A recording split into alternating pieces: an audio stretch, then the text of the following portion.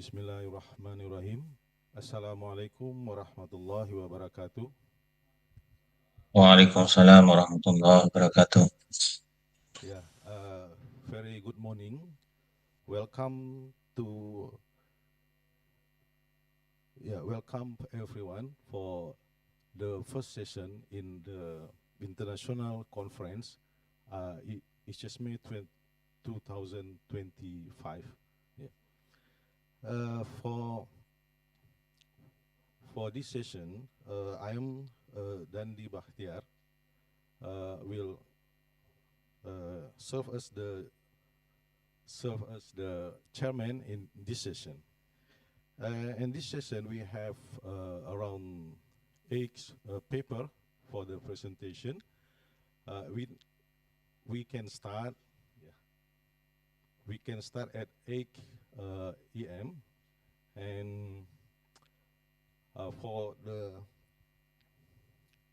for the first presentation, yeah, we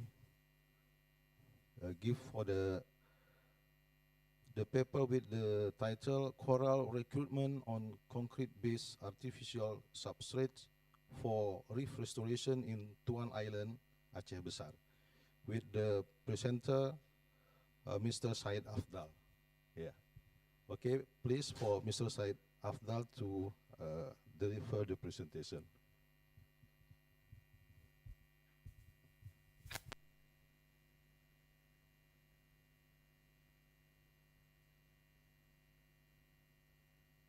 Oke. Assalamualaikum warahmatullahi wabarakatuh.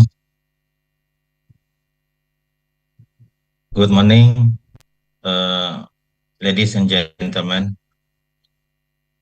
Uh, how to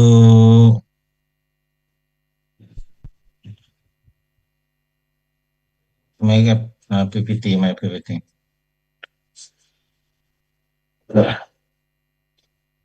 Yeah. Good morning, ladies and gentlemen.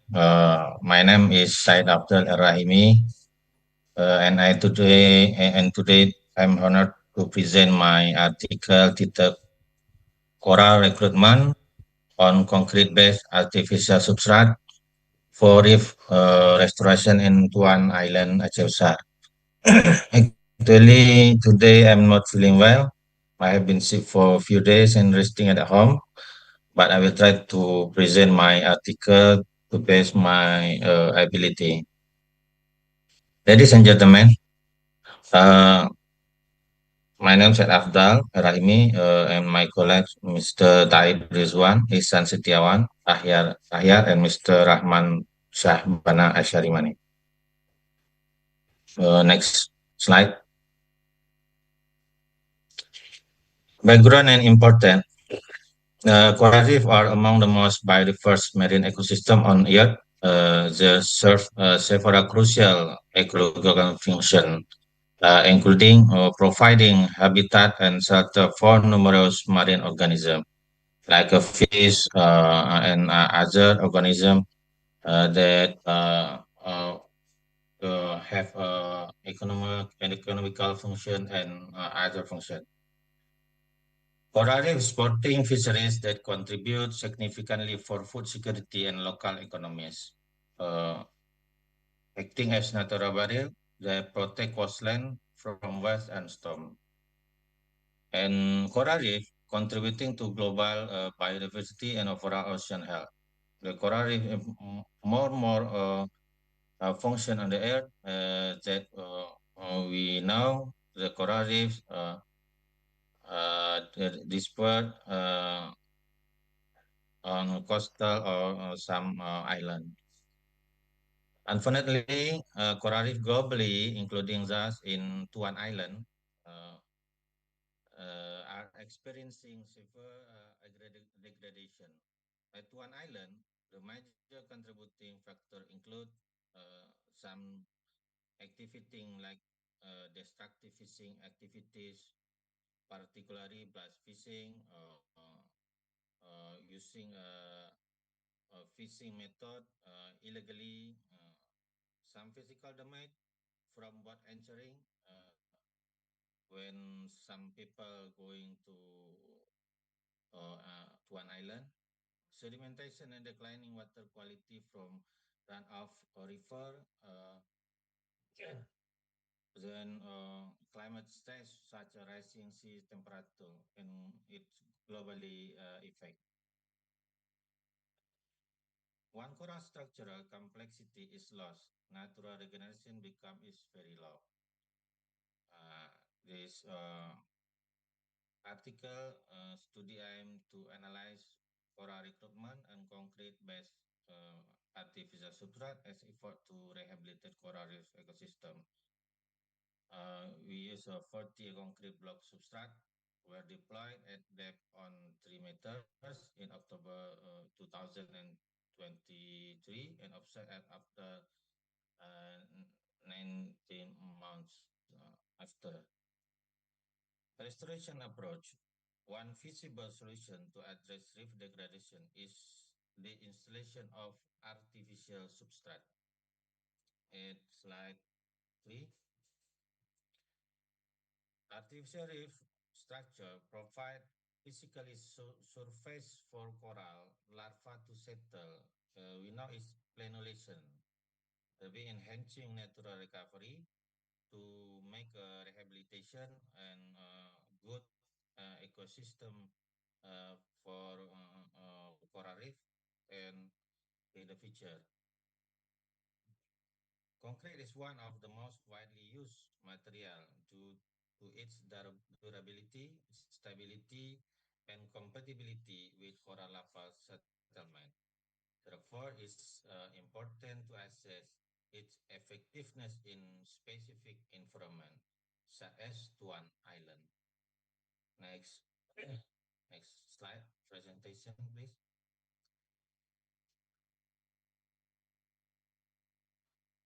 My research is to analyze coral recruitment attached to concrete-based artificial reef placed in Tuan Island water.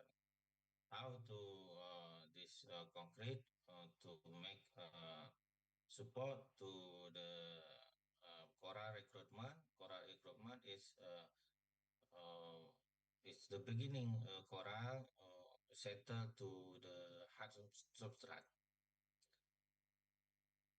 The research aim to analyze recruitment, especially this study evaluate the number of type of coral recruit that settle, the density of recruit per area, and the ecological status through diversity, evenness, and dominant index.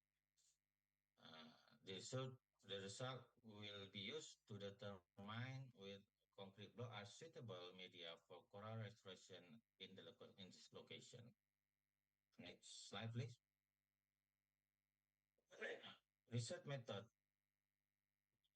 We used 40 concrete block were deployed at depth 3 meters in October 2023. Ran in 10 sampling station. It's containing for a block to 5 blocks at every station. After 91 at May 2025, coral record were observed. Observation used underwater photo transect technique. Coral record were identified to genus level. Data were analyzed using ecological index Shannon winner for diversity, if ifness, dominant, and the time duration for 90 months allow to for natural settlement early growth phase of coral reef. The coral reef is very slow development. Next slide. Field condition. Before installation, the substrate in the study area was largely dominated by sand and rubble with very limited natural coral cover. This condition is generally poor for natural settlement because low sediment can bury coral larva or reduce attachment success. Thus, the artificial block were expected to serve as new hard surfaces that are more suitable for coral recruitment. Next slide. Next, please.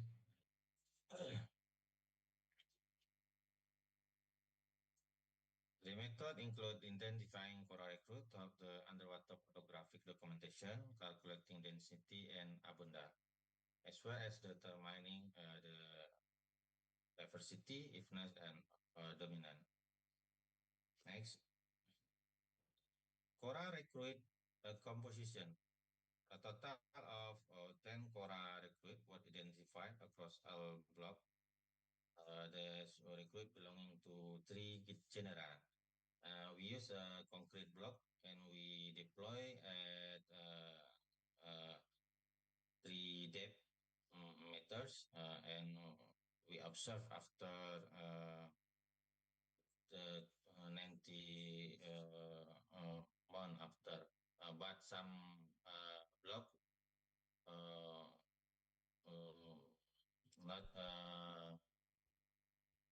at same condition from the beginning. Excuse me, And I, Pak Said. we, yeah, Yeah.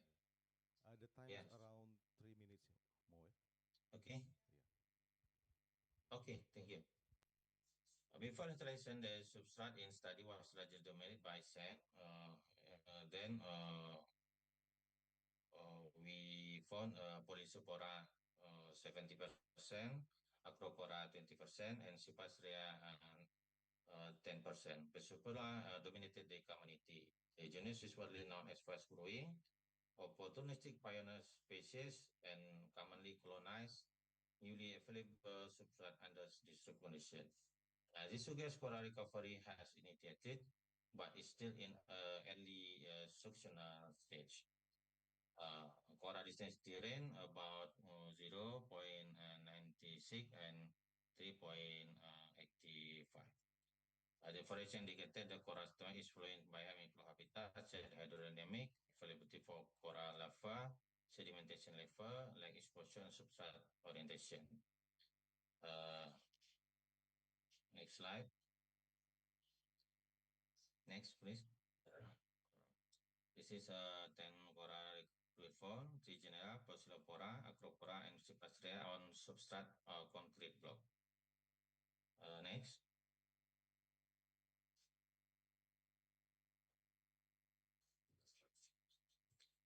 Uh, Poecilopora is the dominated from, but not excessively, suggests competitive pressure in emerging. The presence of coral recruit, even in low abundance, in a positive sign of ecological recovery. The dominance of pioneer species like Poecilopora is typically is degraded reef entering early regeneration. However, recruitment success remains very limited. Environmental threats likely continue to affect settlement. Artificial substrate alone cannot solve degradation without habitat protection. Restoration must be accompanied by management interventions such as preventing destructive fishing, enhancing community-based reef protection, monitoring long-term and coral survival and growth. Next slide, please. Okay, this is a documentation about our research. Next, coral recruit found in coral concrete block as a substrate. Next, please. Density about this. Next, please. Uh, about diversity is low diversity and evenness moderate, dominant moderate. Collegial interpretation, the coral is stable, low diversity suggests environmental pressure or limited development. Moderate dominant indicated that fish species are more successful in colonizing the substrate. Next.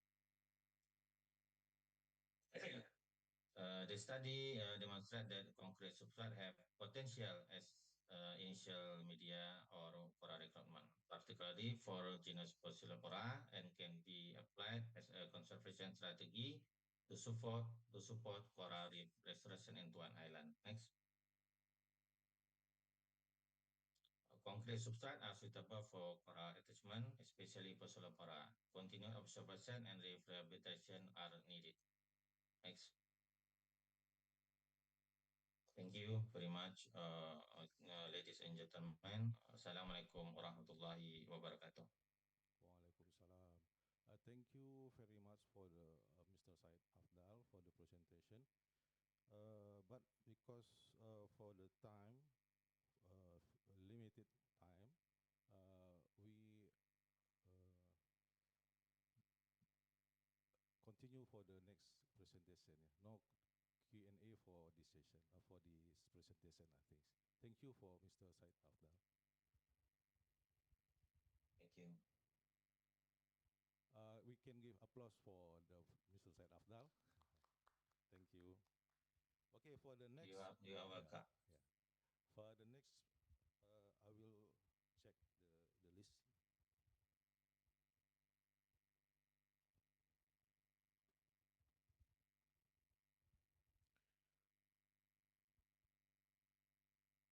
Is there in the online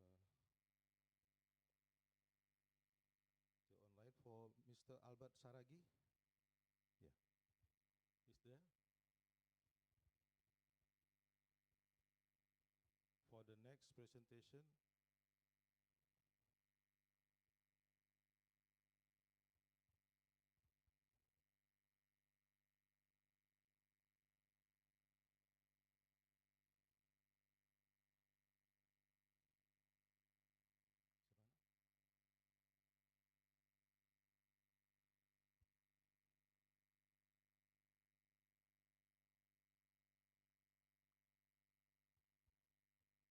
Yeah, Albert Saragi. Participant,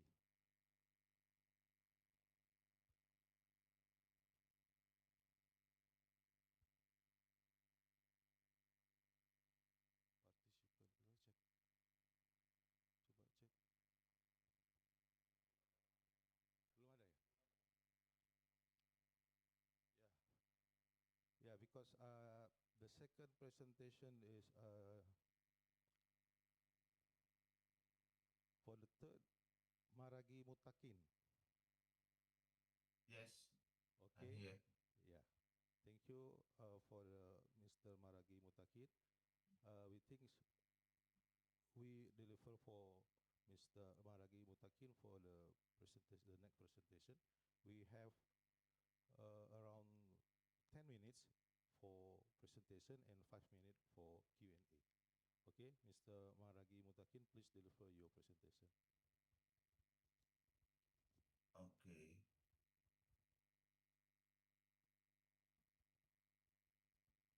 Dulu.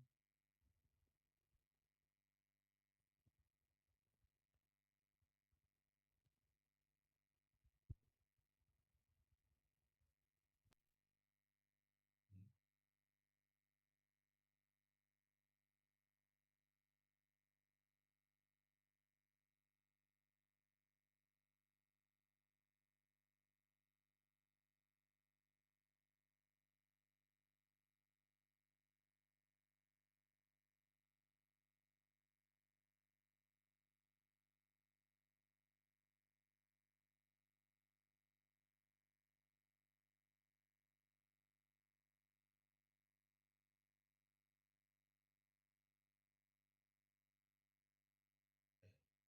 ada.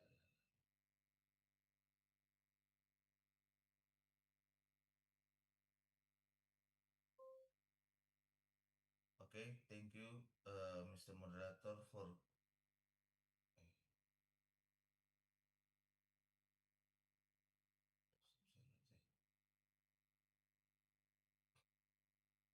Hmm, share screen. Huh?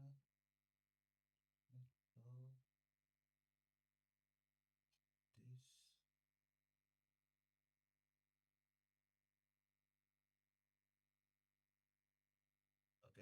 thank you, Mr. Moderator, for giving me the opportunity to present to the result of our team's research. Here I represent the team that will present with the title Compressive and Tensile Strength Analysis of Green ECC Mortar and Biocomposite Foam Concrete BFC Materials. BFC Materials, the research starts with a survey road median and road marker structure failures on several roads in the city of Medan, especially in dense traffic areas. The survey aims to obtain research problems and research urgency, then preparation of all required materials such as engineered cementitious concrete or ECC mortar. ECC mortar can utilize fly ash, boiler or ABPKS, PCC, water, river sand, super plasticizer, and fine aggregate. The use of ECC mortar can reduce the use of cement and sand, which of course contribute to the reduction of environmental pollution. Both fly ash and ABPKS are also combustion waste that characterized as pozzolanic materials.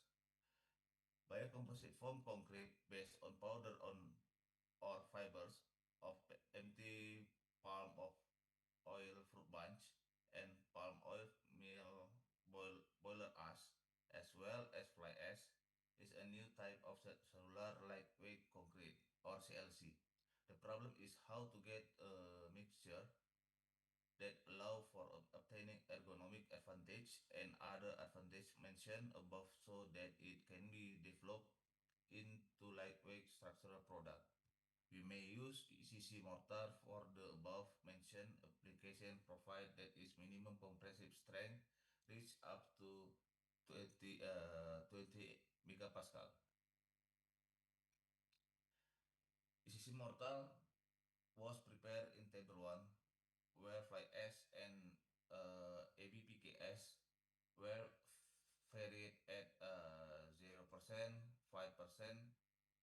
10%, and 50%, respectively, to the weight of Portland composite cement M11, for example, constitute for ECC mortar that contain 0% fly ash and 0% ABPKS. So there are 16 combination of fly ash and ABPKS. And then the proportion of ECC mortar forming materials used in each group. The group that provide the maximum compressive strength value and flow ability value T300. So 2 to 5 seconds to form distribution diameters will be used as the basis for the proportion of forming materials for making biocomposite concrete BCC. So example of BCC matrix for group C, which is varied with 5%, 10%, 50%, 20%, 25%, and 30% of EFB powder. This is show the proportion of the forming materials for making biocomposite foam, concrete, BFC, which are obtained from the proportion that provide the maximum compressive strength value of the BCC materials. Testing methodology and specimen. We have a specimen compressive and split test. So we making specimen 3 days curing period and then 3 specimen per mixture. The we use material variation, fly ash and ABPKS 0%, 5%, 10%, and 50%. And then EFB powder 5%, up to 30%. Then we have 60 ECC mortar combination test. And we use testing procedure compressive testing for strength analysis, splitting tensile testing, and then surface fracture morphology examination. compressive strength ECC result. This is optimal performance. C10 to 10 ECC mortars achieve 44.63 megapascal, exceeding the 20 megapascal minimum required. Performance test strength increase with 5S or ABPKS up to 10%, then decrease as at higher percentage. How about compressive and split tensile strength of PCC mortar result? We can see biocomposite concrete mortar is produced based on ECC mortar of C10 10% fly ash and 10% abu PKS without using foaming agent. This is the compressive strength and split tensile strength of PCC material. Optimal performance-nya PCC mortar compressive strength achieve 22 megapascal and split tensile strength achieve 3.666 megapascal. Performance trend, this is strength increase with TKS powder up to 10%, then decrease at a higher percentage.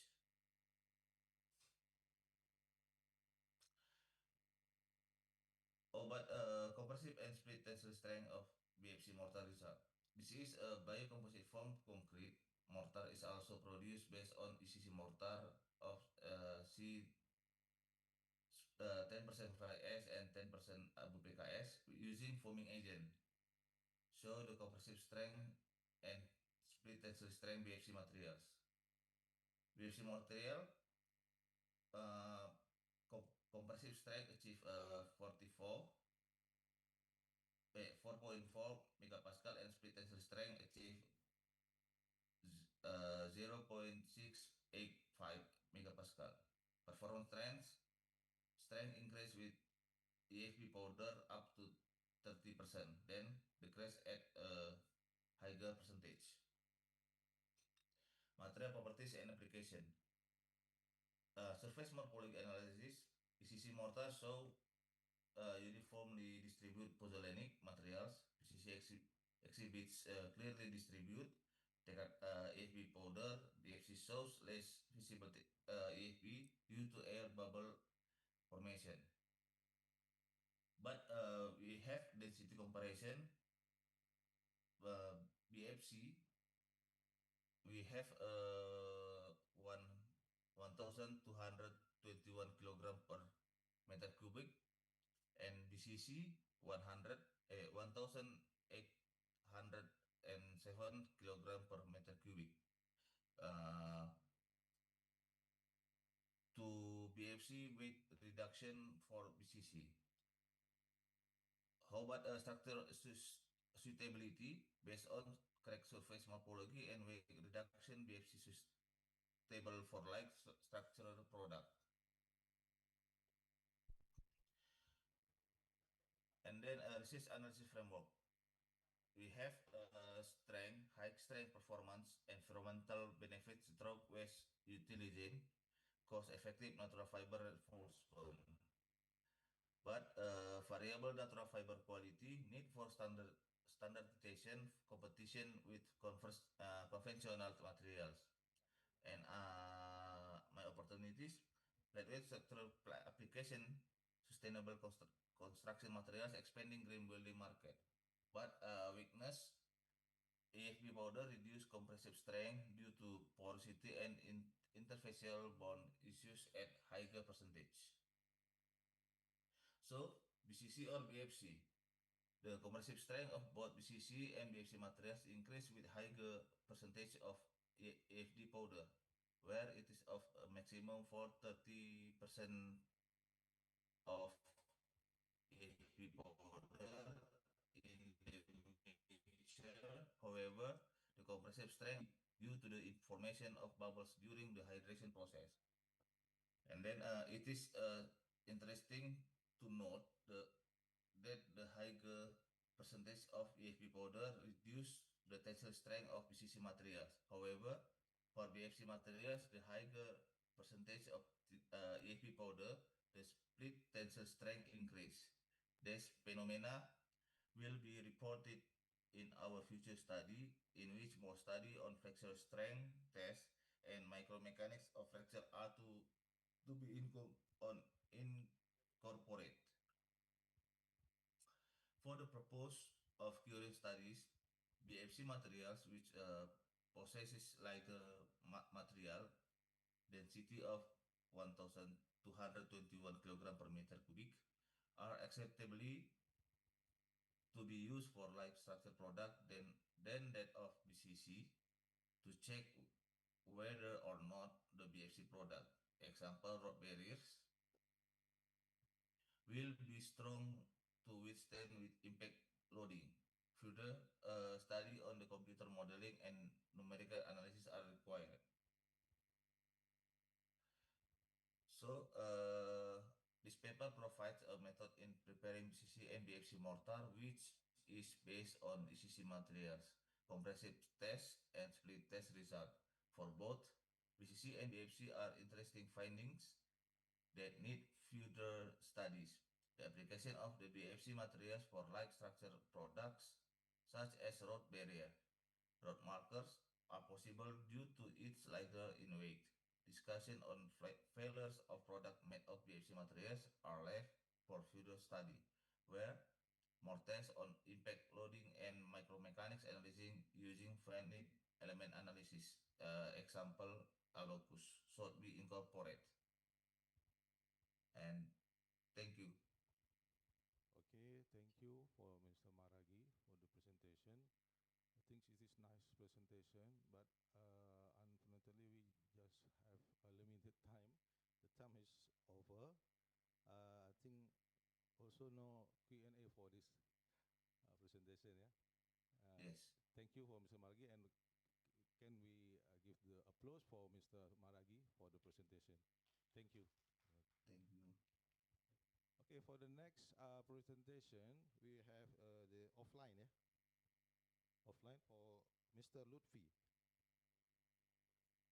Oh, oh yeah, yeah.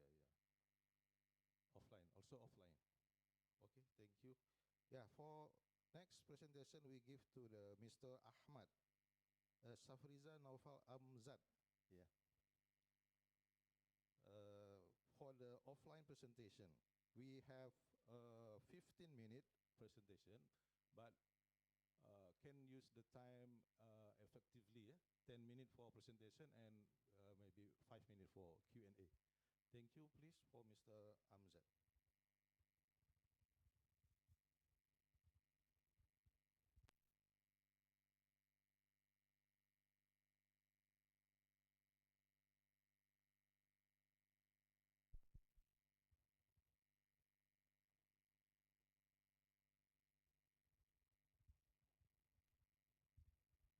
Bismillahirrahmanirrahim. Assalamualaikum warahmatullahi wabarakatuh. Good morning, everyone. My name is Safriza Novel Amzad Ahmad from Universitas Syah Kuala.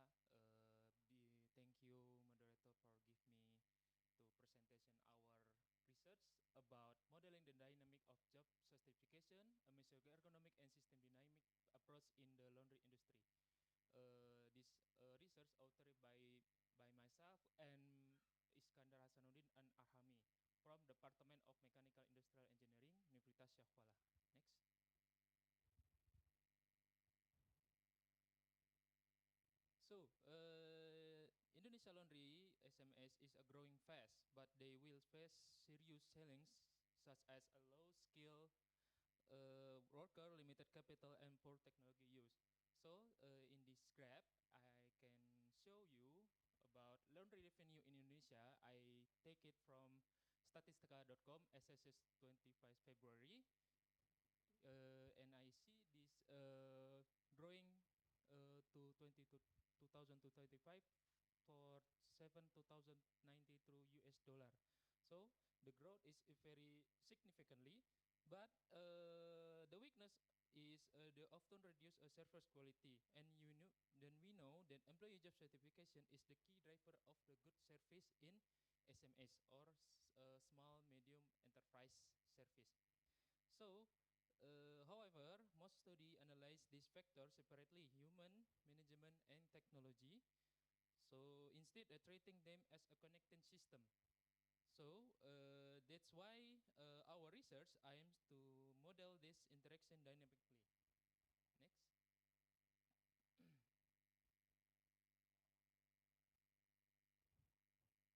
So here are the research gap. The research gap is the most ergonomic assessment mostly are static, not dynamic. So in this research, we use system dynamic models in small medium enterprise to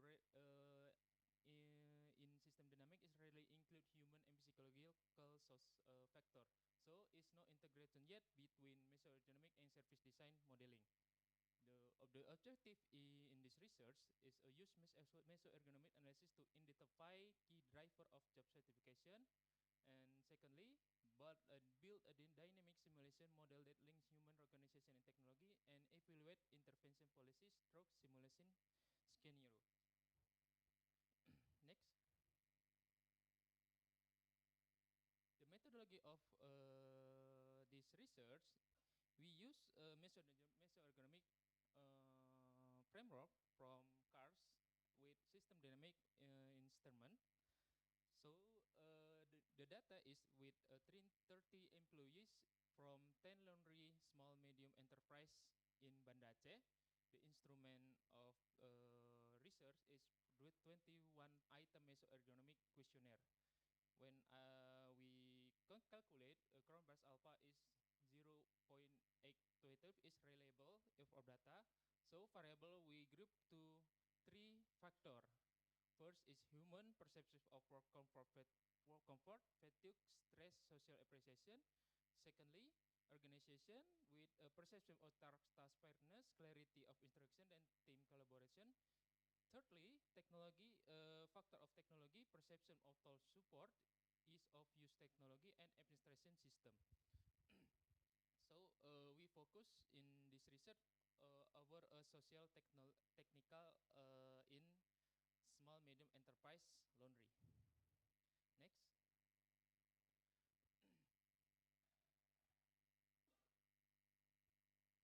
The methodology in model design analysis, we use three.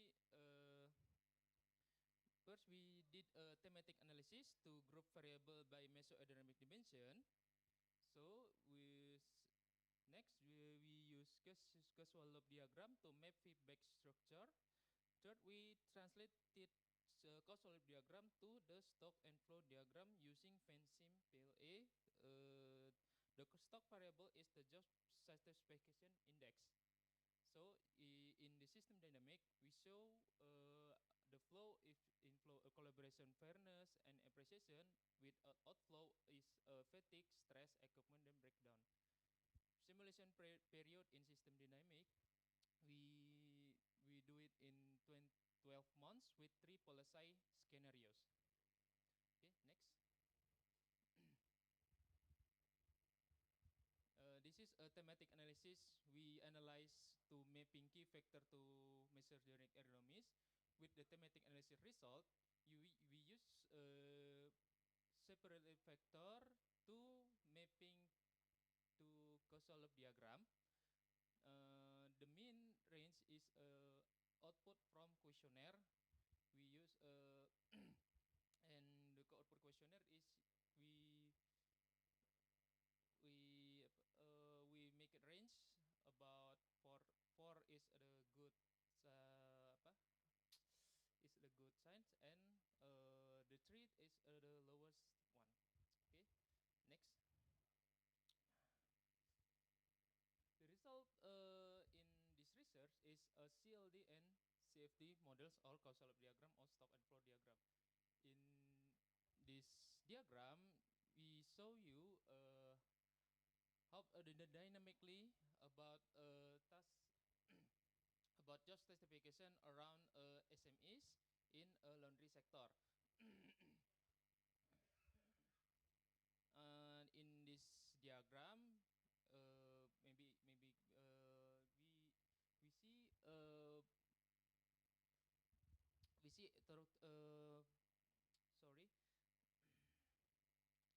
sorry, there is two main feedback loops. The first is called a performance recognition with reversing loop number one, called performance recognition cycle with higher performance leads to reconnection to improve comfort and comfort boosts performance again.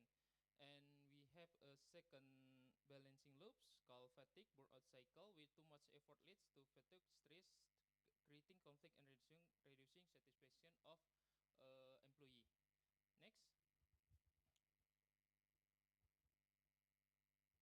Next, the result of simulation, we doing three scenario. The first scenario is the base model. The base model is job satisfaction index steadily from 50 to 90.31. So this is means the employee satisfaction is growing up until 1 year. Is the growth movement, but the scenario two with positive intervention, social appreciation and fairness increase in satisfaction, increase satisfaction about 9.7% before a base model. But this in scenario 3 in negative factor, fatigue and equipment breakdown slowing the growth of employee certification with minus 7.6%. So mesoergonomic intervention outperform purely operational ones. Next. What we discussion is with output of the output of research is what we do things findings mean. The social operation fairness is so improvement and salary satisfaction growth. Job demands resource theory is confirmed balance between effort and rewards crucial. And workload maintenance excessive workload of poor maintenance describe long-term stability, and this research can be used to virtual policy testing. So manager enables can be test policy virtually before a real world implementation.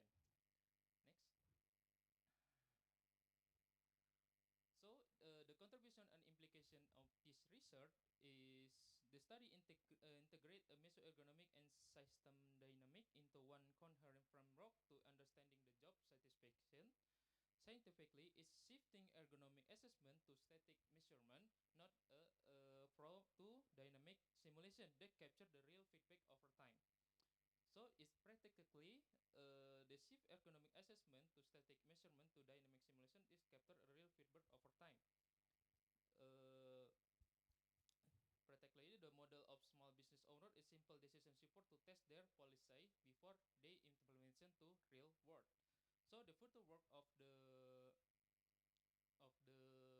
research is maybe our suggest expanding the model to include customer certification and economic performance. Next, back, this is thank you very much for attention. I hope a presentation it give you new perspective to how can model human certification dynamically. Thank you. Assalamualaikum warahmatullahi wabarakatuh. Waalaikumsalam. Thank you very much for the presentation. Maybe we have time around 2 minutes for the Q&A. We can receive the question from floor. Any question, Prof? Maybe one question. Yep. Siapa namanya? The growth 2 months. Now, what you get in your research?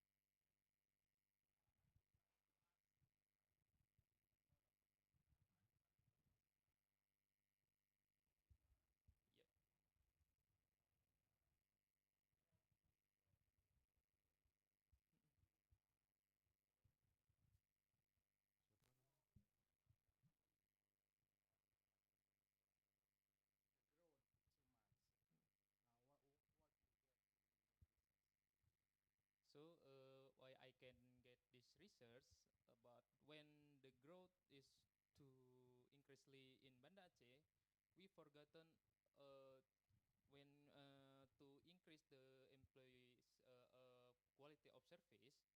Many manager uh, always look at apa, to uh, I, I'm sorry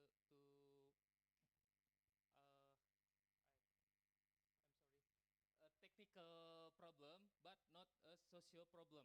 So in this research, I prove about when we when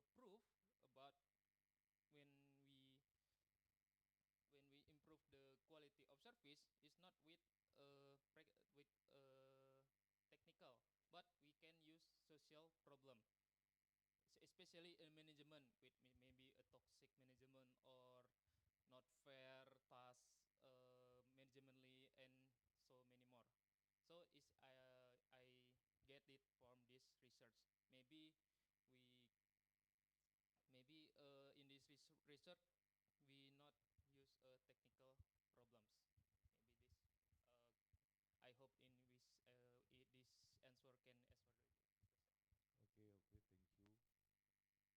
Maybe we have one more question from the online, yeah. Mr. siapa?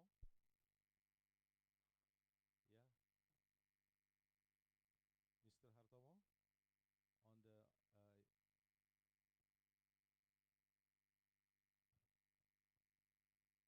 Okay, Okay, thank you very much for this opportunity for me to ask the simple question. I think for the presenter here, this is a new one for me. The term of mesoeconomics. Yeah, this is mesoeconomic or macroeconomics. I don't know. Maybe you can explain maybe a simple one about the term of mesoeconomics. Thank you very much. Okay, maybe I can ask. So mesoeconomic is a new term one between. So mesoeconomic is between microeconomic and macroeconomic. Mesoeconomic take a center of micro and macro. Micro usually used to focus on human-centered ergonomic, and macroeconomic is outside of human, such as managementally, or we talk about task keadilan, fairness task maybe, or on many more. Is so mesoeconomic take a center yeah, around micro and macro, is take a little micro and take a little macro, and with the mesoeconomic we can see the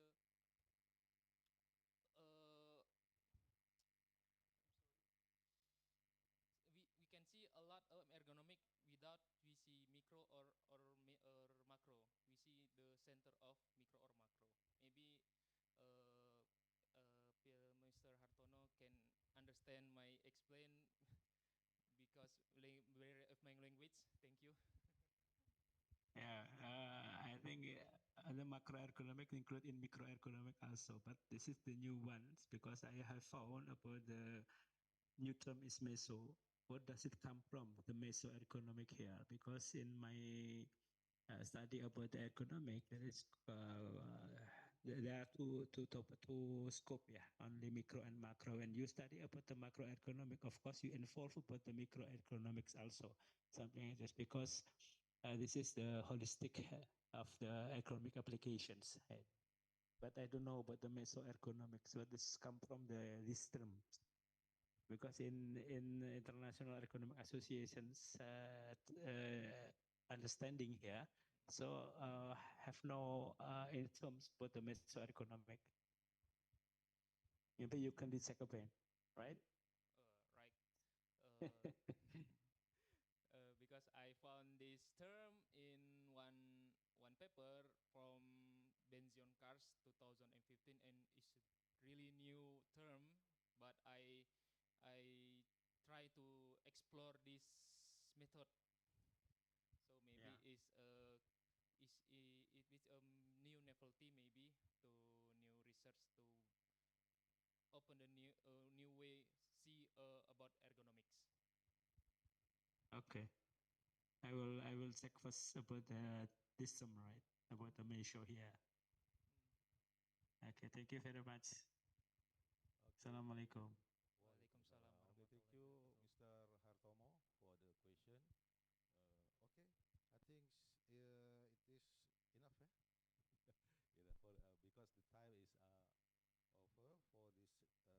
presentation. Thank you for Mr. Amzad, Safrizada for Amzad Ahmad. Yeah. Please give applause for Mr. Amzad. Okay. Yeah. For the next presentation, we have also the offline presentation, Mr. Lutfi. Yeah. Yeah, Mr. Lutfi. Yeah, we give we have Mr. Lutfi have three three papers here. Maybe we can combine. Yeah.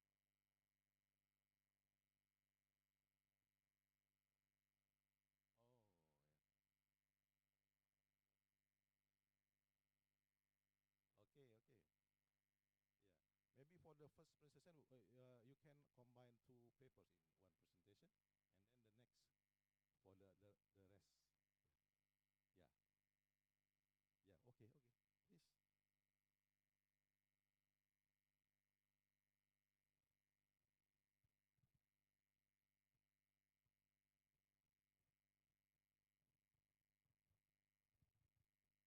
wabarakatuh. Allow me to introduce myself. My name is Lutfi.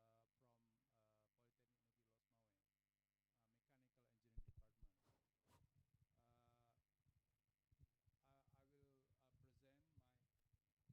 Uh, I will present my conference paper, uh, the influence of particle size on mechanical properties of sago pit waste unsaturated polyester composite. Okay, next. First, let's have a look at the statistic on sago starch production. Indonesia has been the largest sago starch producer with a total production of 367,132 tons in 2024. Indonesia has the largest land dedicated to sago palm cultivation in the world with a total area of 206,150 hectares. Huge amount of sago waste have not been utilized and thrown away. In this study, sago pit waste is trialed to be used in manufacturing composite material. Next. Where does sago come from? Sago come from sago palm. Sago palm grows in freshwater swamp and low wetland. It can be found in tropical areas with warm temperature of 29 to 32 degrees Celsius. It takes 8 to 12 years to reach maturity stage suitable for harvesting, and it grows 10 to 12 meters in height with a diameter trunk of 35 to 60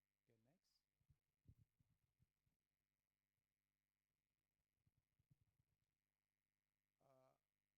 Sago is extracted from the palm by cutting the trunk into pieces.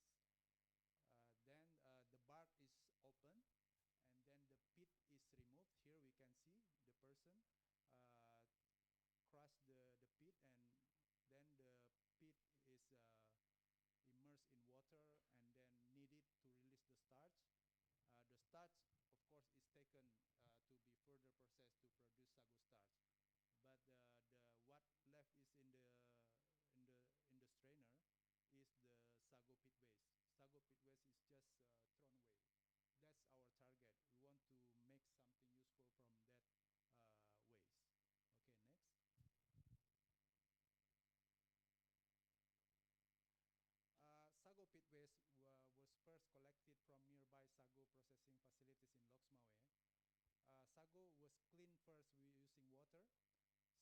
Here we can see that initially the sago pit waste is white in color when it is wet, and then it is dried under sunlight for 4 to 5 sunny days, or if it is cloudy, it takes more than 7 days. And then the sago pit waste slowly change color to dark brown as the water content decreases.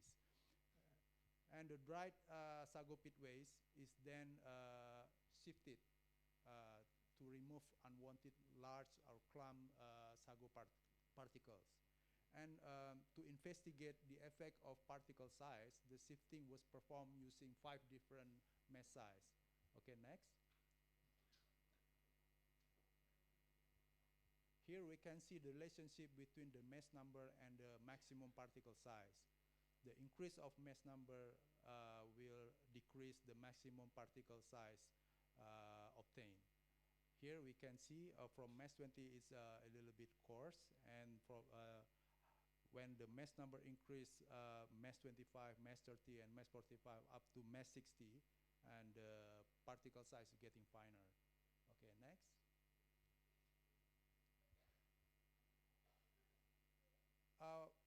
We use unsaturated polyester resin for the binder. Recording stopped. For the binder, and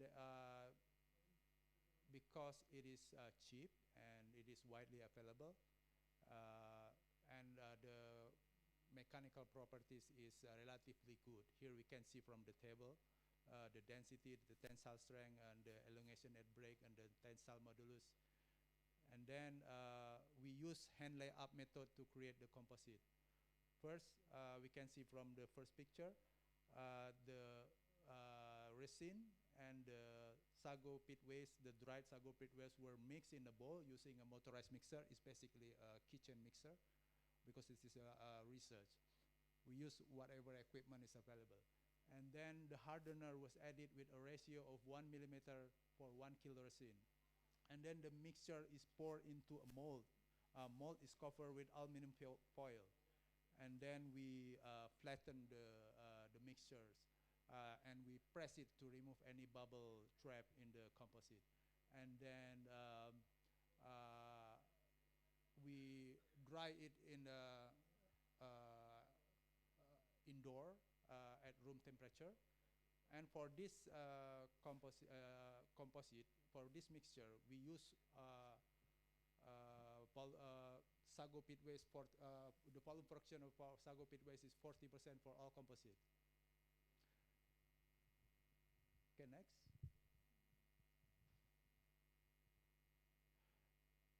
And then we perform mechanical tests. Mechanical tests were performed on Galdabini universal testing machine.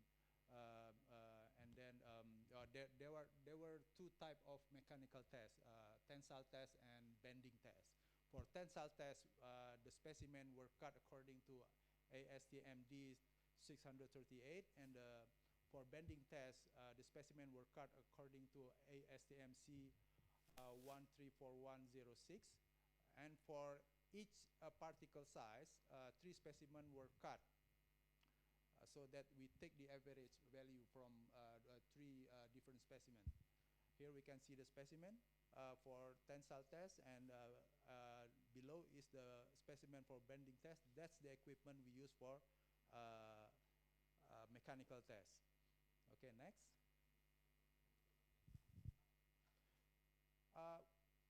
We examine the fracture surface of the composite after the mechanical test. We currently have very good SAM micrograph facility at Polytechnic Negeri Lok Sumawe, and we also have a very skillful operator with more than 10 years experience using the equipment. Because the specimen is a non-metallic object, the specimen need to be coated first.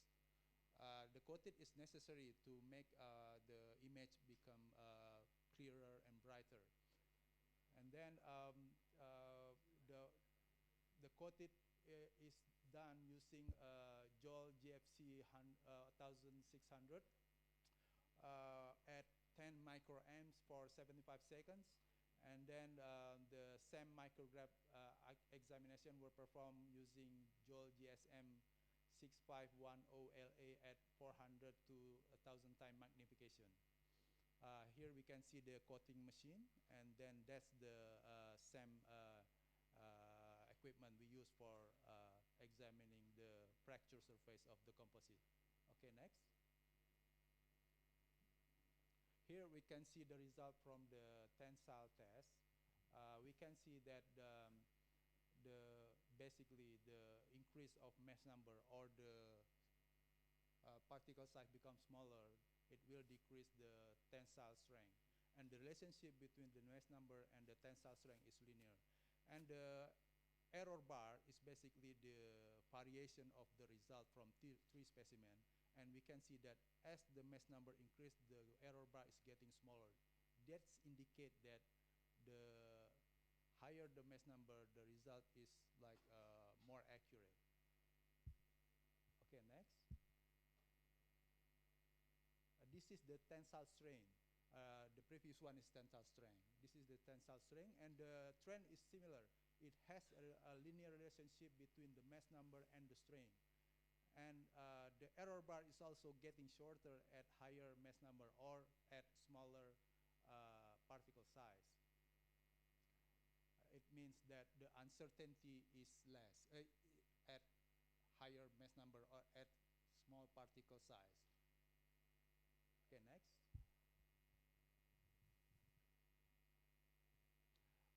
This is the same micrograph examination performed on a mass 20 tensile specimen.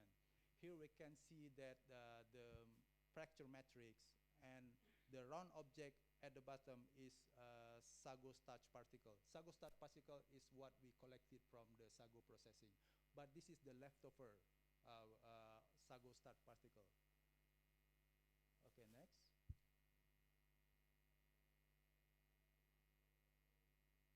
This is the same image on mass 60 tensile specimen. Here we can see that the sago starch particle is actually were still intact, and it located in a series of pods. Here we can see that that's the empty pods, and the other holes is actually the void. The void is the air that trapped inside the matrix when the composite is manufactured. And there's also a trace of detached sago particle that's fall off during the test when the specimen is fractured. Okay, next.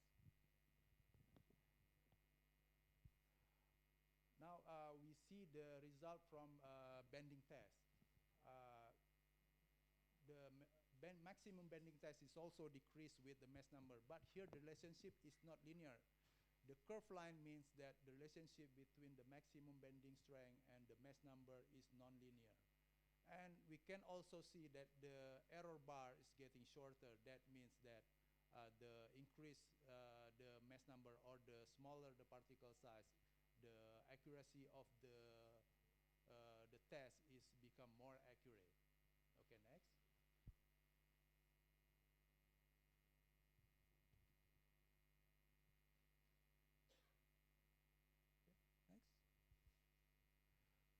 The bending strain, the previous one, excuse me, the previous one.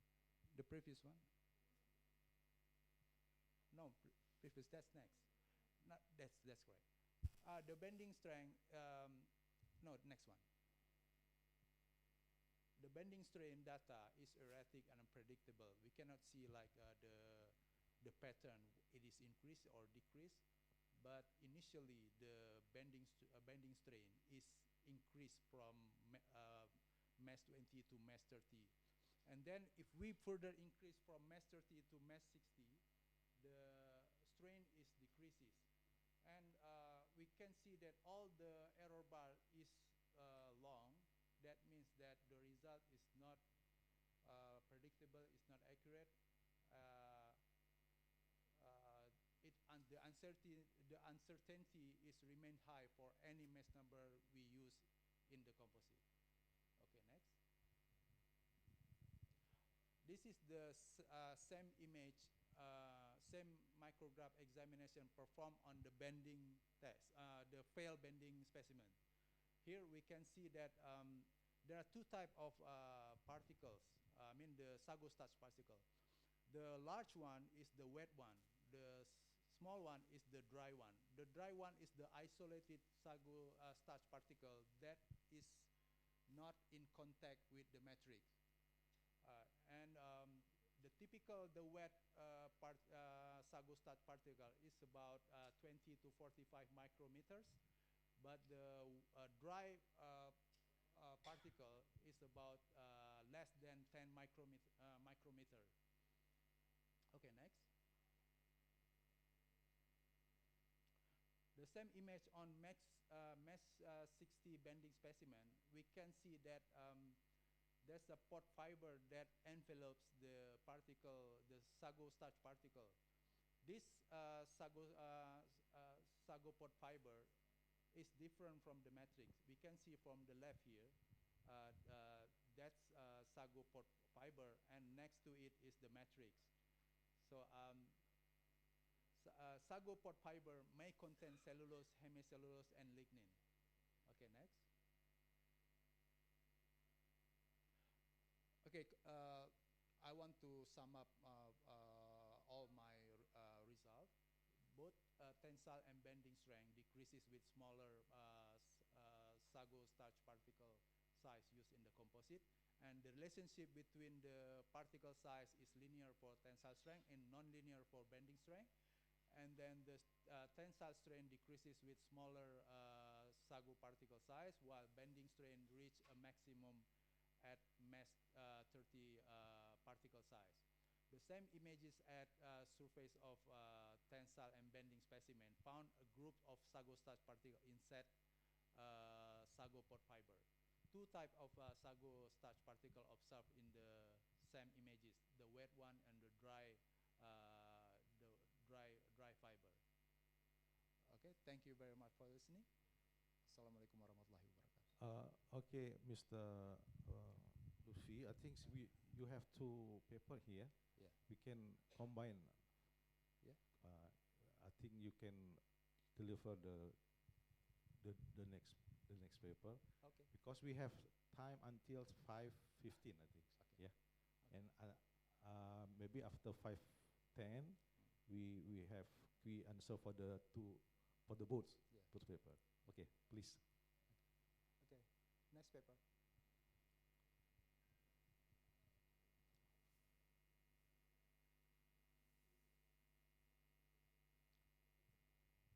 I think for the second paper you can shorter Yeah. shorter the time. I will Yeah. skip the same slide. Yeah. Okay. Okay, just next. Next.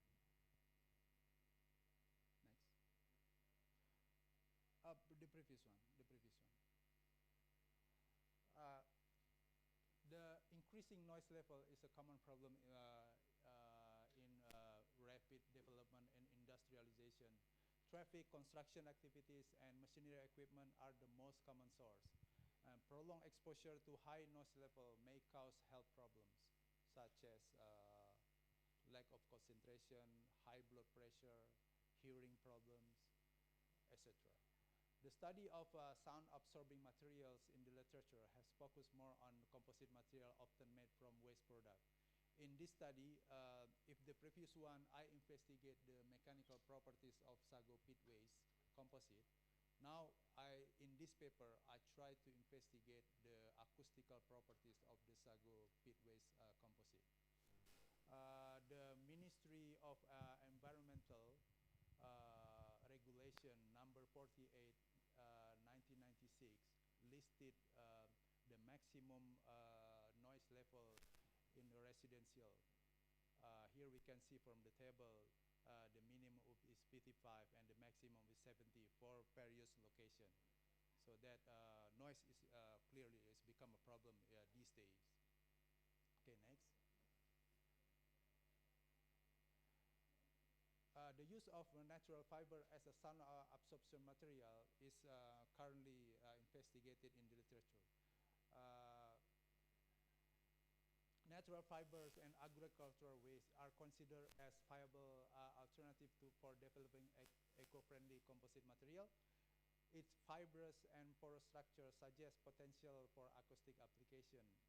Natural fillers, other natural fiber like coconut coir, kinaf, rice husk has been tested to be used in sound absorption application. Here we can see from the graphs that the natural pillars have relatively good sound absorption material. Sound absorption means that if the value is high, it can block the noise, and the maximum is 1. Okay, next.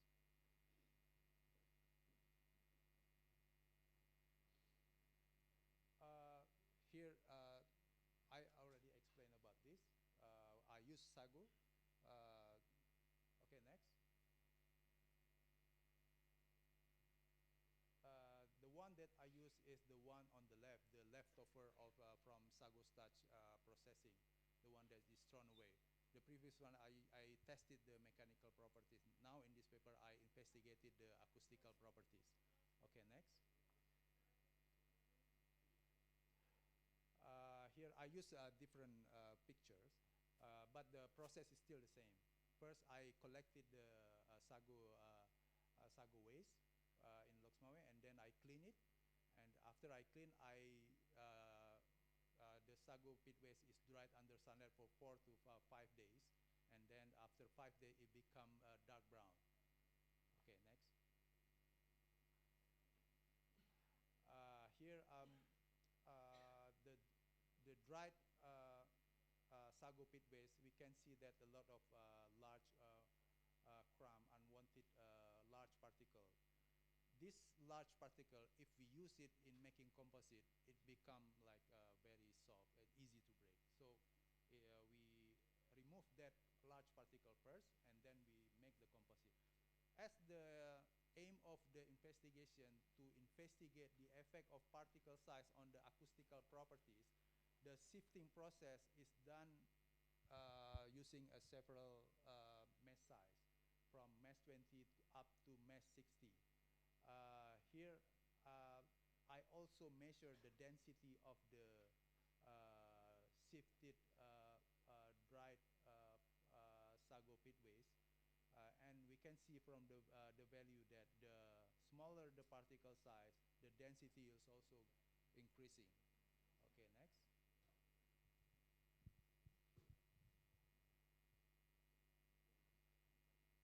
Now, composite manufacture, I use hand layup method, and then I first mix with the resin. Resin, I still use the same resin, that's unsaturated polyester resin, and then pour it into a mold covered with aluminum foil, and then flatten it and press it to remove any air bubbles trapped in the composite, and then it left indoors at room temperature for several hours, and then we got the final result on the right side. Okay, next. We also investigate, but here the same image examination is not only on the composite, also on the dry sago pit waste, so that we can see the detailed properties of the sago pit waste that will make a good acoustic application. Okay, next.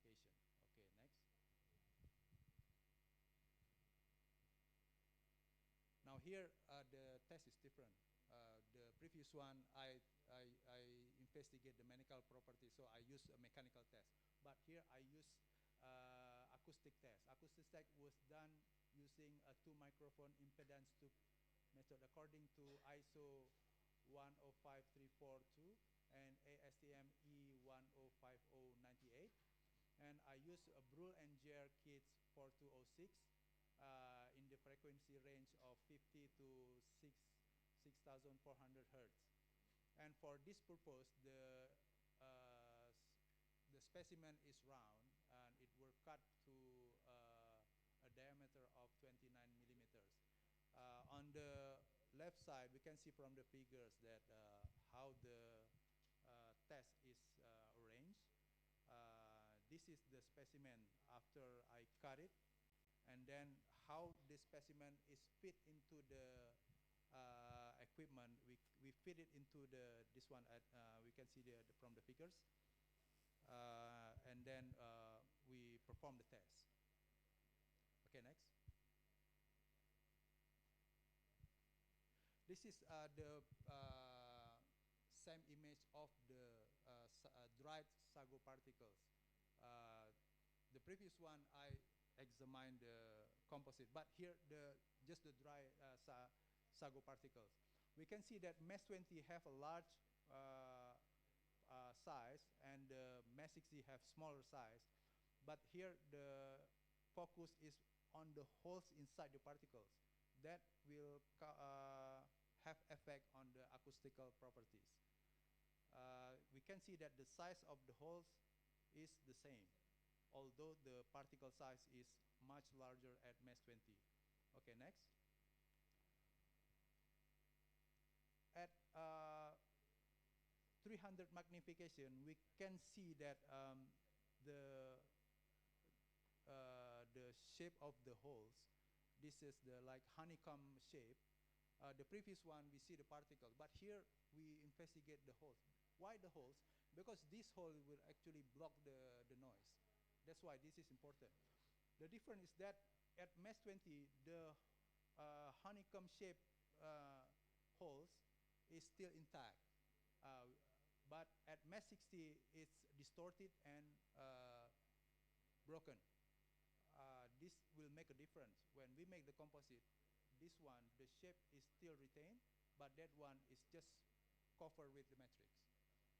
We can see that. Next. Here what happened when after we make the composite. We can still see the pores or the holes inside the composite. It's very easy to find. That will make with the result in good acoustical properties. But at mass 60, I have to increase the magnification up to 450 so that I can find the holes. Because before we make the composite, the hole is already distorted and broken. So when we fill it with the matrix, we just immerse under the matrix. So it's very hard to find. That will not end up with a good acoustical properties. Okay, let's see the result. Okay, next. Here the result of the test. The sound absorption coefficient is plotted against the frequency from 0 to 6,400. In general, the sound absorption coefficient is increasing, and we can see two peaks here. One at about 2,000 to 2,500 hertz, and the other one is at about 5,500 hertz. But here it's difficult to see which one have high sound absorption coefficient. So let's see the next figures. Next.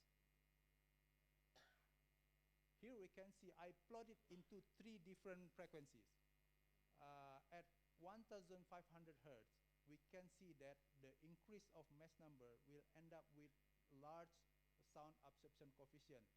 That means the sound absorption coefficient depend on the density, not the particle size. Because when the particle size is smaller, the sound absorption coefficient is increasing. Because as the mass number increase, the density also increase. But at 4,000 hertz and 5,500 hertz, the trend is reversed. The sound absorption coefficient decreases. That means the holes that we saw before is more important than the density. The holes block the noise. The holes still exist at lower mass number, mass 20. And then Recording in progress. 5,500, the trend is further justified. That the sound absorption coefficient is decreases with the mass number. Because we know that at mass 60, the pores or the holes we see in the composite, it's hard to find. It's very scarce. Already filled with the matrix.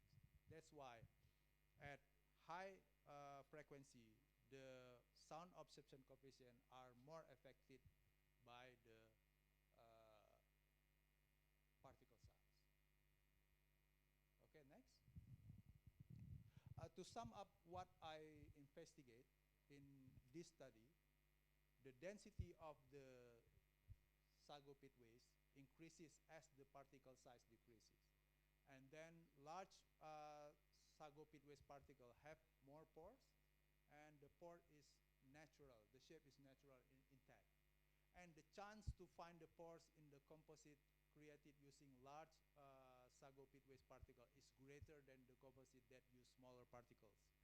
And then the sun absorption coefficient generally increase with the frequency.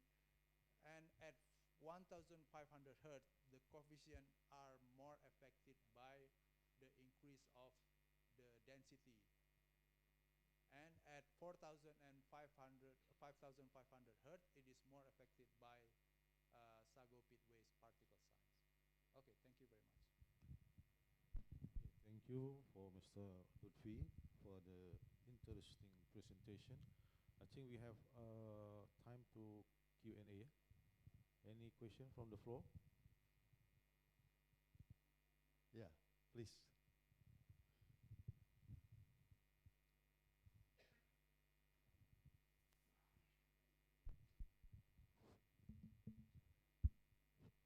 Yes. Thank you for your presentation. I think it's very interesting about your presentation. The selection of sago with waste as research material is certainly interesting. But considering that the largest agricultural waste is Indonesian, I read a few the article. Maybe we take a sample from rakyatmerdeka.id. The agricultural waste in Indonesia comes from rice straw. Reportedly reaches 85.51 million million tons per year. Why not use the more abundant rice waste and alternative materials for environmentally friendly composite? Thank you. Well, the question is that rice probably our next paper. Yeah. First, we investigate this one because Indonesia is the largest sago starch producer. Why with rice, Indonesia is not the largest rice producer. China and India is the largest. Probably more studies at those countries than in Indonesia. But sago is cannot be found in China or in India. Malaysia is have more research on sago and related products, sago related product. They already make a lot of useful product from sago waste. But Malaysia is not the largest sago starch producer. Why they have more research on that area? We should have more research on that area. Like palm, like sawit, for example. We are the largest CPO producer. Why we don't have the large research output on that area? That's why. The reason is that because we are not the largest rice producer. But of course, it's not, I mean, next paper, I'll try. Yeah, yeah. Okay. Yeah.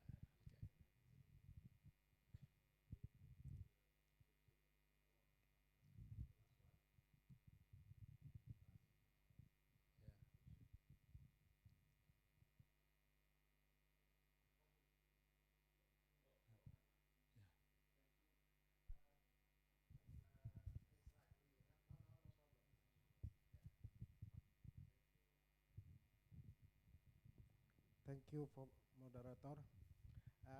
Nice presentation, Pak Luffy. Is it use local material for the what we call particle board? Yeah, particle board. I mean, you was to apply to the material to absorb the sun. It is quite interesting, but I was think before is why when we why different frequency, yeah, before it's 100 1500 and then 400 4000 and 5000 is will different absorption ability materials. It's what happened inside of the I mean particle board that can divide different frequencies. Well, to be honest, we haven't investigated further into that area, but we already find that at certain frequency, it is it has a different sound absorption properties. But I guess, but this is not certain. In my opinion, is that it has relationship with the natural frequency of the sago pitwells itself. What I read from the article is that they usually mix several type of natural fiber. For example, the one that good at low frequency, and they mix it with the one good at mid frequency, and they mix it with the one good at high frequency. So they have like all good sound absorption coefficient from low frequency up to high frequency. But in this case, if we use a large particle size, it will have a good sound absorption coefficient at high frequency. Yeah. I mean, when you immerse with the resin, Yeah. it will be what we call porous, will be close, the porous Yeah. material. Yeah. Close on the outside, but inside we still have that one. But the mesh 61, the pores is already broken because it's too small. We can see that from the SAM images. It's already cut in half or torn, so that the pore is just disappear. But at mesh 20, we still have that one. When we examine the composite, we can still find the pores inside the composite at mesh 20. That's why the sound absorption coefficient is a little bit high at high frequency. Yeah. Thank you, thank you. Yeah.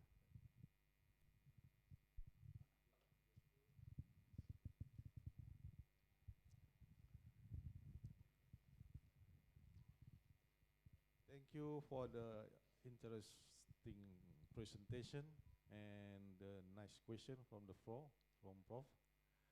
Also from other one. I think we can finish for presentation from Mr. Lutfi. I think after this, you still have one paper for the One more paper. presentation. Yeah. Thank you for Mr. Lutfi. We can give applause for him. Okay. Thank you very much. For the next presentation, we have one more presentation from Yohani Shahra. Yeah, Yohani Shahra on offline also? Online ya? Online. Are you ready? Ya, belum ada orang. Jadi siapa?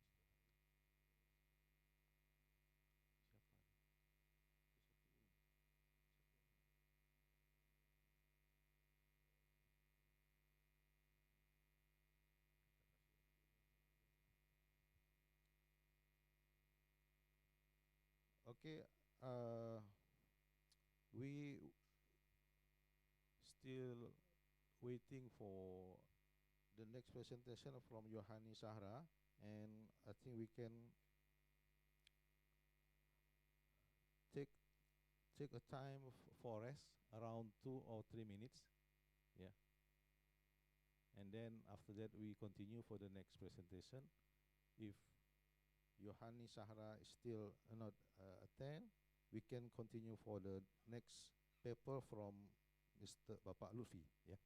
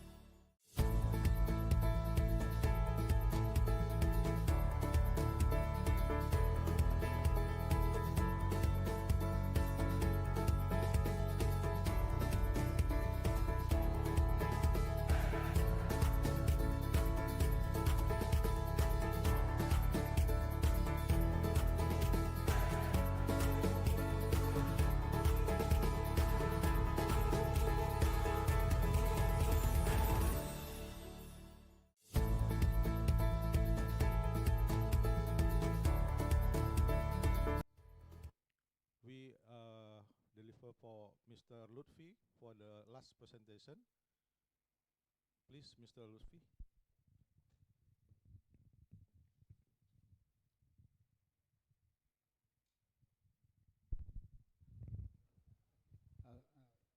Halo, tes tes 1 2 3. Okay, hello everyone, it's me again, Lutfi, from Polytechnic Negeri Losmawe, Mechanical Engineering Department. Um, in this presentation, in this paper, I try to do something different. The previous one, I created composite, but this time I created charcoal briquette. Next. Rubbish and trash is really a serious problem in Aceh or in Indonesia. Okay, statistics shows that Aceh produced 131,637 ton of unused wood waste in 2024. Wood waste without proper management can cause serious environmental problems. And converting the wood waste into a charcoal briquette should be considered as one of solution. I will explain why. And the aim of this study is to investigate the characteristic of charcoal briquette made from sagon wood, or the Latin name is Albizia chinensis. Okay, next.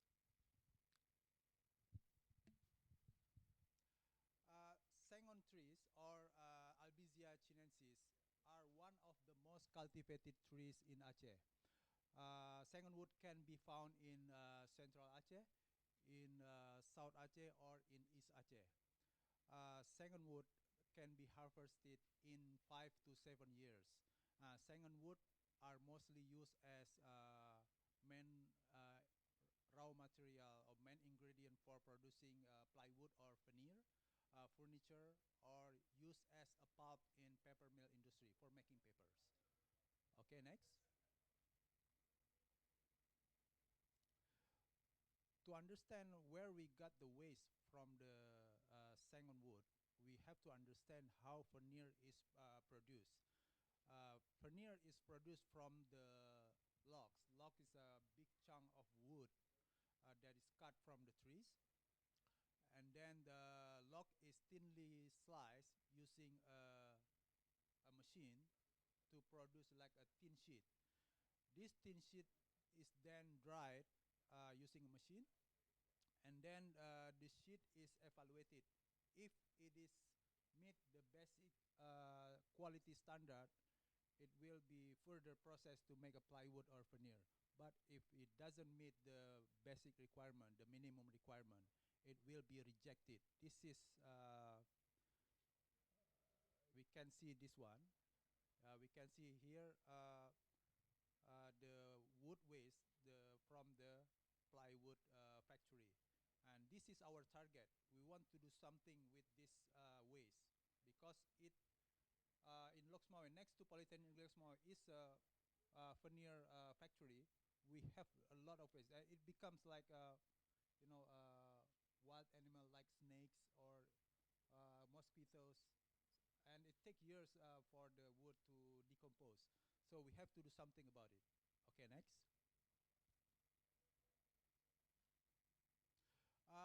For making briquette, we use a binder, and the binder we use is natural base. Why we use natural base? Because briquette is burned. If we use chemical-based binder, if we burn the chemical binder, it will produce a harmful smoke.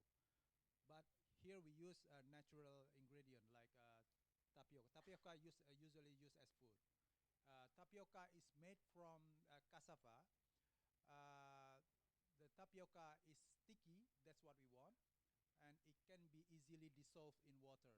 So it is suitable. We don't have to use like oil or thinner or any chemicals. We can just use water to make it sticky.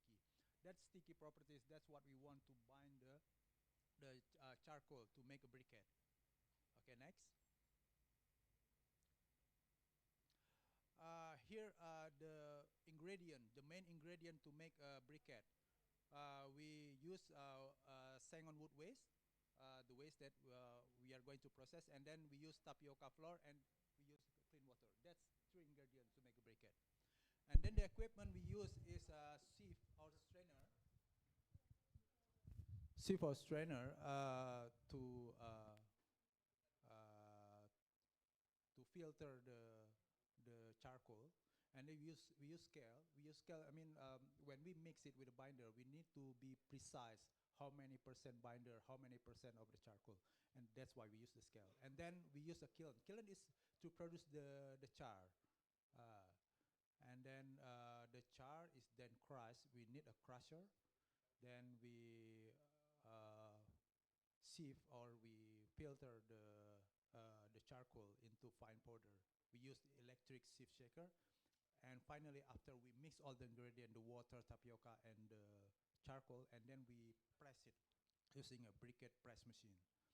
Uh, I for this study, I created the briquette at B High Tech Research Center, Maliku Saleh University, and then the caloric value of the briquette is tested and measured at Shakwala University, at MIPA, Faculty of Natural Science. Okay, next. This is the flow chart, how we make the briquette. First, the ingredient, the main raw material, sangon wood, is uh, dried under sunlight for several days. It depends on the weather. If the weather is hot, then it will take only around 5 days. But if the weather is cloudy, it will take almost 2 weeks, probably. And then after it fully dried, we convert it into a char by carbonizing it. Carbonizing is done by burning it inside a kiln. And then after we obtain the char, we crush the char using a crusher. When we use the crusher, it already mass 20, so we further use a finer strainer to make it further fine. And then after that, we mix the powder, the charcoal powder, with tapioca flour and clean water. The composition is that 50 gram charcoal powder mixed with 10% tapioca flour and 100 ml clean water. And then after that, we press the briquette using a briquette press machine. And the final size of the briquette obtained is 2.8 centimeter by 2.8 centimeter by 3 centimeters. Okay, next. This is our plan. I investigate two main parameters: the effect of particle size and the effect of binder percentage. For this purpose, for each parameter, I created 4 different briquettes. And then for binder percentage, I also create 4 briquette. And then the quality of the briquette is evaluated according to Indonesian National Standard (SNI). The SNI item include the water content. There's a minimum requirement, the maximum requirement that can meet the SNI. And then the S content, the volatile matter, and the caloric value of the briquette. Okay, next.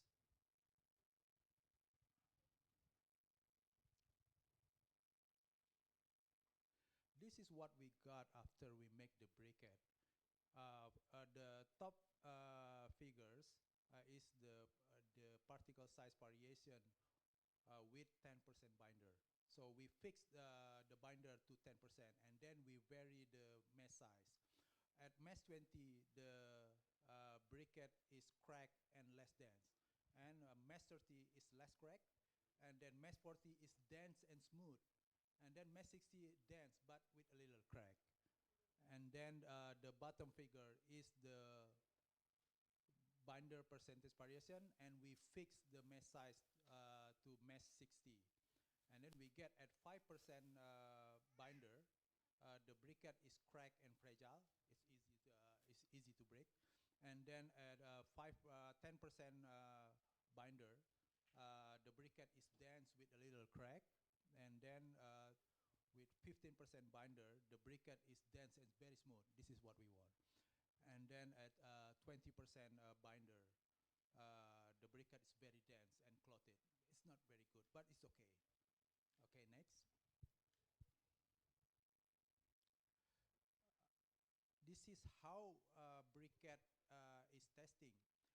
For water content measurement, the briquette are ground into powder, and then the powder briquette is heated. Uh, the water content is calculated by calculating the difference between the initial weight and the final weight. Then we got the water content. For volatile matter, the S content, the procedure is similar, but we use at different temperature. For measuring the water content, we just heat it up to 105 degrees Celsius for 3 hours. But for S volatile matter and we burn it. It's not heated, but burn it at 950 degrees Celsius using a furnace. The burning process is different. If you want to measure the volatile matter, we just burn it for 7 minutes. If you want to measure the S content, we burn it for 2 hours. And the percentage, the S percentage or the volatile percentage is calculated based on the weight. We calculate the difference between the initial weight and the final weight. And then we got the S content and the volatile matters. Okay, next. For calculating the caloric value of the briquette is easier. We just ground the briquette into powder and we put it into a bomb calorimeter, and the caloric value of the briquette is calculated, is measured automatically inside the machine. There's a software connected to the machine. Okay, next. This is the result from mass variation. Here we can see that the water content in general, as we increase the mass number, the water content decreases. The maximum water content is obtained at briquette with mass 40, and the minimum water content is obtained from briquette with mass 60. For S content, generally the trend is increasing with mass size. It means that, not mass, with mass numbers. It means that the higher the mass number, the S content is increasing. But the minimum is not at mass 20, but at mass 30, and the maximum is not at mass 60, but at mass 40. And for volatile matters, generally the trend is decreasing with mass numbers. The minimum is obtained at mass 40, and the maximum volatile matter is obtained at mass 60. And for carbon content, that's what we want, because the higher the carbon content, the higher the caloric value. But generally the trend is decreasing, although the maximum is not at mass 20, but at mass 30. And the minimum is at mass 60. And then the caloric value, that's what we want. Generally decreasing, but the maximum is obtained at mass 60. And the minimum is not at mass 20, but at mass 40. Okay, next. This is the briquette testing result for binder percentage variation. Generally, if we increase the binder percentage, the water content is also increased. Why? Because we mix the tapioca flour with water. Of course, the higher the binder percentage, the higher the water content. It's a simple logic. And then for S content, this is interesting. The higher the binder percentage, the lower the S contents. That's very clear, because the S is trapped inside the binder. That's why the briquette with higher binder percentage have less S content. And then for volatile matters, the trend is increasing, and the maximum is not at 20, but at 10% binder. And then then for carbon content, interestingly, the trend is increasing. The higher the binder percentage, the higher the carbon content. It means that the tapioca flour itself, it contains carbon, and it will contribute to higher carbon content in the briquette.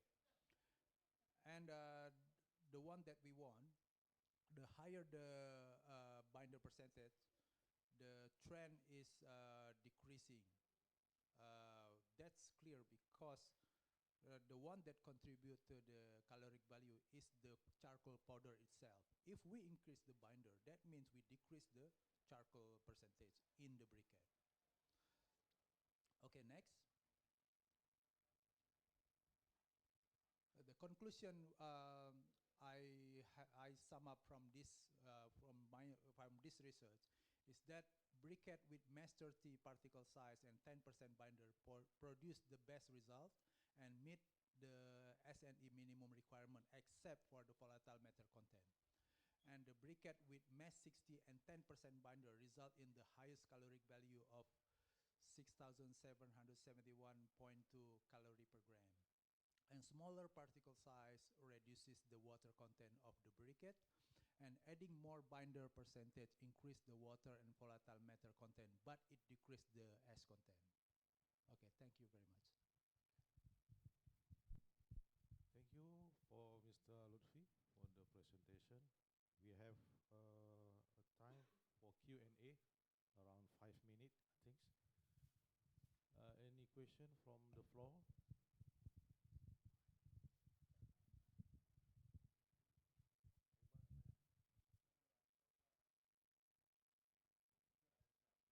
Faiz?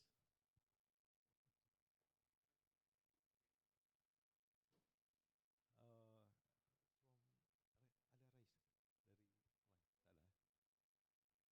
Prof. Maybe from one question from me. Please show the result about why the result the chart, yeah, bar chart.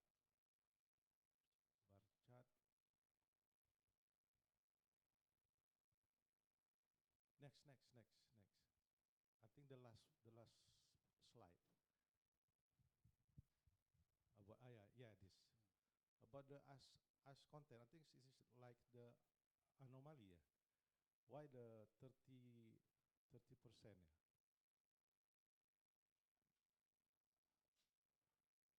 Yeah? Not. Why the graph show the 5.24, but it's so different from the left. Well, to be honest, I'm not sure about it.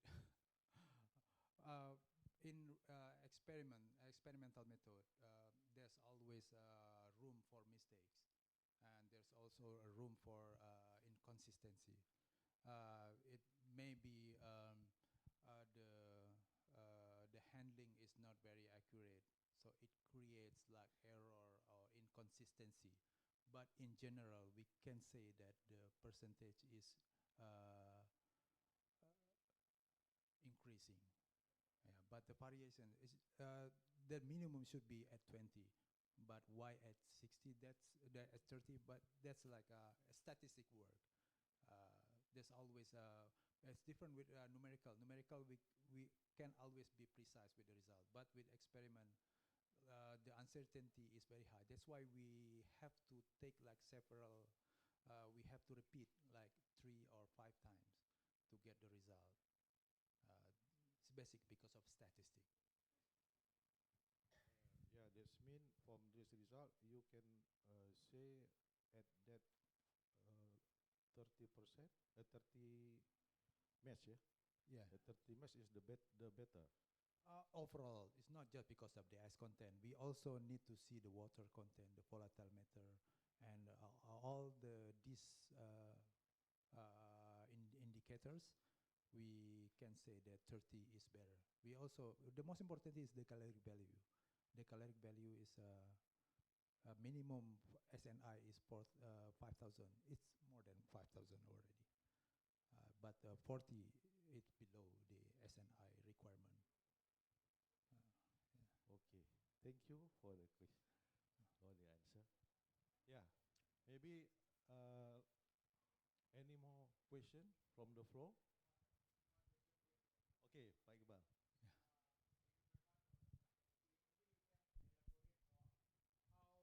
How physical property are important here, because actually the main objective is to study the thermal what we call thermal properties. Yeah.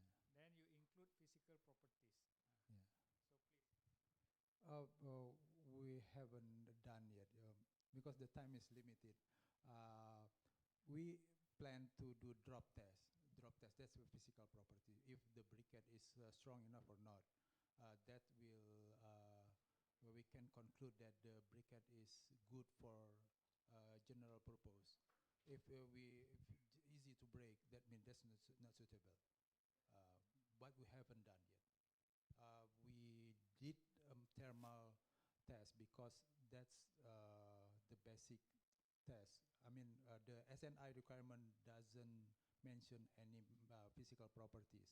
So we just try to fulfill the SNI first. If it meets the SNI requirement, then we will do further tests like physical tests. But that's important. That's a good point. There's no point like using briquette. They are very fragile, easy to break. Because once we use it and we drop it by accident, and it's broken. That's a good point. Yeah, yeah. Okay, thank you. Thank you, Mr. Lutfi, for the presentation. I think we can give applause again for Mr. Lutfi. They're excited. Yeah, thank you very much. Okay, I think we come to the time to finish this session.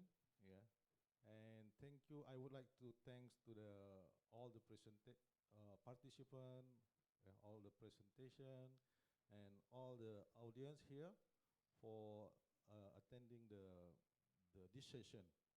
And I think we can close for this session, and we can give applause for this session, I think. And this session already closed, and we next to the next session, the opening ceremony, at the 10:15, I think. Yeah. Okay, thank you very much.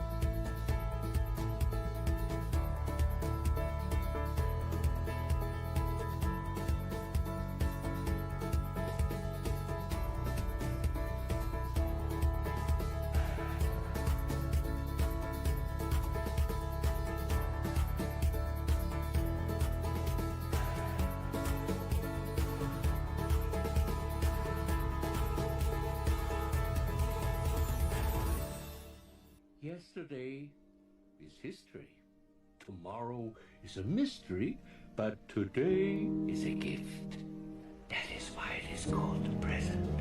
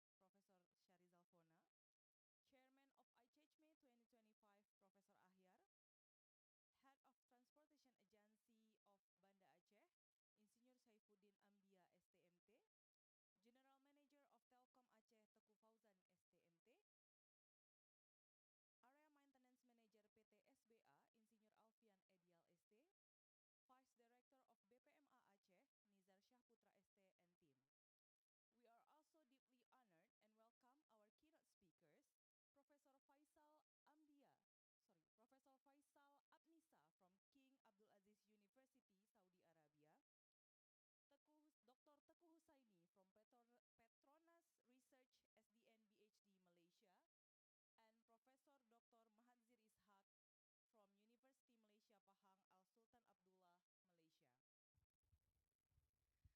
My name is Raihan, Master of Ceremony of today's event.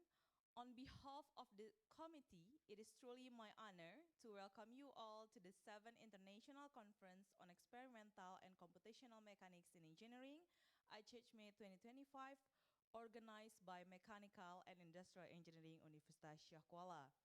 The theme of this conference is Computational and Experimental Approaches for a Sustainable Future. We are pleased to see so many brilliant minds and passionate hearts gather here today, researchers, academics, industry leaders, and policymakers, all united by the same mission to bring forward innovations and new opportunities for a sustainable future. Your presence today adds great meaning to this conference, and together we will share insight, ideas, and innovations that will shape the future of engineering research. Our conference this year features several exciting tracks, including materials, energy, and industrial manufacturing. Firstly, let us start the opening ceremony by hearing the recitation of Al-Quran by Alpha from BEM FT USK. For Alpha, the floor is yours.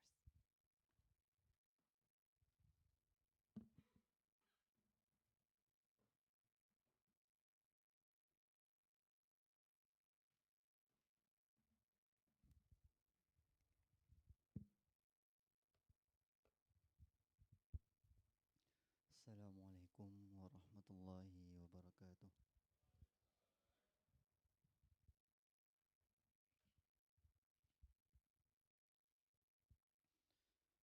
أعوذ بالله من الشيطان الرجيم.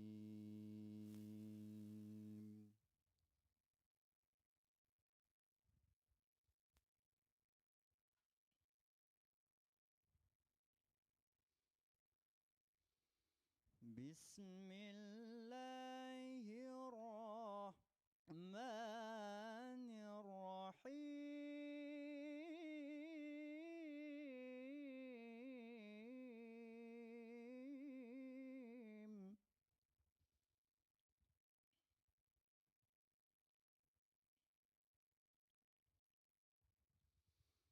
فأقم وجهك للدين حنيفا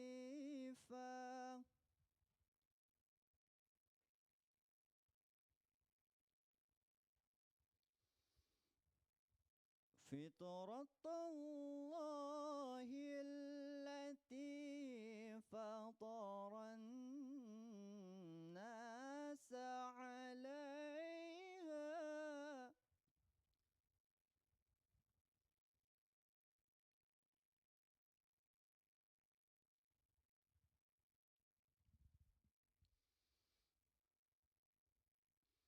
لا تبديل لخلق الله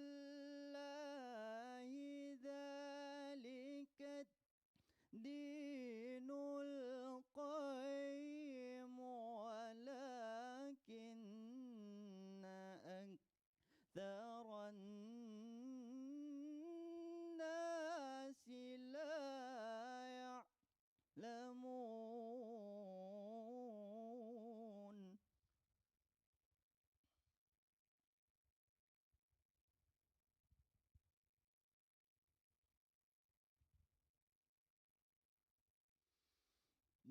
منيبين إليه واتقوا وأقيموا الصلاة ولا تكونوا من المشركين.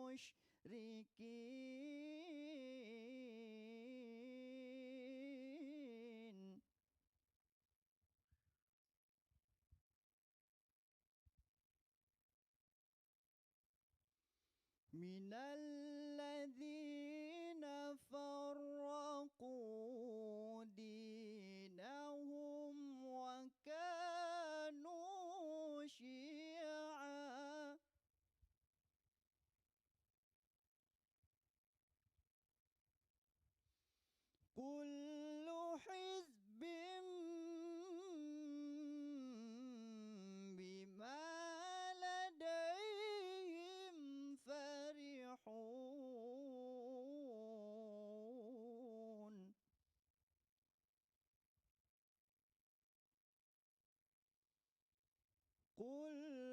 حزب بما لديهم فرحون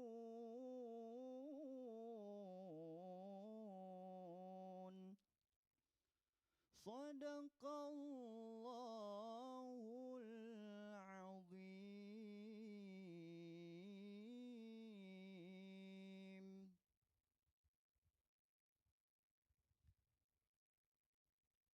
For reciting Salah Badar, we invite audience to stand up straight for a while.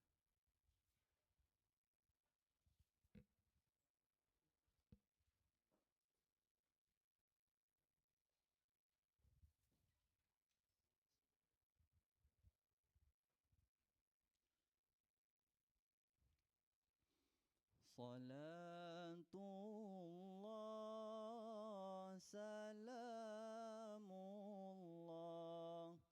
ala taha rasulillah. Salatullah salamullah ala yasin habibillah. Tawassalna bismillah wa bil hadi rasulillah wa kulli mujahidinillah bi ahlil badri ya Allah. Salatullah salamullah ala taha rasulillah. Salatullah salamullah ala yasin habibillah. To all audiences, can sit down. Oh, all of the audience can remain standing because then we would like to sing the Indonesian anthem, Indonesia Raya. Assalamualaikum warahmatullahi wabarakatuh.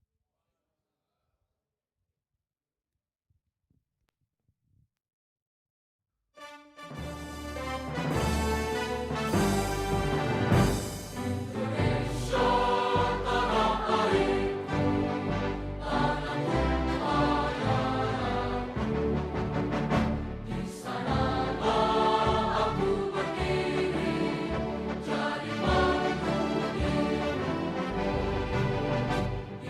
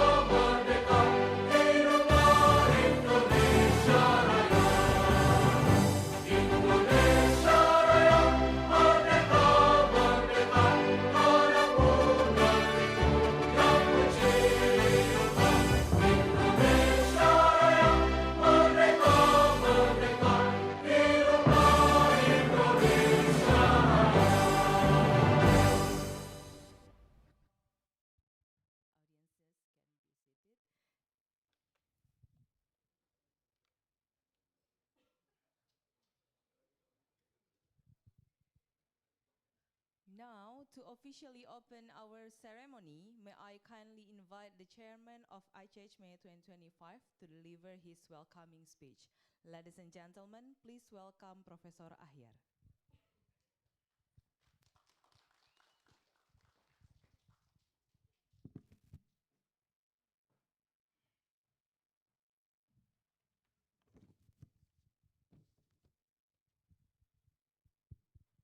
Bismillahirrahmanirrahim. Assalamualaikum warahmatullahi wabarakatuh. Good morning, distinguished guests, esteemed speaker, dedicated participants, ladies and gentlemen. I'm Ahyar on behalf of organizing committee. My sincerely privilege we welcome to all of you to 7th International Conference Experimental and Computation Engineering Mechanic. Honorable Dean Faculty Engineering on Pak Iskandar, all keynote speakers, distinguished guests, alumni, participant, and this conference proudly organized by Department Mechanical and Industrial Engineering, Faculty Engineering, Universitas Syah Kuala. This year we choose the theme of this conference is computational and experimental approach for the sustainable future. This topic is critical and challenging for us to leverage advanced mechanics to build a more resilient and sustainable world. We are honored to have 3 pioneers sharing their expertise today. First, Prof. Faisal Abnisa from King Abdul Aziz University, Saudi Arabia. The second one from Prof. Dr. Mahazir Ishaq from University Malaysia Pahang Al Sultan Abdullah, Malaysia. The third one is Dr. Teku Husaini from Petronas Research SDN BSD Malaysia. Guiding our keynote session today is our moderator, Dr. Muhammad Iqbal from Universitas Syah Kuala, Indonesia. Thank you, Iqbal. Now I'm pleased to share a brief report on the scale and reach of this year's conference. We received highest volume of quality submission, about 26 papers or articles. It will be present in this conference. This contribution represents truly international collaboration, originally from 7 countries, 8 reputable university, and 2 from industrial.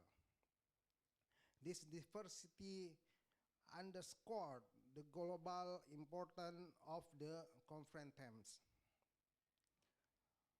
Furthermore, all accept papers have exciting opportunity for publication in reputable Scopus Index journal, such as Scientific.net, Switzerland, and Lecture Note in Mechanical Engineering, Springer, USA.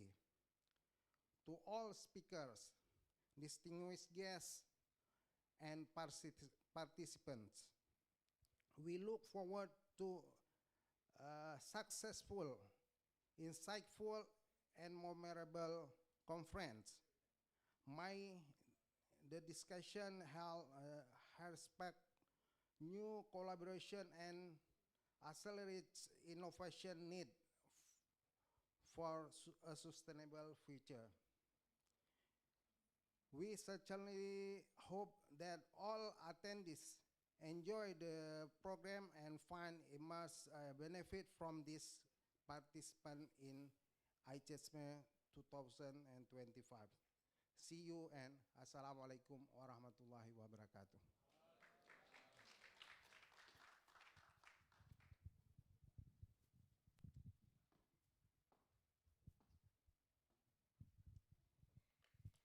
Thank you, Professor Ahyar, for the welcoming speech. And before we move on, we also would like to welcome our guests from Polytechnic Seberang Perai, Puan Anira, and from Polytechnic Balik Pulau, Malaysia, Dr. Hanisa. Welcome to Aceh. Now, let us continue with the opening remarks from the Vice Dean of Engineering Faculty Universitas Syah Kuala. Please joining me welcoming Professor Iskandar.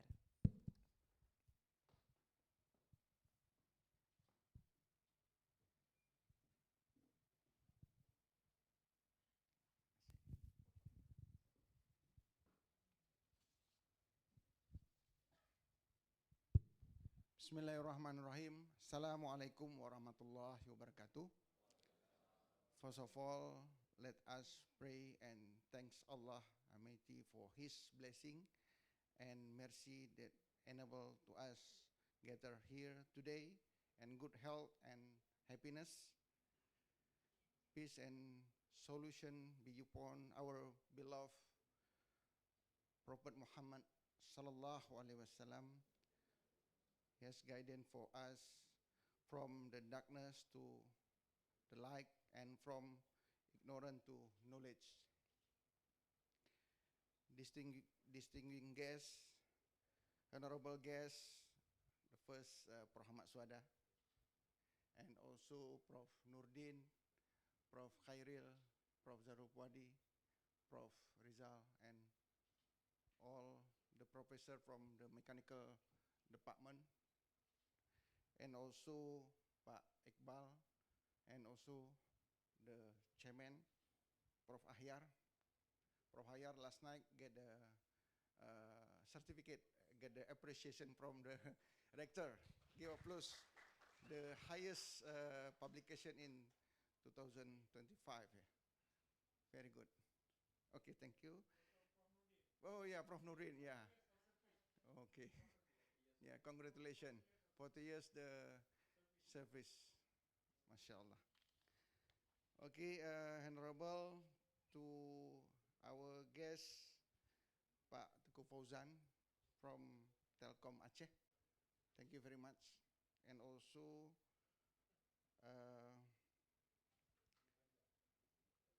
Pak Saifuddin Ambia from Perhubungan Kota Banda Aceh, Pak Niza Saputra from BPMA, and also Pak Afrul from BPMA dan Hafiz. Thank you very much. And also from the BSA, Pak Alfian. Thank you for coming. And from LPPM, thank you very much. Honorable to all of the guests for the coming for Icesme 2025. And also the special guest from Malaysia, Puan Anira from Polytechnic Seberang Perai. Thank you for coming in Aceh. Welcome to Universitas Syah Kuala. And also from the Polytechnic Balik Pulau, ya, Dr. Hanisa. Terima kasih sudah datang ke Aceh.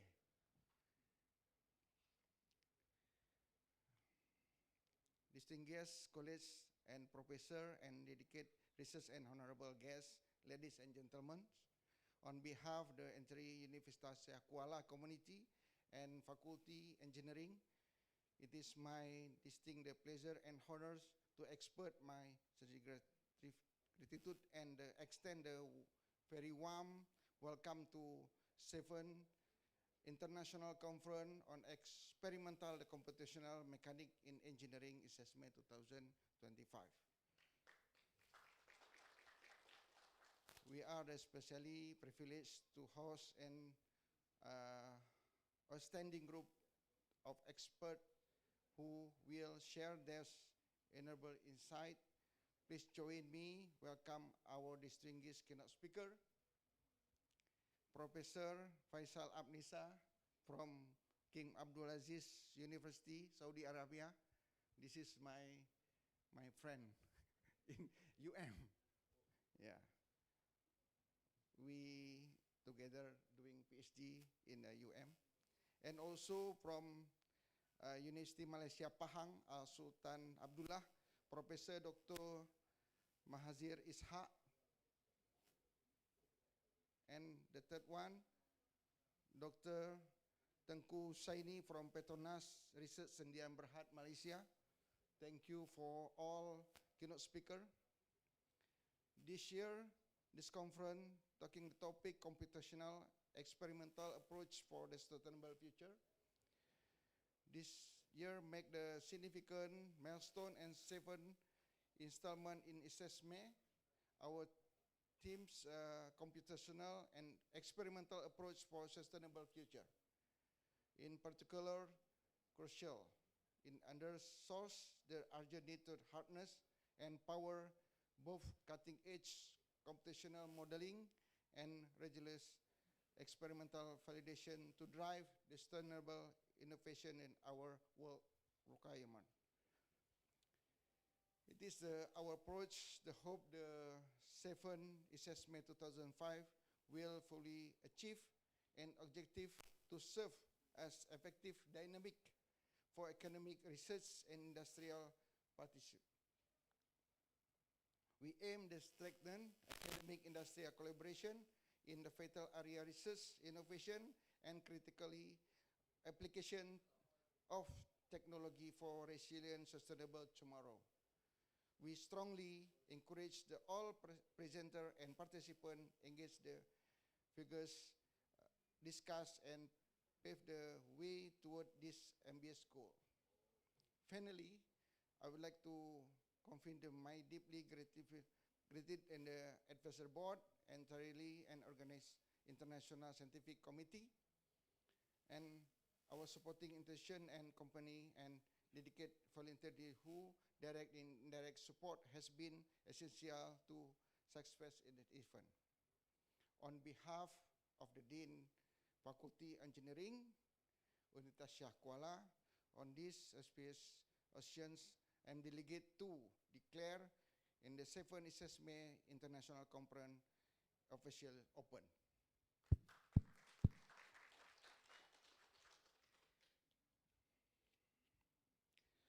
May God bless us all with good health and simultaneous dedication, careful, highly productivity conference.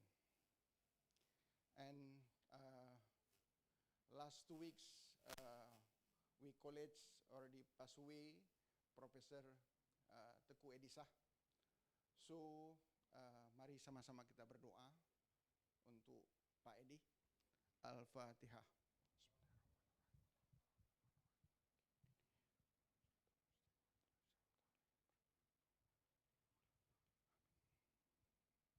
Amin, amin ya rabbal alamin. Thank you very much for all sponsor, and also thank you very much all participants. Enjoy this conference. Bila taufiq hidayah. Assalamualaikum warahmatullahi wabarakatuh.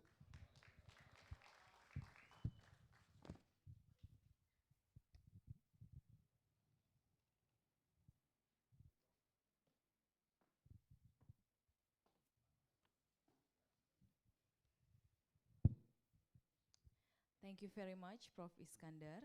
Before we wrap up the opening ceremony session, we would like to invite Alpha from BMFT USK to lead the prayer session.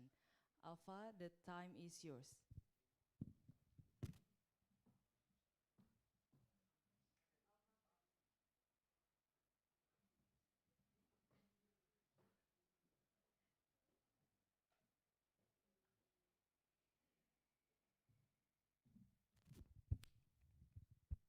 Assalamualaikum warahmatullahi wabarakatuh. أعوذ بالله من الشيطان الرجيم. بسم الله الرحمن الرحيم. الحمد لله رب العالمين حمدا يوافي نعمه ويكافئ مزيده. يا ربنا لك الحمد كما ينبغي لجلال وجهك الكريم وعظيم سلطانك. اللهم صل وسلم على سيدنا محمد وعلى آله وصحبه وسلم. اللهم أحسن عاقبتنا في الأمور كلها وأجرنا من خزي الدنيا وعذاب الآخرة. اللهم إنا نسألك رضاك والجنة ونعوذ بك من سخطك والنار.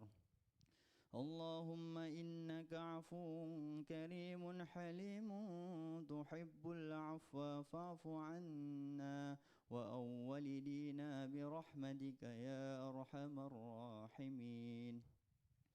اللهم إنا نسألك رضاك. ربنا آتنا في الدنيا حسنة وفي الآخرة حسنة وقنا عذاب النار.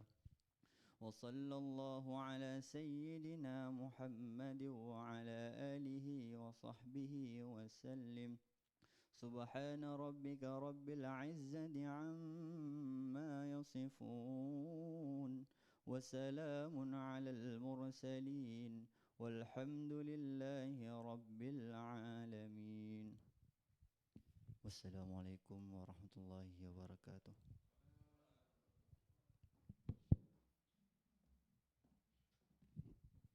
Thank you, Alpha. And then to close our opening event today, let's do a photo sessions together. For the photographer to may lead this session. Kita foto ke arah mana ya Bapak? Dari bawah ke atas ya?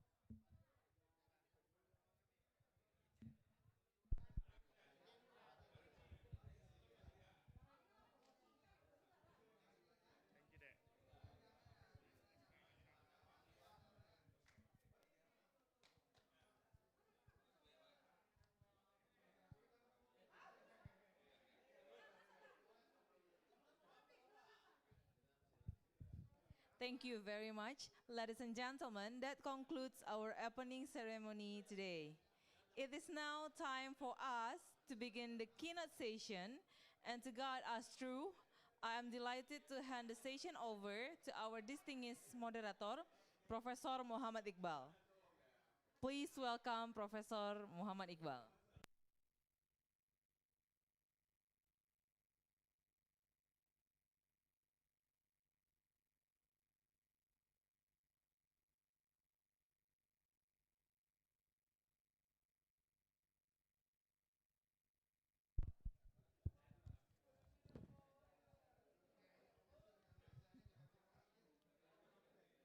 Bismillahirrahmanirrahim. Assalamualaikum warahmatullahi wabarakatuh. Thank you very much for our Mrs. Ceremony.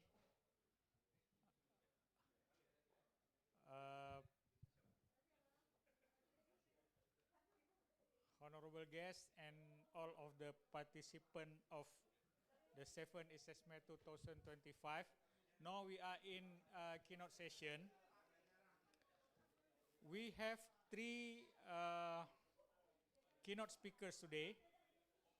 Professor Dr. Mahathir bin Ishaq from University Malaysia Pahang. Secondly, Dr. Teguh Husaini from Petronas Malaysia. And Professor Dr. Faisal Upnisa from King Abdul Aziz University. Yeah, is it correct? King Abdul Aziz University. So, all of the keynote session, the speech will be delivered online. Then before we start, I would like to check all of the keynote speakers. First, Professor Mahathir. Assalamualaikum, Prof. Waalaikumsalam, Prof. Yeah, thank you Do very you much. hear my voice? Yeah, Prof. Mahathir are ready now. We can see here the picture is very clear, and so the sound also very clear. And Dr. Husaini, Dr. Teguh Husaini are also there. Assalamualaikum, Dr. Husaini. Waalaikumsalam, Dr. Muhammad Iqbal. Thank you very much. And I want to check Dr. Professor Faisal Upnisa. Professor, are you there? Assalamualaikum. Oh, okay. Professor will join later. Oh, awal ya, baru sholat subuh. Oh, Professor di Jeddah, I think. Is it Jeddah? Yes, in Jeddah. Yeah, it is early morning there. Then we would like to start the keynote session first with Dr. Mahathir. And for all of the keynote speakers, I would like to inform you that the session will be for each of the speakers 20 minutes to 30 minutes. And then we continue with the second one, then we continue with the third one. Then after all of the keynote speakers deliver their speech, we will open for session of question and answer. So first, we would like to start with Professor Dr. Mahathir bin Ishaq. I would like to introduce Professor Mahathir to all of the participants here. Prof. Mahathir now serves as a Dean of the Faculty of Mechanical and Automotive Engineering in University Malaysia Pahang.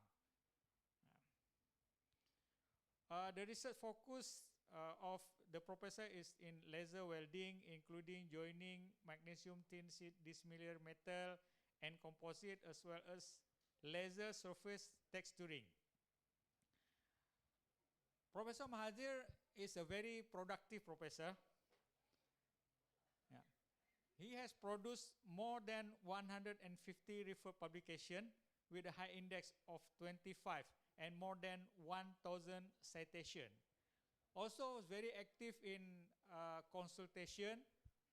He have conducted many consultation projects with industry in Malaysia and also on board. And he was very active in academic. He has supervised more than 20 masters and PhD students until today. So we would, without any further ado, please welcome Professor Dr. Mahathir bin Ishaq. So please, Prof, the stage is yours. Okay, thank you, Prof. Dr. Iqbal, moderator of this session. Uh, Please give me some time to show the slide.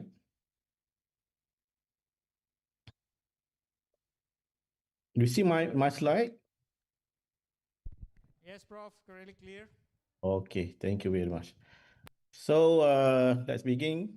Thank you to our moderator, Prof. Dr. Iqbal, and Assalamualaikum warahmatullahi taala wabarakatuh to all participants, distinguished keynote speaker, distinguished guests, and also to the chairman of the conference, Prof. Akhya, Vice Dean of Engineering, USK, Pak Iskandar, all the lecturers, and also the students.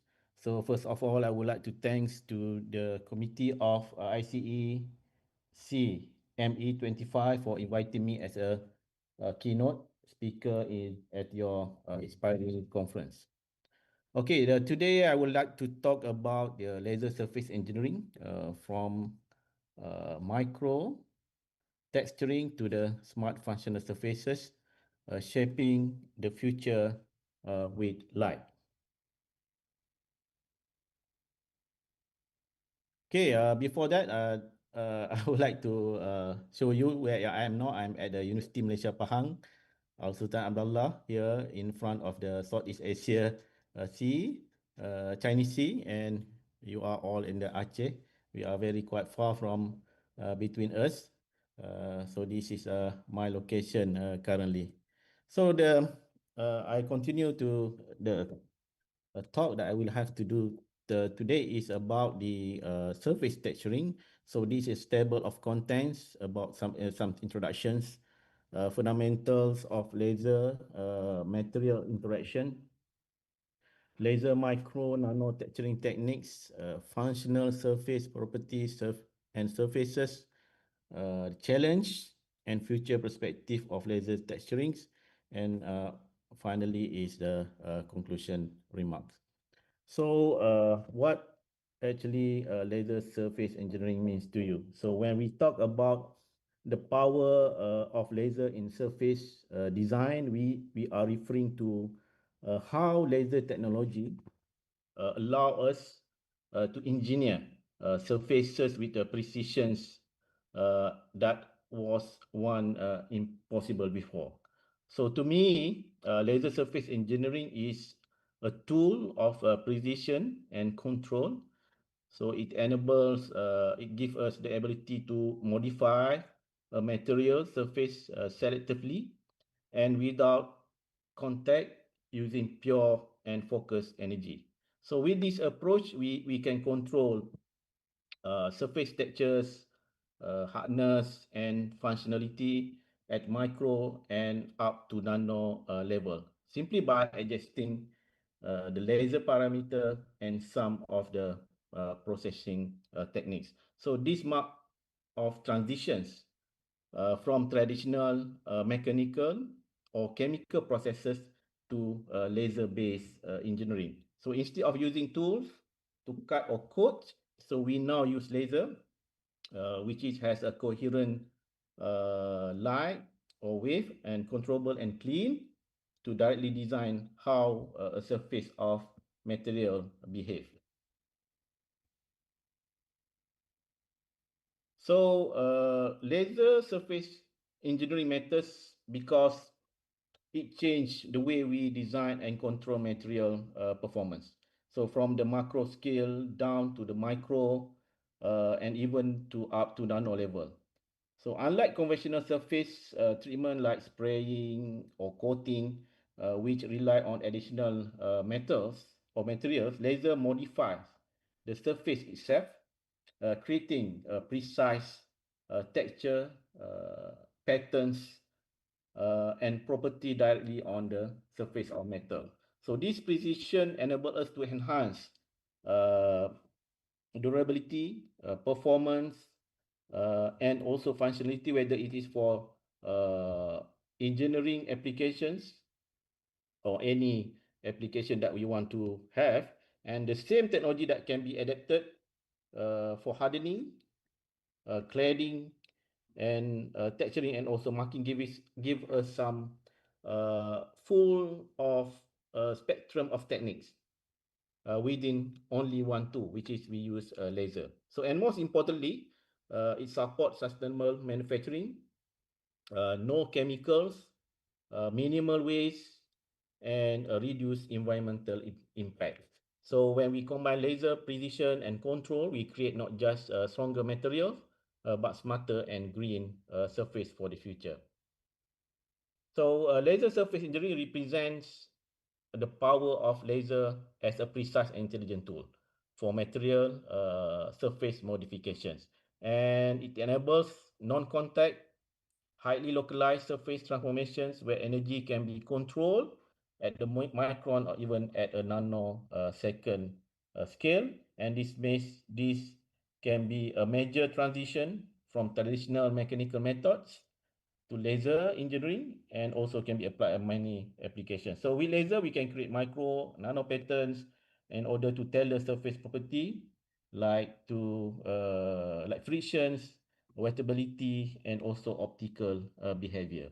So during processing, rapid solidifications refine the grains dramatically, increase hardness and wear resistant. Moreover, localized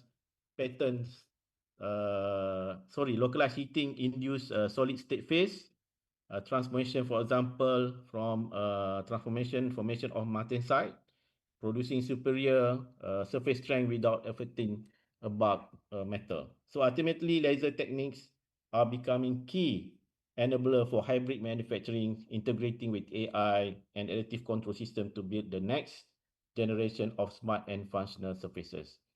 So to understand laser surface engineering, we must first understand how laser interacts with matter. So when the laser beam strikes on the surface of metal or material, the process begins with photon absorption by electrons.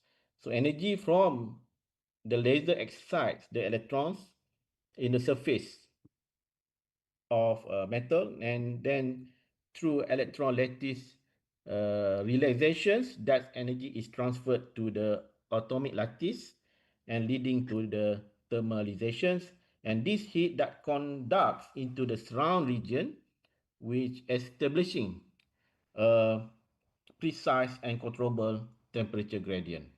So depending on laser parameters, the material respond in different ways.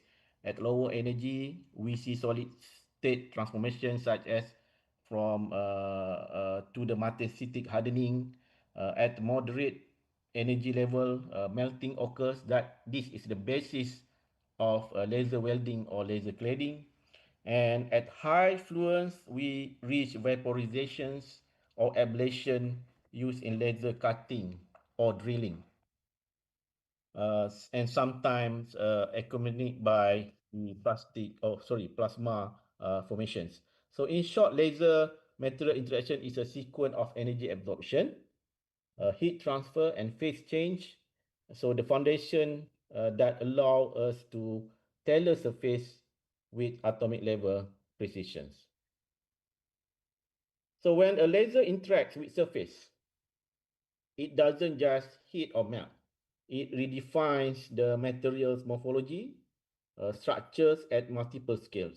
So at surface level, laser ablation can create micro and nano texture like laser-induced periodic surface structures, LIPS, which allow us to control friction, addition or wettability with extreme precision. And at the microstructure level, this process involves ultra rapid cooling, a very fast cooling, and sometimes we say self-quenching, which refine the grain size dramatically. So this refinement enhance micro hardness and wear resistance, especially in surface of metal and alloys.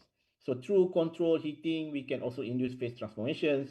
For instance, converting austenite to martensite, resulting in superior surface hardness or fatigue strength. And in some cases, non-equilibrium states are formed, supersaturated solid solution or amorphous faces that simply cannot be achieved through the conventional processing. So in short, laser material interaction shows allow us to engineer both structure and properties simultaneously and creating surfaces that are not only functional but intelligently designed at the atomic scale. So the story of surface modification or laser surface modification is a journey that spans more than 6 decades.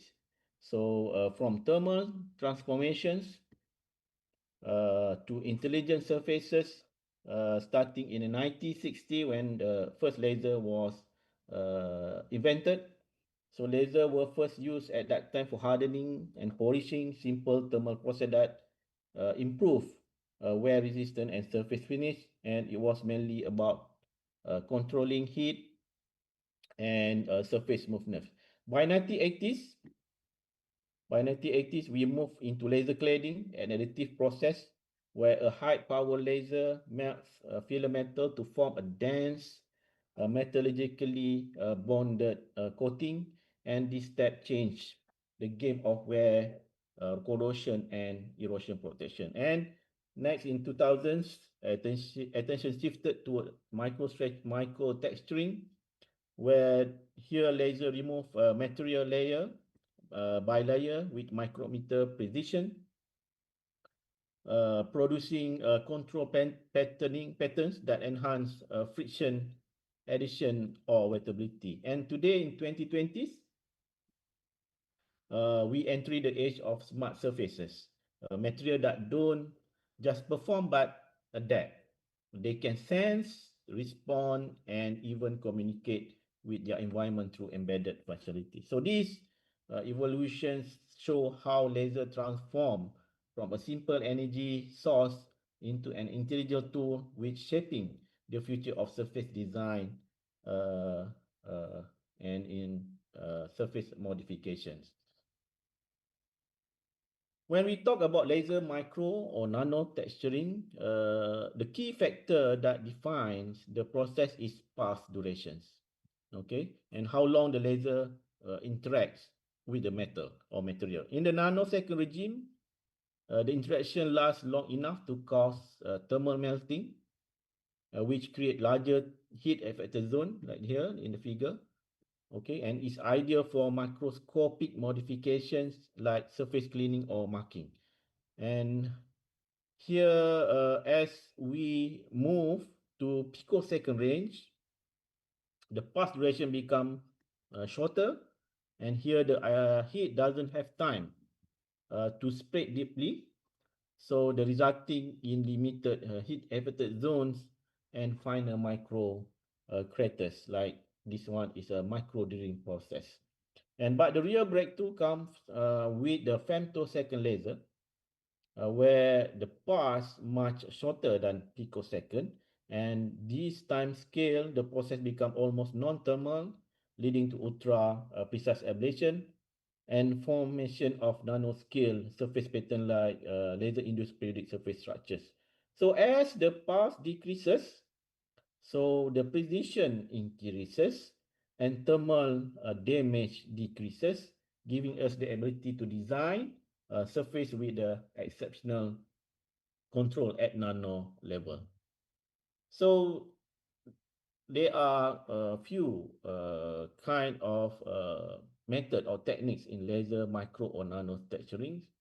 So the first is direct laser writing, where we use this laser like a very fine pen, drawing patterns directly on the surface of metal. And the second is a laser interference path patterning, LIP, which use two or more laser becomes beams that overlap and creates repeating pattern, and a bit like ripples when two water waves meet.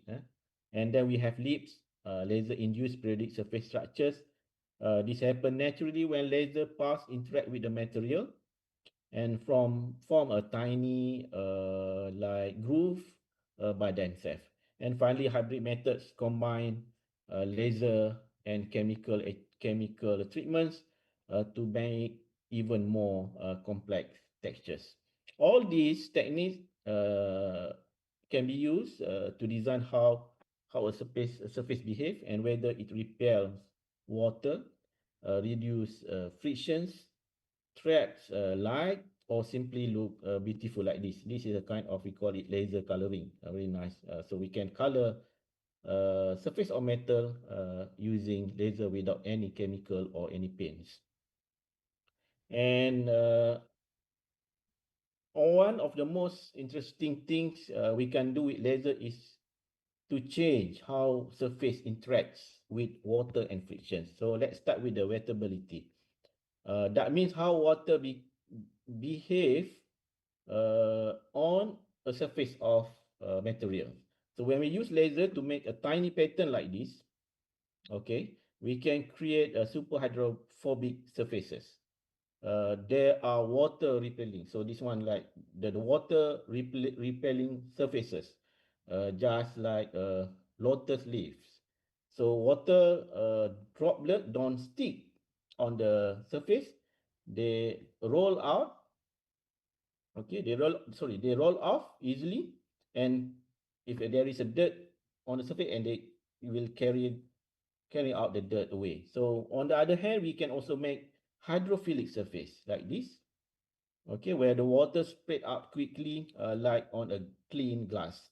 So they are useful for cooling, for cleaning, or sometimes for anti-fogging applications. So the picture shows how the difference in the Cassia Baxter state, like this, water side on top of air, sorry, of air pockets and rolls away easily. Okay, and in the vessel state like this, it is a hydrophilic, where the water stick and spreading on the surface of material. So laser can also reduce frictions and wear by creating texture that trap debris or reduce contact area. Sometimes something very useful for like bearing, for cutting tools or any surface that move. So with laser we can design surfaces that control water, reduce friction, and stay cleaner and stronger, all by shaping them with technology called laser. So this is a simple overview of the laser texturing process. Sorry. Okay, and how we use laser to change the surface of material or metal. We start with nanosecond laser, for example, and we send a short burst of energy onto the surface, where each pass will remove a very small amount of metal or material, and we call this process laser ablations. So by scanning the laser in a pattern, we create the fine groove of or texture. This is what we call laser surface texturing, where the texture can be adjusted by changing the laser parameters like power, speed, or spacing between the lines and other kind of techniques. So as a result, the surface develop tiny peaks or and valleys like this, okay, peak and valley, and in the microscopic landscape, and this surface shape affect how water behave on it. For example, whether it repels water or it spreads water quickly. So in short, by controlling laser, we can control how the surface looks, feels, and even how it interacts with liquid or its surrounding. So for example, here I show you some experiment we carry out using the main parameter we study. We use a stainless steel 316L, and this is a metal that common engineering, also known for its strength and also corrosion resistant, where we did a laser surface texturing based on this machine or the setup. And you can see the computer control the laser and through the optics and focusing. There's optic focusing here, focus lens here to focus the laser, and the laser will radiate it onto the metal surface. So we study very several laser parameters such as power, frequency, scan speed, laser beam diameter, pattern, and also the H line distance. So this experiment helps us understand how different laser setting influence the final surface design and important steps in optimizing performance for real industrial application. So here you can see the figure of untextured surface and laser textured surface. So you can see on the left, image show untextured surface. It is a flat surface, and you can also in the middle, the right image here is the laser texture sample, where this surface has been modified using the laser to create a microgrid pattern. So small, regular groove that you can only see under the microscope. So during the process, a thin oxide layer formed naturally on the surface due to laser heating. And of course, because of oxidations, we also notice a few tiny impurities or residues left over from the previous laser texturing. And what important here is that laser texturing transform a plain, smooth surface into structured and functional one. So this ready to change how it interacts with light, water, or friction in real application. Here we can see the 3D surface profile of both of untextured and laser textured sample. So you can see here the difference. When we apply laser, you can see that different geometrical texture, such as a grid, triangular, and also circular. So each pattern created by carefully controlled by the laser parameters. So things like power, speed, and beam focus. When these parameters are optimized, then you can see that the laser remove metal very precisely, forming uniform and clean edges. So you can see based on the 3D profiler, there's difference in terms of colors. So it shows the height differences. So the deeper or more intense color means that the laser has ablated or removed more metal. Okay, like in here you can see that's more intense color. And then overall, this profile show how laser parameters directly shape the texture, depth, and precision of the surface. And this control is what make laser engineering so powerful. So here the slide show the surface topography of the 3D shape of the laser textured sample at different laser power and parameters. So we use 4 different levels of power: 6, 12, 18, and 24 watt. You can see the different as a lower power like 6 watt, the groove are very shallow because less material is removed. When we use the higher energy, so the clearer and deeper craters on the surface was fabricated. So you can see that this overall shows how laser power directly control surface roughness and texture depth. So by fine-tuning the laser power laser settings, we can design the surface topography to achieve the exact properties that we want, whether for friction control, light absorptions, or wettability. So the slide here show the laser energy effects on the surface topography or the shape of the craters. Where the laser hit the surface, it will remove a small amount of metal. Then, as I said just now, it is called ablations. Process is called ablation. So amount energy delivered to each spot is measured and laser as a laser influence. Laser fluence as the equation there, and you can see that different fluence will give much different in terms of depth and the quality of the craters.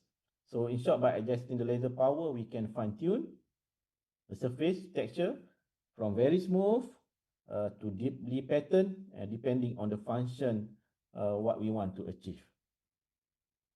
So this slide show how water behavior on the surface change after laser texturing. So we measure this using we call a contact angle. So the contact angle tells us how a water droplet interacts with the surface. So a small angle means that the water is spread out here. the water is spread out. So we call it hydrophilic. A large angle from 90 and above, it means that the droplets stay around, that we call it hydrophobic or water repelling. So the graph show the change in contact angle over 30 days for sample that treated with the different laser powers. So you can see here the most of the laser treated sample show how a clear increase in contact angle over time, especially at higher power like 18 and 24 watt. So this means that surface gradually become more hydrophobic. It repel waters better as the surface stabilize and form oxide layer. So in simple terms, by adjusting the laser parameter, we can make stainless steel surface either attract or repel water. So a key property for application like self-cleaning, corrosion resistant or anti-fouling coating can be used for using this surface.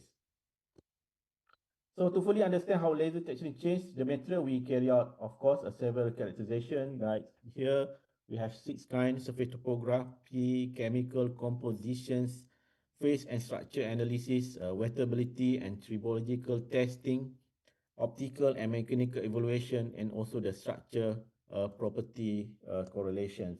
So to understand the surface texture in detail, we have to use several characterization techniques such as scanning electron microscope, atomic force microscopy, and also the 3D profilometer as I shown a figure just before. So based on this, we can use these techniques, give a complete picture from visual appearance to microscopic height differences, allowing us to connect surface structure with performance. And also, we can understand what happens chemically after laser texturing. We can analyze the surface composition using 2 main techniques, which is X-ray, XPS, and also X-ray EDX or EDS used with SEM. So based on this, we can combine these two and give us a complete chemical picture. From the top atomic layer of the bulk metal beneath, helping us understand how the laser process change both structure and chemistry. And the evaluation of functional is very important. There are 2 type of functional behavior, which is we call it wettability and friction performance. So for wettability, we measure the what we call just now, I show to you the graph is contact angle. Basically how a drop of water sit on the surface of metal or material. So if the angle is small, the surface is hydrophilic. If the angle is large, the surface is hydrophobic. So from this measurement, we can calculate the surface energy, which tells us how well the surface can bond, clean itself, or resist corrosion. Then for tribological testing, we study how the surface behave when things light or rub against it. So in short, wettability show how the surface interact with liquids, while tribology show how it handles motion and wear. So together, these two aspects reveal whether a laser texture surface is ready for real world applications like self-cleaning coating or any kind of application that we would like to have. Okay, and then we also can look at evaluate both the optical and mechanical performance of laser textured surfaces, because surface design is not just about how it looks, but how it behaves under a light and load. So first we use measure the optical evaluations where we look at the reflectant and transmittant. So tell us how much light is reflected or passed through any kind of metal or material. For example, surface with low reflection is ideal for anti-reflective, while high reflection work for mirrors or sensors. So we also measure the haze and glows, which give us a sense of surface smoothness and clarity, important in optical device and solar panels. And of course, a neck is about mechanical side. We measure hardness and elastic modulus, how resistant the surface is to deformation or wear. So we also test adhesions, meaning how strongly the texture sticks to the base metal. So in short, optical tests tell us how the surface interact with laser, while mechanical tests tell us how it survives in the real world stress. Together, they define the efficiency, durability, and reliability of the surface metals. And then we have also looked at the connection between the structure and the surface to its performance. So we can start with the surface texture topography and look at the roughness, height, pattern. We measure using anything like just I presented just now is FM and 3D profilometer. And next we look at the chemical composition, what element or bond are present to the surface, and then finally the microstructures, things like grain size or defects, define the strength and durability of the material. So this correlation help us understand one big idea. When we change the structure, we change the performance. So that's the essence of laser surface engineering, tuning the material from the inside and out. As we move forward, the power of laser in surface design also comes with challenges and exciting opportunities. So one key challenge is scaling up, taking that we can do on small control surface and applying it to a large complex parts in engineering applications. So another is consistency, making sure every laser texture surface, no matter the batch of or the shape, perform exactly as intended, whether it is a hydrophobic, hydrophilic, wear resistant, or light reflective. We also need to tackle the cost barrier, developing systems that are faster, smarter, and move energy efficient, so this technology can move from labs into the industrial application. And finally, we must build an universal standards, share ways to measure and certify properties like friction, contact angle, or wear rate, so industry around the world can trust and adopt these innovations confidently. So to make laser not just a tool of precision, but a foundation for smart, sustainable, and also scalable manufacturing. As we seen throughout this session, so laser surface engineering is not just about removing or adding material, it's about precision, control, and sustainability, shaping how material interact with their environment and the micro and nano scale. And advance in laser texturings now allow us to design surfaces that not only functional but additive, surface that can repel water, reduce wear, or even control laser. And as we integrate with AI, sensors, and data-driven design, we moving toward smart materials, a system that can sense, respond, and also evolve. Still, at the heart of it lies on the fundamental principle, the structure-property relationship.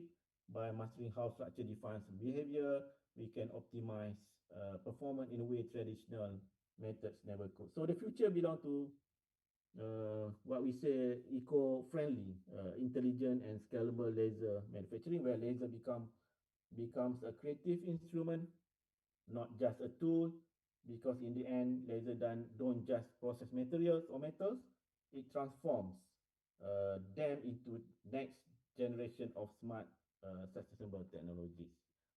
That's all from my side. As I also like to inform, currently I'm doing a lot of processing that involve about laser technologies. So we have a range of lasers that we use in order to explore technologies and application that we can use for this for using a laser technologies. So that's all from me. Thank you for hearing my presentation. With that, I end my presentation. Thank you very much. Thank you very much, Professor Mahazir. Please give a big applause for the professor. Thank you very much, Professor Mahazir, for very interesting presentation. I could see that many of the participants have prepared question for you, but we have to wait until question and answer session. Now we would like to continue with the second keynote speaker. I would like to introduce Dr. Teku Husaini. Dr. Husaini, are you there? Assalamualaikum.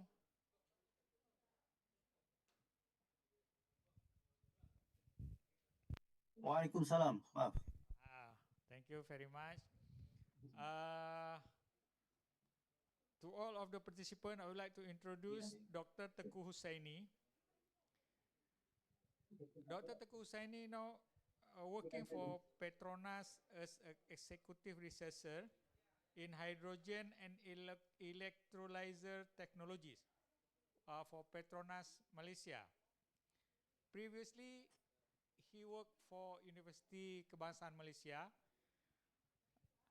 Dr. Teku Husaini got his PhD from University Kebangsaan Malaysia, both PhD and master degree, and he got his bachelor degree in chemical engineering from University Sumatera Utara. Dr. Teku Husaini, I don't know about the previous education, but what I know, Dr. Husaini is a graduate from SMP 1 Banda Aceh. He's my friend actually. We are from the same school. Right. And dulu kelas 2 itu saya satu kelas nih sama Ibon. Kami panggil Pak Bon. Dr. Teku Husaini. So now he is working in Petronas and he managed a very interesting project on renewable energy working with Petronas. So I think today we will hear from him regarding this renewable energy project. So without further ado, I would like to give the stage to Dr. Teku Husaini. Please, Dr. Husaini, you have 20 to 30 minutes of presentation time.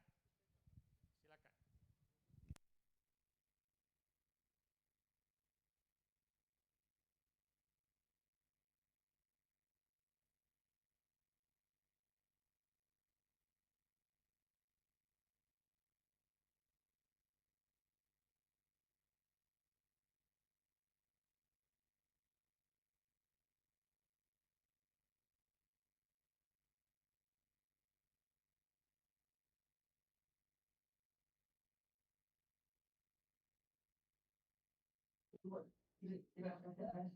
Okay, thank you very much for Dr. Iqbal. This is my slide presentation. I will start now. If any question can directly ask in my presentation. Okay, this is next generation electrolyzer technologies driving hydrogen future by beyond 2030. This is my presentation today. Okay, the table of content, introduction, regional landscape, technology roadmap, electrolyzer technologies, application, innovation development, future outlook, call to action, and conclusion, collaboration and localization, summarize and closing remark.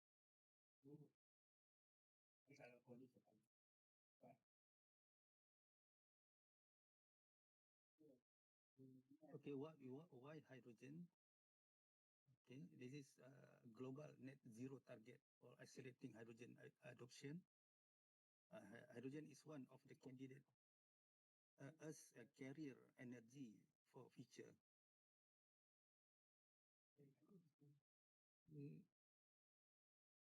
Okay, the green hydrogen is a backbone for renewable transition. The challenge is the cost, efficiency, scalability, and material. Offer for this global net zero target, offer the 140 countries commit to net zero in by 2050. Drive the demand and clean fuels to decarbonize sector that cannot be used by electrical source. Hydrogen is enable low carbon steel and ammonia and transport fuels. trillion in policies support and investment accelerating the global adoption.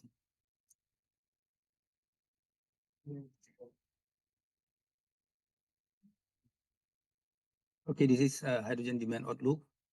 Projected more than 100 metric ton hydrogen per year by 2050. This is the world.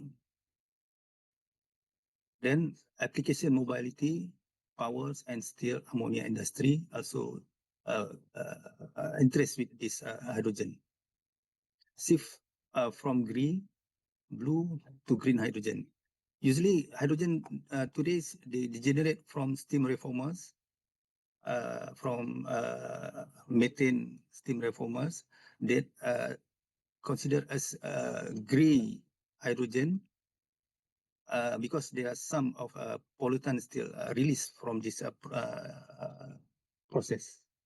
This is a global demand of the outlook scenario from IEA 2040 50. Okay, we look here. Sorry, because my slide is okay. We look here. Have did always increasing of the demand of for the uh, hydrogen. Okay, this is for ASEAN hydrogen landscape, Malaysian economy roadmap, 2023 to 2050. They are already create the roadmap for hydrogen. And then Singapore green ammonia import and bunkering. Also, this is from Singapore. Indonesia have a potential geothermal pilot project, and the Thailand and Vietnam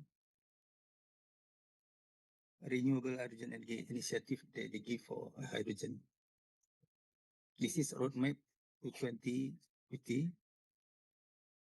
Okay, at 2025, the pilot PEM, EM, local assembly and testing. This is the target lah, or a roadmap to 2050. 2030 is commercial SOAC cost below $2 per kilogram hydrogen. And by 2040, power to integration regional export readiness. And by 2050, digital autonomous hydrogen economy system. This is look at the hydrogen technology roadmap. At the end, we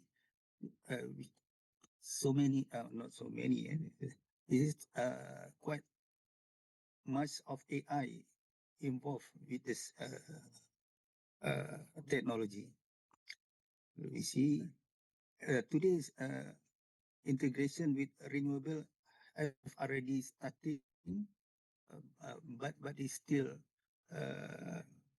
on not so big scale, except in China. China have a very big, large scale of renewable.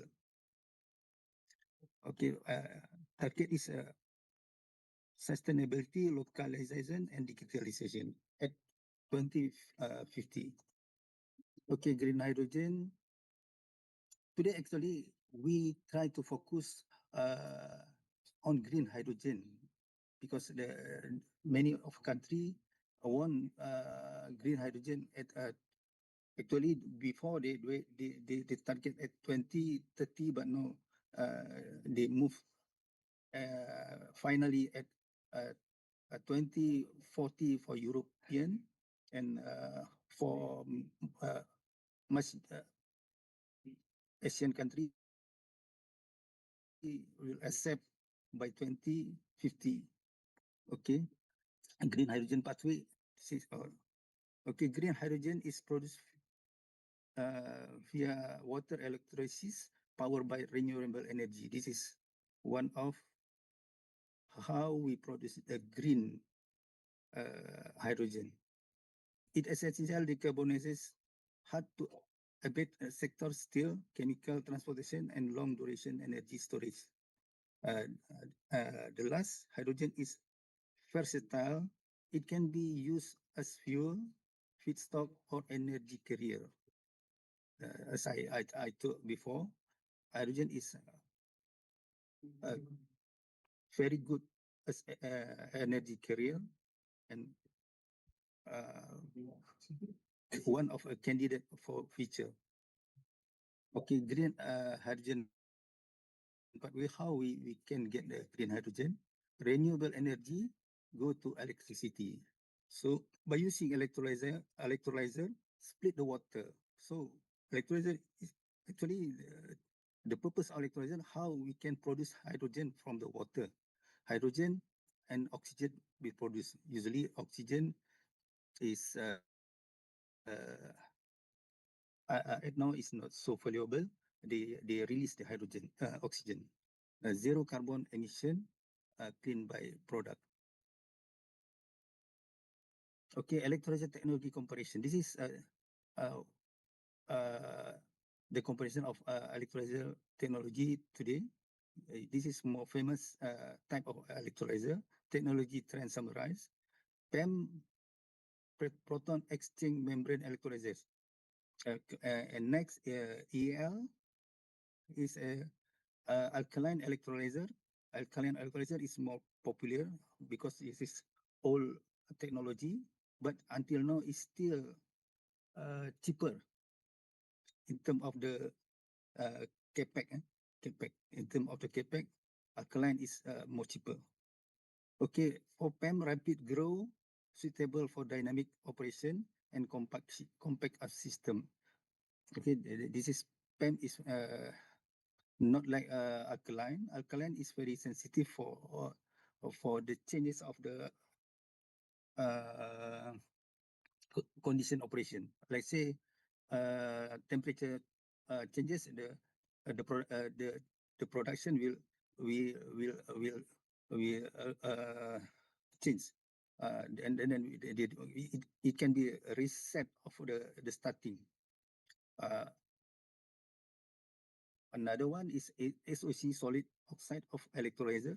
This is high efficiency feature technology, especially for industries, waste heat.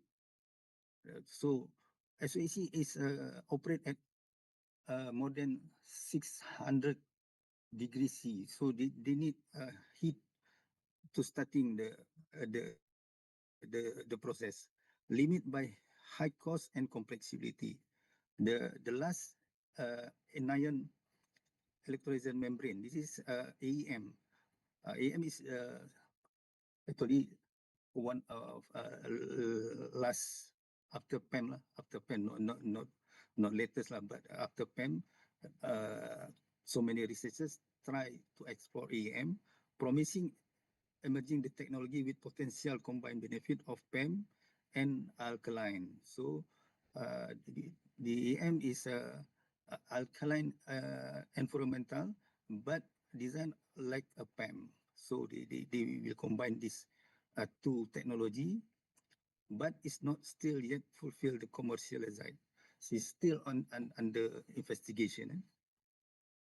Okay, choice depend on this is one the key how we this technology which technology we choose. This criteria for alkaline AL, low cost, mature technology. This is old technology one, but some of alkaline has also improvement. This is they call it modified of alkaline.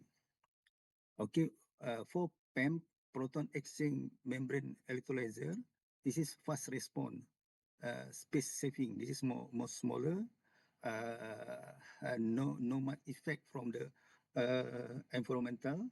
This is mean it can no problem with electrical up and down. This is can produce hydrogen without influence from the without much influence from the condition operation. And then the another one is SOSE, higher safety with heat integration. So this is if we have heat excess, SOSE is one of the chosen because the efficiency very high, but also very critical because it run on the very high temperature. AM feature low cost flexibility alternative. Okay, this AM is as I told before, this is still under research, not commercial, but still not fulfill the market yet.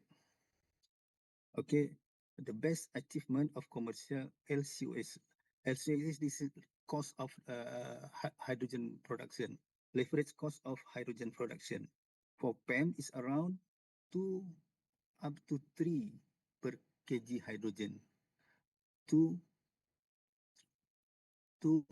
up and to 3 US dollar per kg hydrogen. Okay.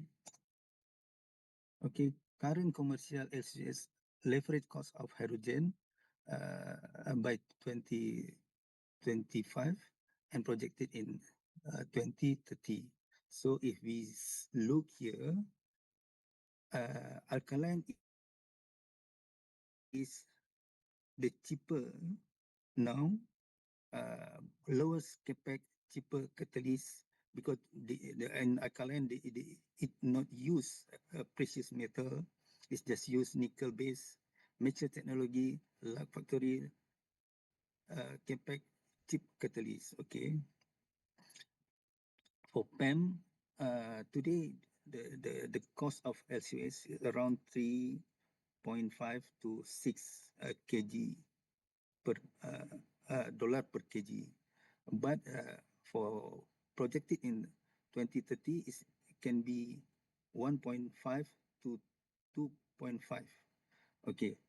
Use precious metal, iridium, platinum, higher system cost, high purity, H2, cheaper membranes. Okay, how for 2030, it must be to reduce, get this 1.5 dollar per kg. It must be cheaper, use cheaper membrane, reduce of catalyst, precious metal loading. Okay, SOSE now, SOS is 3 to 7, but it can be lower, depend on situation. As I told before, if we have excess of heat, ultra high efficiency, heat integration, mass production. This is for SAC, high efficiency, but the capex certain life today. So because operate at very high temperature, usually SOC now the target is durability is around 3 to 5 years only. So because this is actually the operational is cheaper, but the capex is higher. So so so and also must be used in the place have excess of heat. It can be achieved more than 90 to 95% efficiency for SOAC. Okay, maybe I just have already told electrolyzer. Maybe now I try to make maybe some of the audience still not familiar with the electrolyzer. What is electrolyzer exactly? Electrolyzer, this is I give the example of proton exchange membrane electrolyzer. Electrolyzer is electrochemical water splitting, split the water into the hydrogen and oxygen by using electrical energy. If you see this in the picture, H2O plus electric is produced H2 plus O2. The production rate is proportional to electrical charge. It means actually today the highest cost production of hydrogen by using electrolyzer is electrical charge, electrical cost because the water is very cheap and also uh, uh, no no pollution will release in this process. Okay, advantage of PEM electrolyzer, high power density. It can be achieved today. It can be achieved 3 ampere per centimeter square of the power density. Extended dynamic operate range directly coupling with a renewable rapid response because renewable energy like wind or PV solar it cannot be stable. Something like the solar energy by using the sun. Sometimes it's much of the sun, but sometimes it's cloudy. Is no much of the sun, so the electric is up and down, up and down. But using the PEM, they no much problem with that. If down of electrical power, it will be down low of the hydrogen production, but it still can be produced. It is not cannot be by using alkaline. Alkaline it must be on the stable power supply uh, because it's cannot be fluctuative of the power. PEM is also high efficiency, high gas purities. But in PEM is very pure hydrogen can be produced because it use only the water. Like alkaline, we add some of QoS in the water, so they and then also they cannot achieve a purity as a PEM. And another H2 and O2 pressure can go up to 30 bar or more. This is depend on strategy how we design the stack. This is at the top of this slide. This is I saw the one stack of the PEM electrolyzer. No added caustic soda, just add water. Usually deionized water. Up to 100 hours maintenance free electrolyzer stack operation. Today they can achieve around 5 years to 7 years durability. Okay, this is PEM stack principle. Actually, in this flow chart, you can see the water come inlet from the bottom and then go and then recycle and with the power supply on the other side we use hydrogen side. There are also some water cross, so we need to to spread the water from hydrogen and also at oxygen side. Also water come out with oxygen, and we need a separation tank to separate the hydrogen and oxygen. Okay, this reaction in anode H2O become half of the O2 plus 2 hydrogen. On overall reaction is H2O, one hydrogen, one molecule of the water can produce one hydrogen and half of the oxygen. So PEM stack principle, DI water, and on the side circulate DC power supply, rectifier, power up the stack, water splitting and anode active area. Active area is the area that content of the catalyst. Water with oxygen out, water in oxygen out from the anode side, and then hydrogen atom split to the proton. So in this process, when you see at the left hand of my presentation, from this is the picture, we see the H2O is will be split, become H plus. H plus is we call it as proton because this membrane is only allow the proton to cross this membrane. So only H plus can cross the membrane. O minus, water, oxygen, it cannot cross. So hydrogen atom split the proton and transport through the membrane. Some of the water cross from the anode to cathode because there are some diffusion and electroosmosis. Okay, saya jumpa hari ni. Catat audit. Berapa banyak betul. Example of for the PEM electrolyzer application, this is PEM electrolyzer plus wind, PV and standalone power. Used as a surplus of the solar, wind electricity to produce hydrogen on site. Hydrogen stored and convert via the fuel cell. So usually hydrogen technology, hydrogen like electrolyzer, become booming after fuel cell. Fuel cell is the one like reverse of electrolyzer.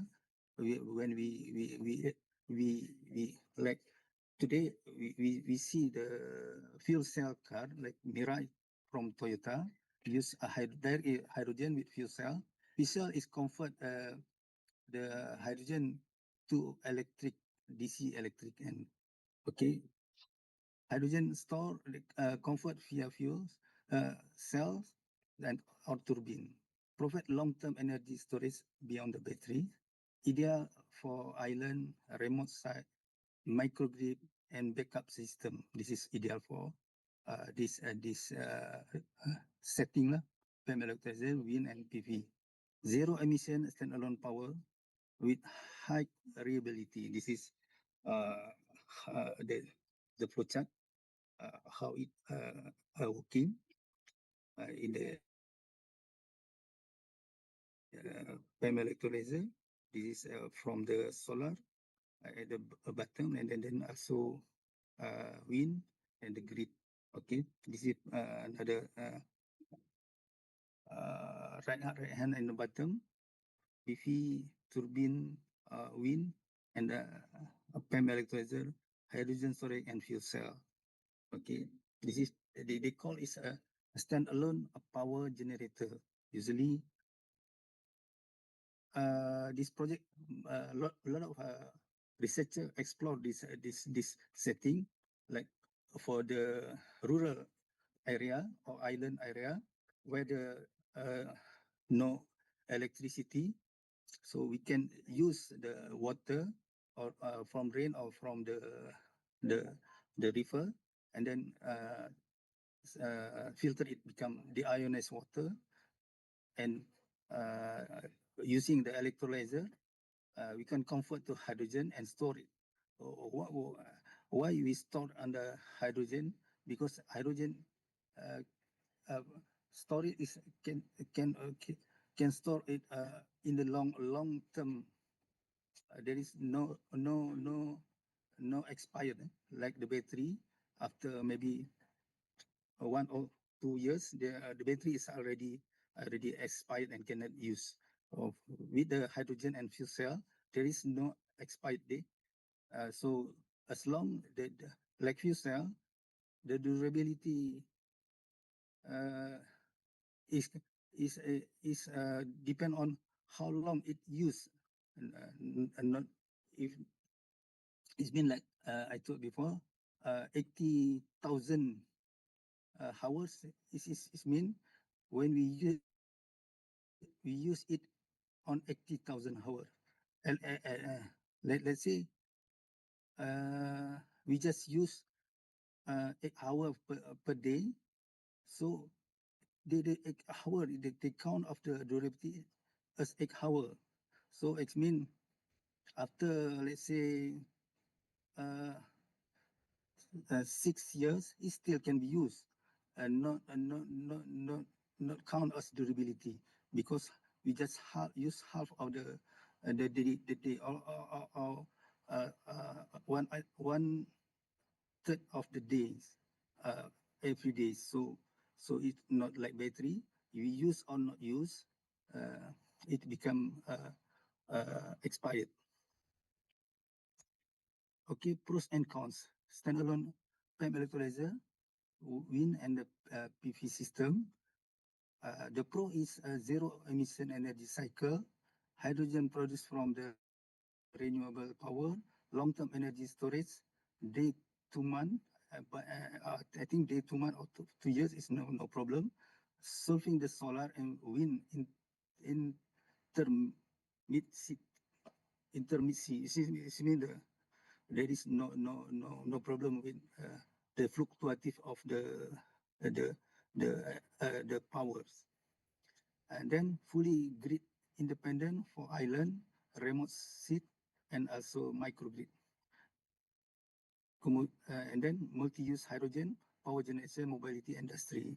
The cost is high capital cost because it's use precious metal like platinum or iridium. Electrolyzer tank and fuel cell, lower round trip efficiency, fast battery. Like battery is this can convert more efficiency lah, compared to this uh, combination of electrolyzer with a fuel cell. Dr. Hussaini, More complex system. the sound Yep. is not clear, doctor. Okay. We cannot So hear no- you. yeah. Sound is not Oh. clear. Okay. How? I try use headphone. Yeah. If can use.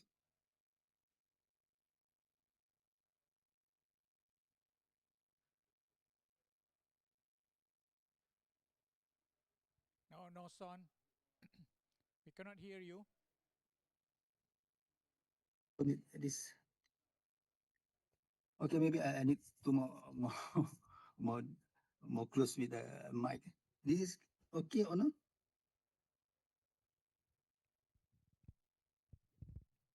How? Can you hear my voice? Iqbal? Okay, can you hear my voice? Yes, but it is not clear. Yeah. I don't know how can be.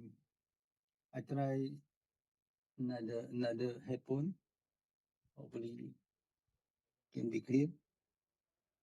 Sorry, what is because I not test before.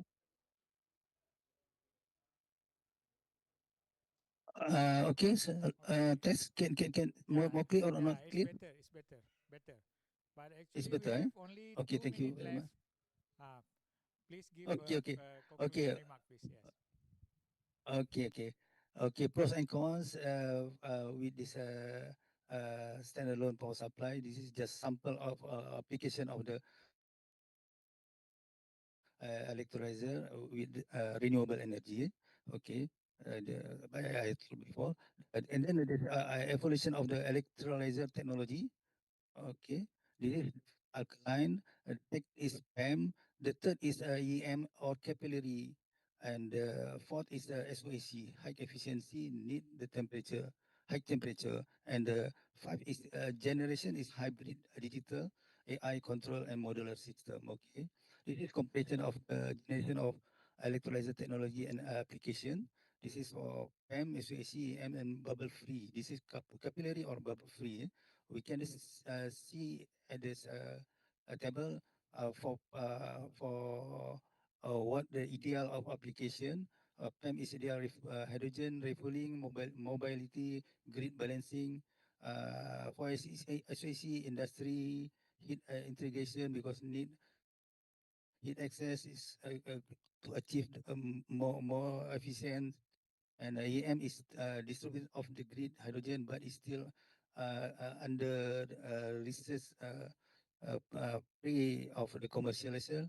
And also the bubble-free portable PV integration system. This is also under research, still under research. Okay.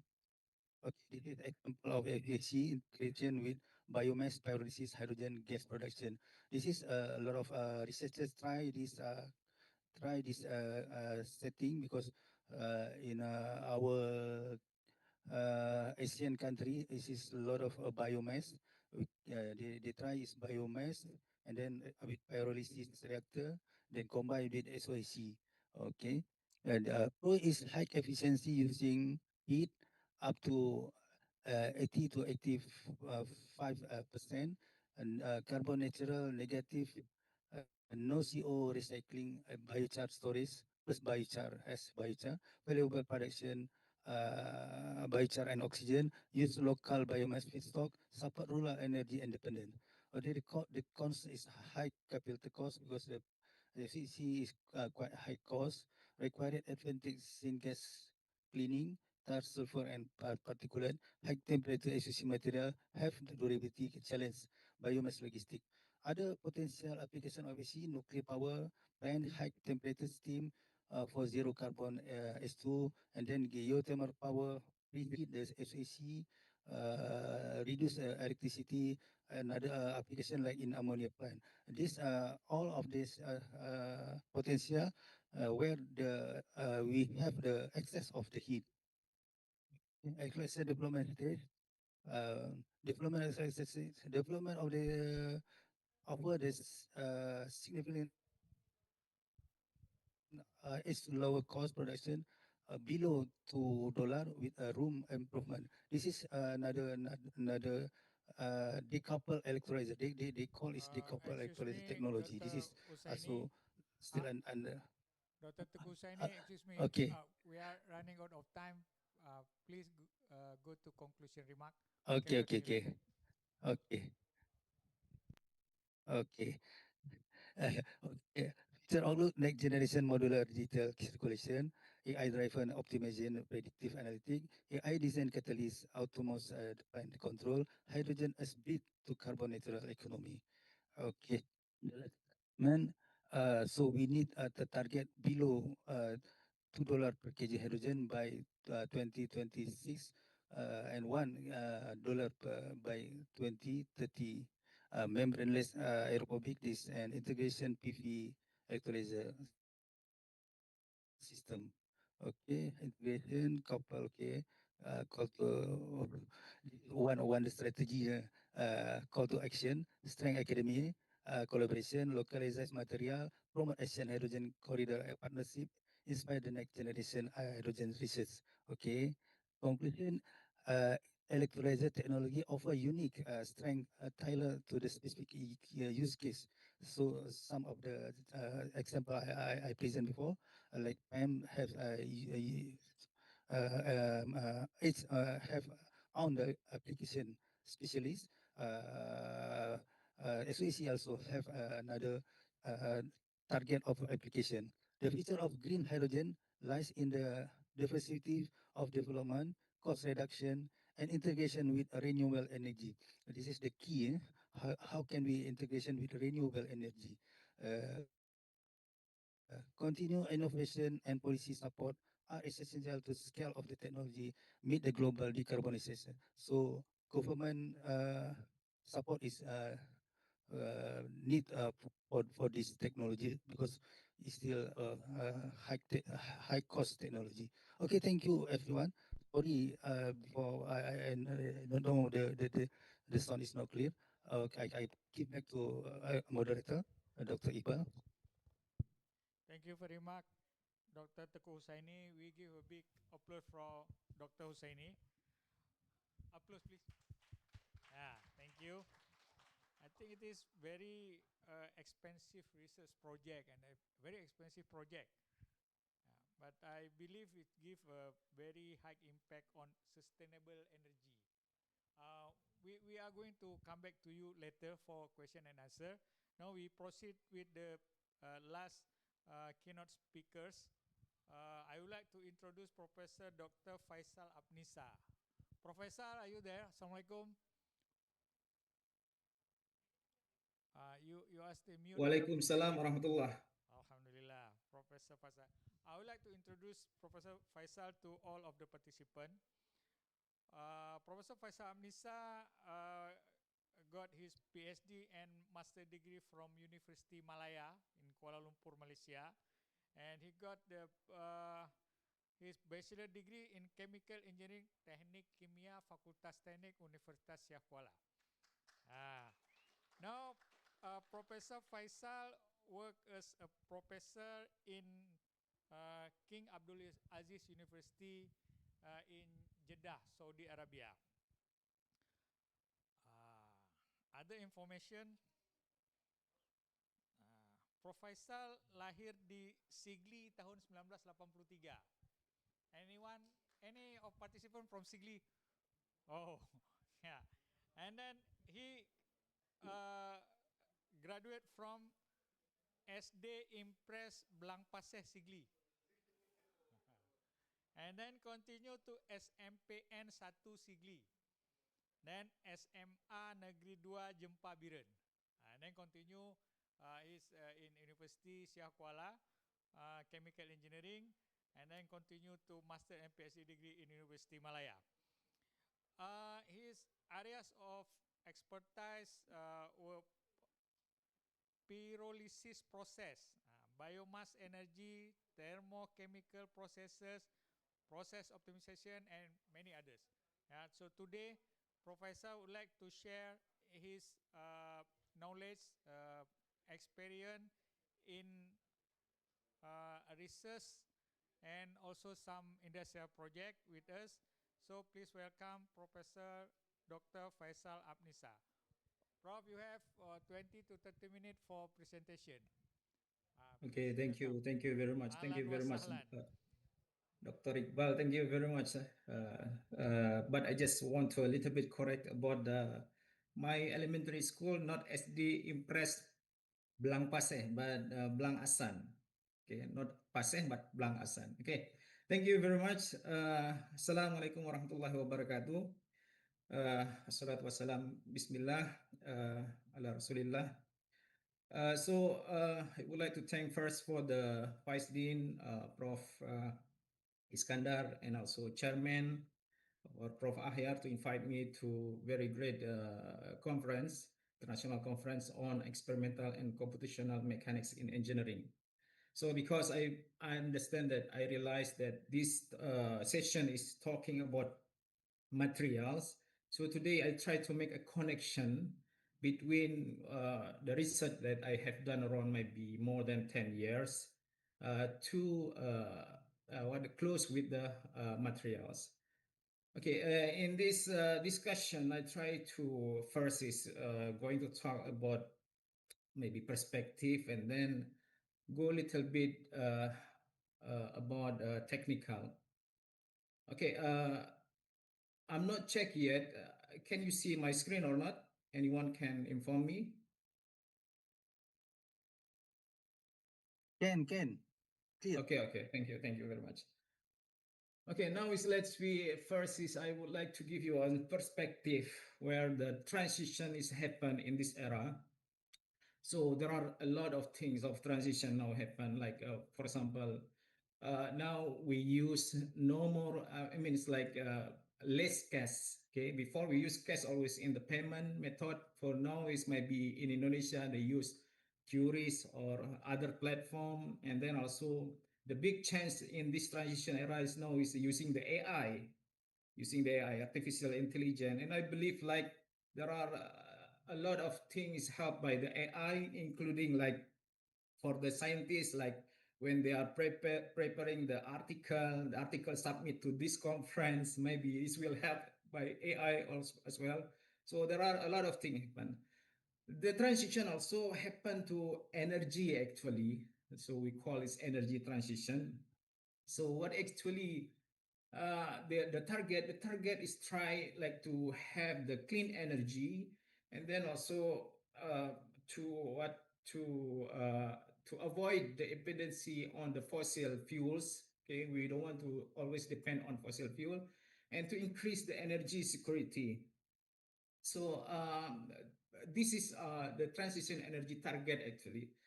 So this is happen also everywhere in Saudi Arabia. Now the place I living here. So the government is set the ambitious target. This is around like to generate 40 gigawatt from the solar power. Not only a solar power, they also now is they build the wind power also wind energy. And then also, if we look to China, so they also take a part of this transition of energy. So but by producing a massively electric vehicle, not just only car, but there are many transportation mode, I believe. And in Indonesia, maybe when I see like Indonesia, yes, they moving also now to energy transition. Maybe one of the issue hot now is like uh, they mix what BBM with ethanol now become like very hot issue. There is one of idea from the one minister in ministry in Indonesia, but I don't want to talk a little detail about that one. So this is idea about energy transition. But what I want to highlight this one is we must find the good things of every transition actually. So to make it possible, of course, to make it possible, of course, we need material. Material in this transition energy is not only for the infrastructure, but this also can be a part of consumable things. So from the International Energy Agency, it showed that the demand for these critical materials this will rise up to 500% in 2050. So this is a very high demand actually. So this table show about the energy system where the key material is involved to build the like solar energy, wind energy, and hydrogen and fuel cell. What already talked with by the Dr. Hussaini. So here there are a lot of material we use actually, okay, like nickel for battery, silicon to create the to create the solar cell itself. Okay, there are a lot of things. And in Indonesia, I try to capture a little bit about the material in Indonesia, and I found that like a nickel is the number one. We have a reserves, very big reserve, around more than 50 million tons, or this is about 40.3% of global reserve. And then the second one, we have cobalt, the number three in the world. And then copper and bauxite, this is bauxite to use to produce aluminum. And if you look from the map, most of this material is from the Sulawesi, like Maluku or Maluku Utara, and then it's also some of them is in Kalimantan. So in one side might be we can like oh this we have a lot of things in Indonesia material, but there are also hidden costs actually when we try to extract or mining these materials. The impact is like deforestation and biodiversity loss. Okay? A report showed that in only in 2024 there are like 260,000 hectares the forest lost.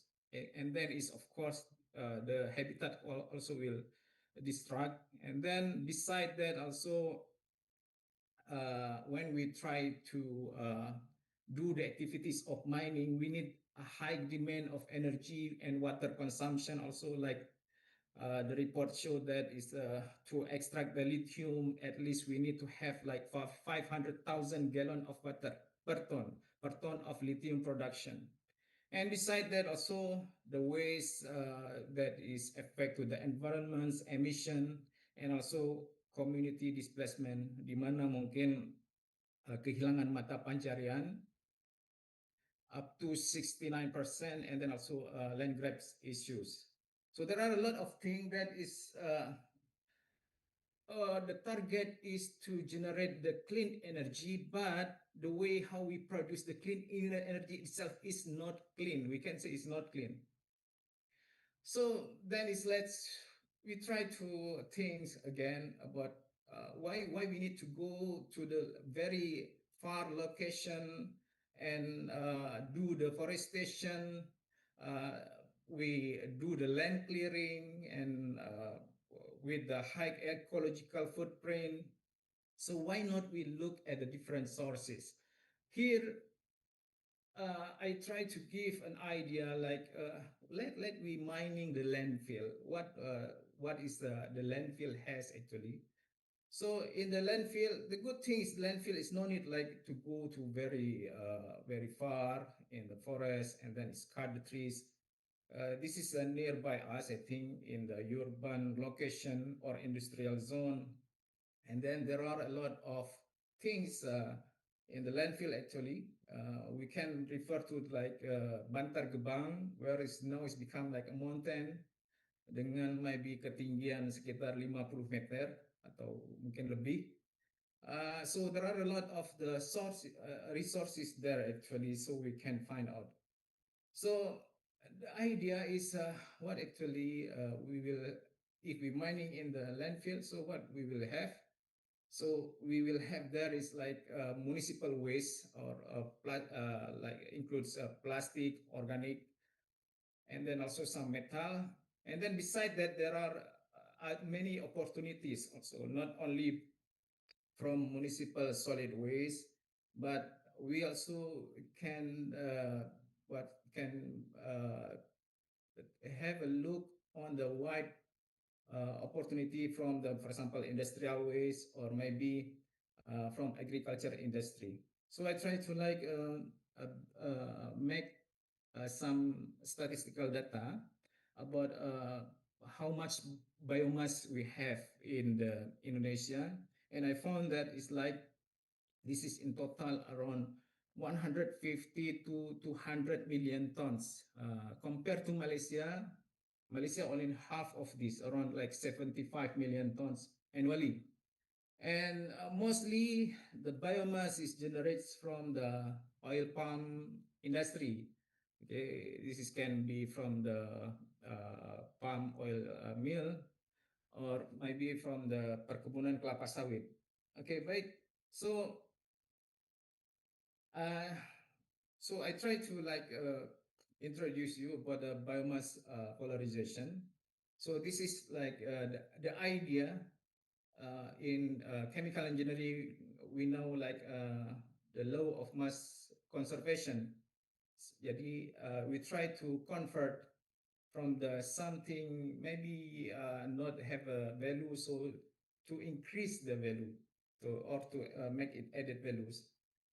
So I introduce you about pyrolysis technology. For your knowledge, this pyrolysis technology is a part of thermal process. So under thermal process, there are a lot of process, starting like drying, and then it's a torrefaction, and then go to combustion, and then go up based on the temperature increase. So and then it's go to the pyrolysis itself, and then gasification. So there are a lot of thermal process. They can involve the chemical or without chemicals. So actually, for the pyrolysis of biomass, so we can have many products. We can divide into three products: liquid, char, gas, and not only pyrolysis, almost like others what process also thermal process also can generate the same products, but the proportion, the percentage of the products is depend on the parameter. For example, if we want to have the high liquid yield, so it means that we need to uh, to increase the heating rate when we're going to running the pyrolysis. Okay, I will give you a detail of the pyrolysis process. So I try to divide into three sections. The first one is like sample preparation unit, and then pyrolysis unit, and the last one is condensation unit. So in the sample preparation unit, so biomass, we can use a lot of type of biomass here. We can use the lignocellulosic base. We can use fossil solid waste base like plastic, polymer, or tire. We can do the pyrolysis alone. It means like without mixing or mix between the materials. So in the sample preparation unit, so there are two important unit process there. The first is drying, and then the second one is to grind to reduce the particle size. So for the drying, we expect that is we need to have the lower moisture content, lower than 10%. This is to reduce the presence of water that is will be maybe will be what consists inside of the product, final product. For the pyrolysis itself, so this unit normally we need like a furnace and maybe help of inner gas, but for the real plant, the inner gas is not needed. This inner gas only needed for the lab scale only. So the parameter involve like what temperature, and then time, reaction time, or maybe if you're going to apply the pressure or the pressure or the vacuum condition also, is it is optional. And then for the condensation, so we have condenser. Normally we just use the medium, chiller medium, like the water, normal water is fine. And in this condensation unit, you will have like the liquid product and the gas product.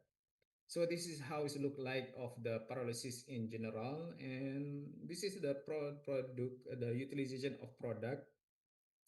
So oil normally we can use as the chemical feedstock or what value-added materials, and then beside that also we can use as a fuel. And then for the char, we can use a pigment, an absorbent, and the gas normally we use as a fuels. Okay, this is all about the first idea that is I'm going to what to give you, and then is let me discuss about the technical idea. So during the 10 years I already complete to what to pyrolyze all of the residues generate from oil palm trees. You can see here like the leaf, the rib, and then the front trunk, palm kernel shell or empty fruit bunch, everything you already did. And actually, because why this interest also in Indonesia also, they from the statistic data we can see like a huge amount of this biomass type.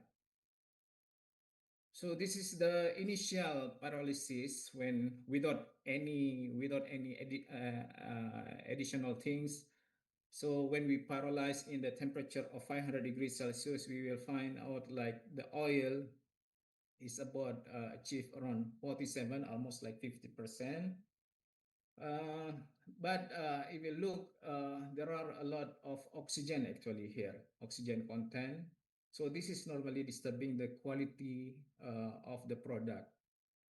So almost like palm shell, empty fruit bunch, and mesocarp fiber, they are produce a lot of oil compared to other products.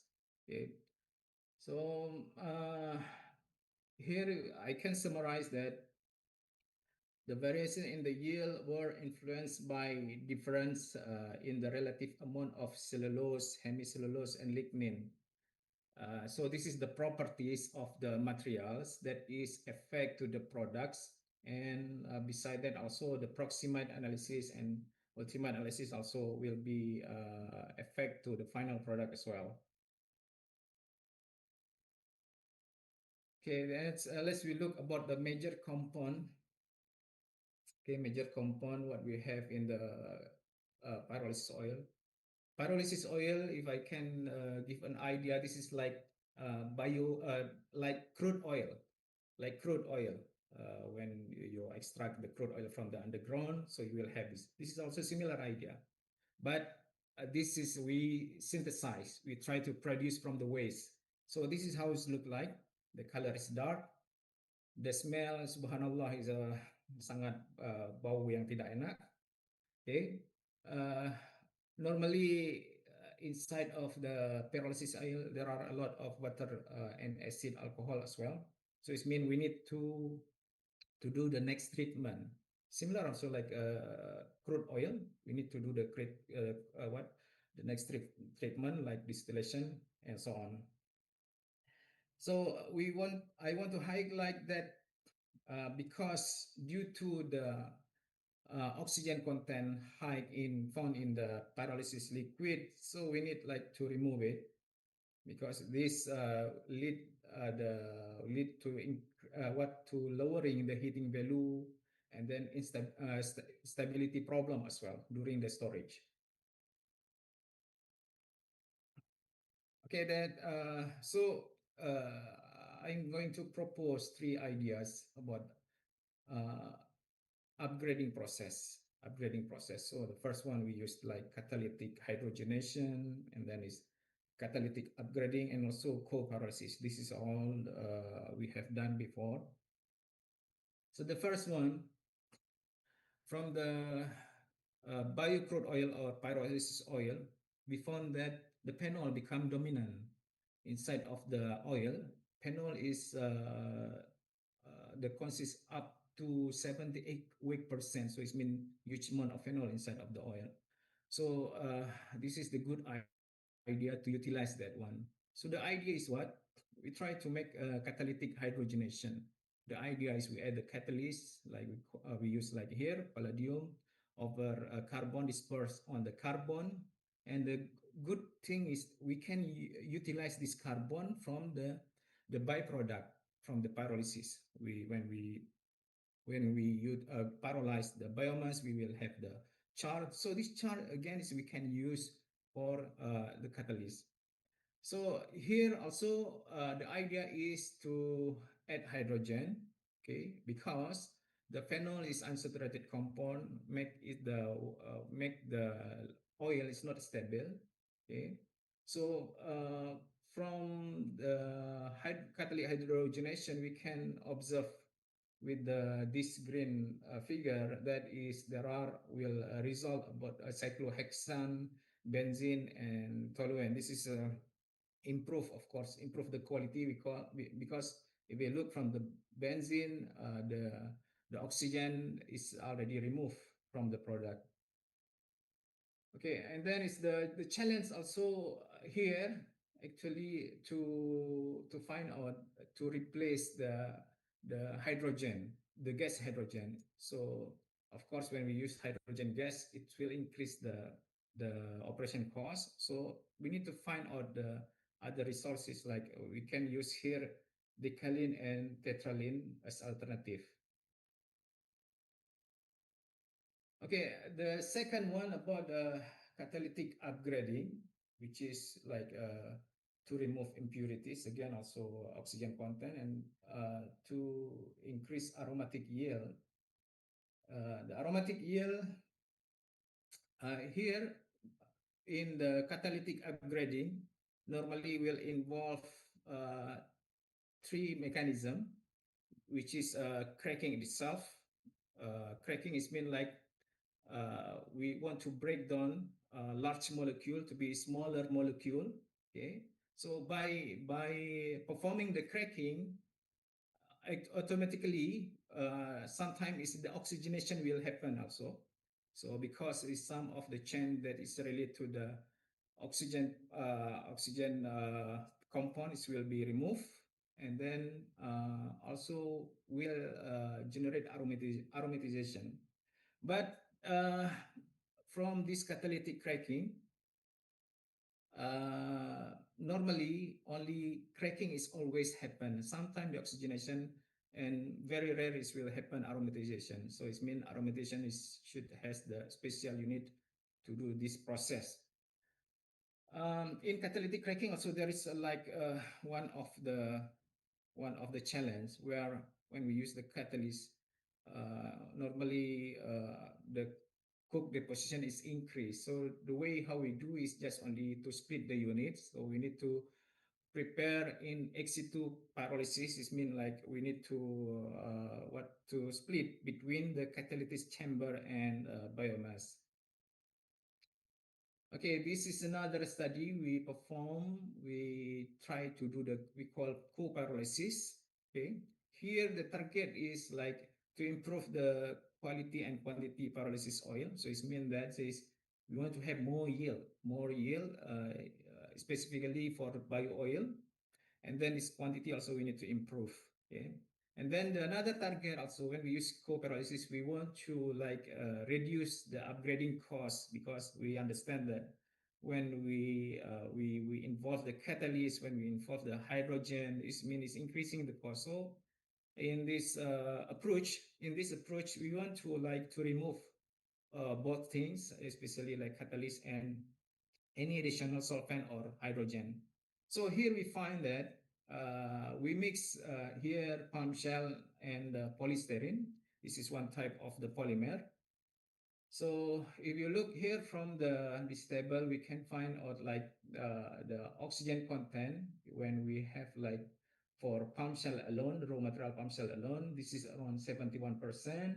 And then when we try to mix with the polystyrene, it's reduced significantly, become like 7.82%. And we also can observe like a very significant increasing in calorific value. Here, high heading value with the palm cell itself is 11, then it becomes 38, is close to the like cell. Okay, and liquid yield also, if you look here, when we use pyrolysis alone, is around 46 weight percent, and then is using a palm shell, we mix with palm shell, it will have extra liquid yield is around 15%.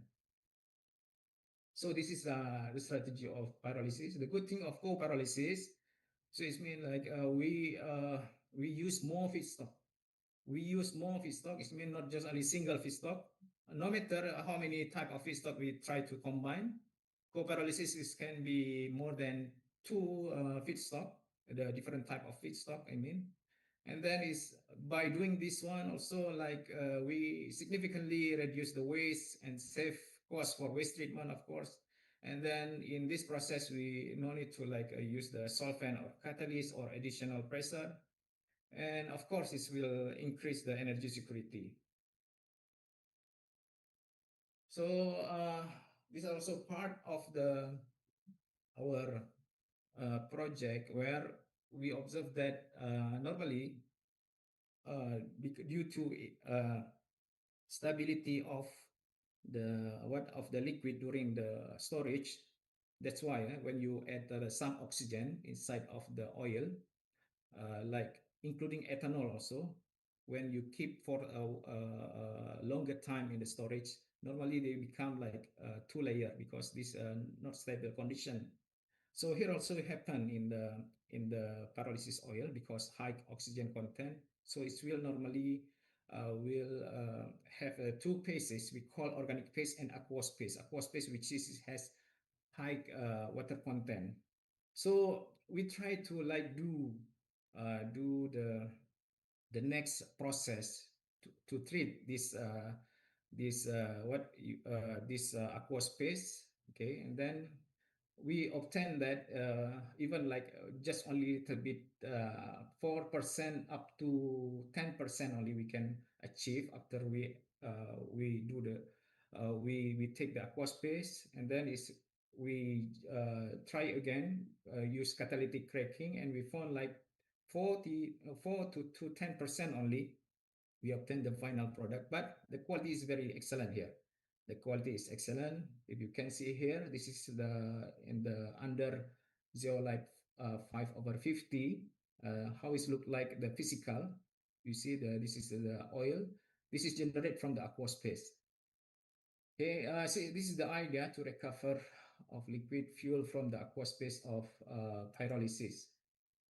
Okay, this is all about of the oil.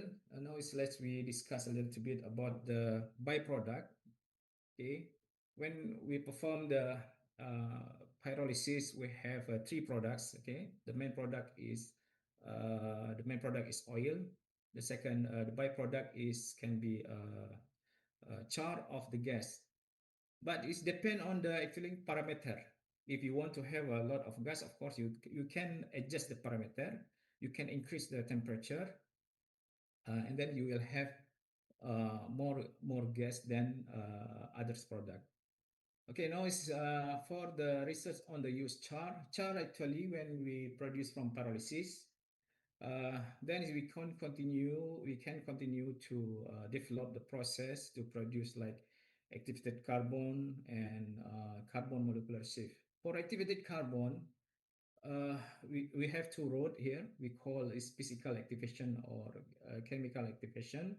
So this is can be utilized for CO2 absorption, methane absorption, and maybe another large particle size of the matter. And for carbon molecular sieve, this is a little bit what complicated process, but is the idea is very nice. This is uh, this carbon molecular sieve was prepared using activated carbon. We still use the raw material of char or maybe activated carbon, and then we try to reducing the pores. Okay, we try to reducing the pores by the carbon deposition from hydrocarbon vapors. Okay, so it means we try to minimize the size of pores to be like carbon molecular sieve, and this is very good use for the gas separation actually. So this is the technique we use. So we have activated carbon or char, and then is we try to again we can use this thermal process in we can integrate the system with the pyrolysis system when we flowing the methane. So then is the decomposition of methane will result hydrogen, and the carbon will deposit on the char, and then the carbon become like carbon molecular sieve. For the research on the use of gas, the gas normally the gas produced by pyrolysis, this is about 13 up to 25% of the used biomass. So it means like if you have 1,000 kilogram of the biomass or waste, so it means that we will have 25 kilogram maximum. So, but it depend on the what depend on the raw material we use. And then the gas composition normally CO, CO2, hydrogen, methane, and others minor amounts of other hydrocarbons. So among the gases, hydrogen and methane are considered the most important products because of their high values, high value energy, high value of calorific value, energy. Okay, so this is all about what I can share with you today. So I think if you have some question, maybe we can go with the next session. So thank you very much, Dr. Iqbal. Give back to you. Thank you very much.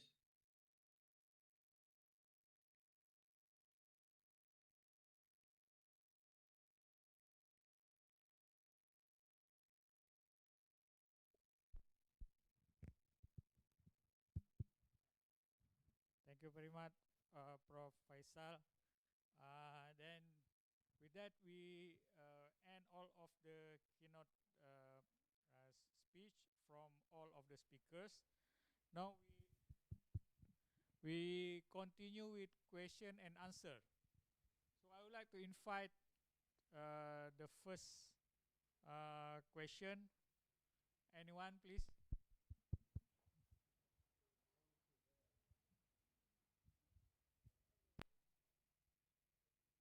Yeah, that student over there. Ini apa? Ini. Ini depan. Ya. Tolong sebutkan namanya dan beri pertanyaan. Assalamualaikum warahmatullahi wabarakatuh. Waalaikumsalam warahmatullahi wabarakatuh. Perkenalkan, nama saya Raja Dionisaya. Saya merupakan mahasiswa S1 Program Studi Teknik Mesin. Jadi di sini izin Prof, izin bertanya, izin juga menggunakan bahasa Indonesia. Jadi, selama ini kita sering menggunakan proses konvensional seperti milling dan turning dalam pembuatan produk. Oh, ini sepertinya untuk Prof Mazir ya? Ya. Saya cek dulu. Iya, Pak. Assalamualaikum Prof Mazir. Prof Mazir. Waalaikumsalam. Yeah, Prof. We have one question from our student, but Alright. he would like to get the permission using bahasa Indonesia. Is it okay, Prof? Okay. Ya, silakan. Baik, terima kasih Pak. Izin bertanya Prof. Jadi selama ini kita kan sering menggunakan proses konvensional seperti milling dan turning dalam pembuatan produk. Pertanyaan saya, apakah proses pemesinan dengan laser bisa menjadi alternatif atau bahkan menggantikan proses atau metode konvensional tersebut? Dan bagaimana perbandingan kelebihan serta kekurangannya dibandingkan proses konvensional tersebut? Terima kasih, Pak. Okay, thank you, Mr. Raja. Students' names. Thank you for the question. I think his question is about the laser processing in comparison with the conventional process like turning and milling, whereas currently the production of products is using mostly about using turning and milling. So as I presented just now, laser now become alternative for all mostly all of manufacturing processes to produce products. Okay, so for example, for cutting, usually we use a wheel cutter or milling machine that we can cut metal. By using laser with high power laser, we also can cut metals. And also related to welding, we also it involved in melting the metal. Usually we use MIG, TIG, and SMAL to melt metal, and then we can produce a welded part. So similarly with the cutting, we can melt metal by using laser beam with high power, and after it melts, metal melt, and we can weld between the two metals.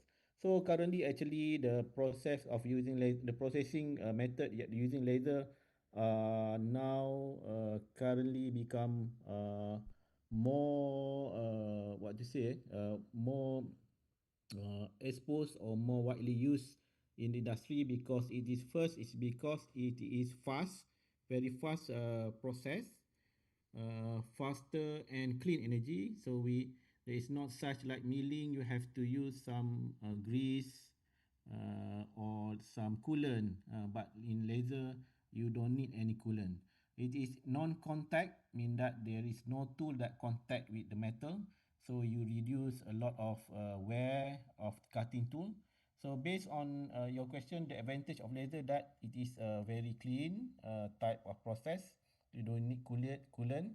There is no contact, so you don't need any tools. Compared to milling and cutting, you need tools. So there is no tool.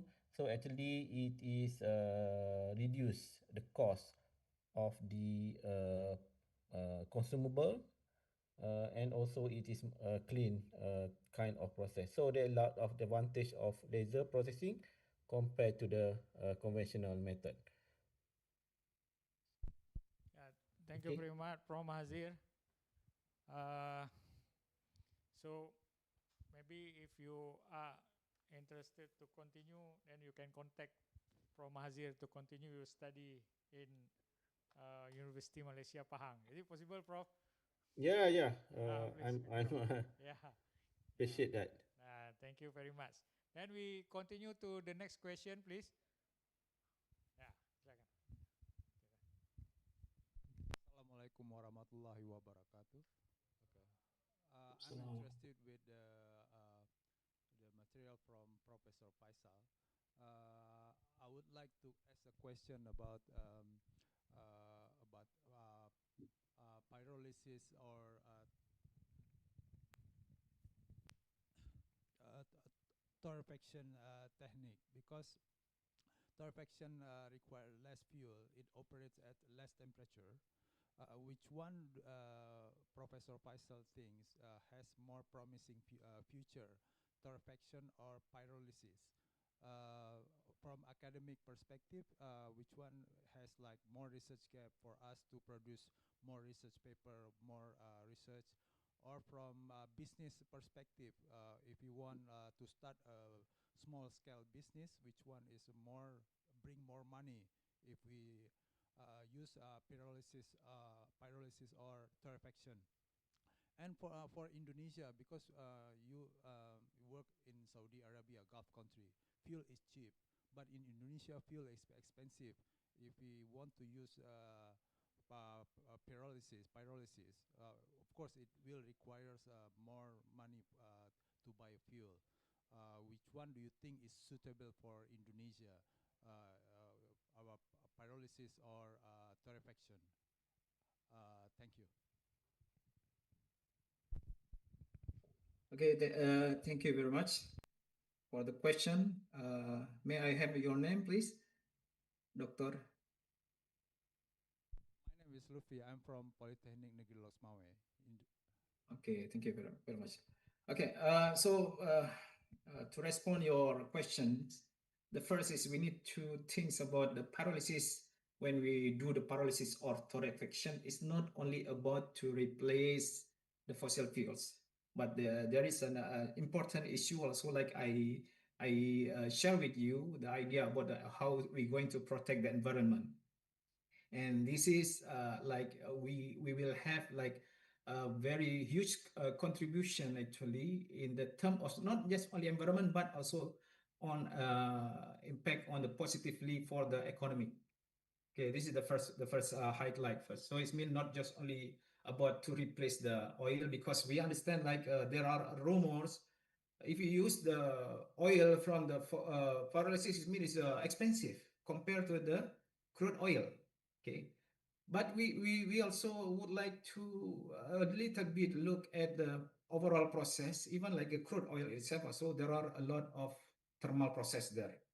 Okay, now is I'm going back to you regarding to the torrefaction. When we're going to compare torrefaction and pyrolysis. For torrefaction, is almost like we will have uh, char or biochar yield.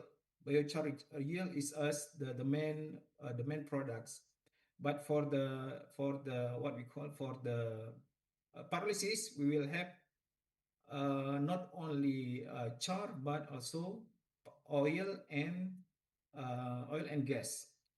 And in terms of the product also, when we perform the pyrolysis, we will result the methane also.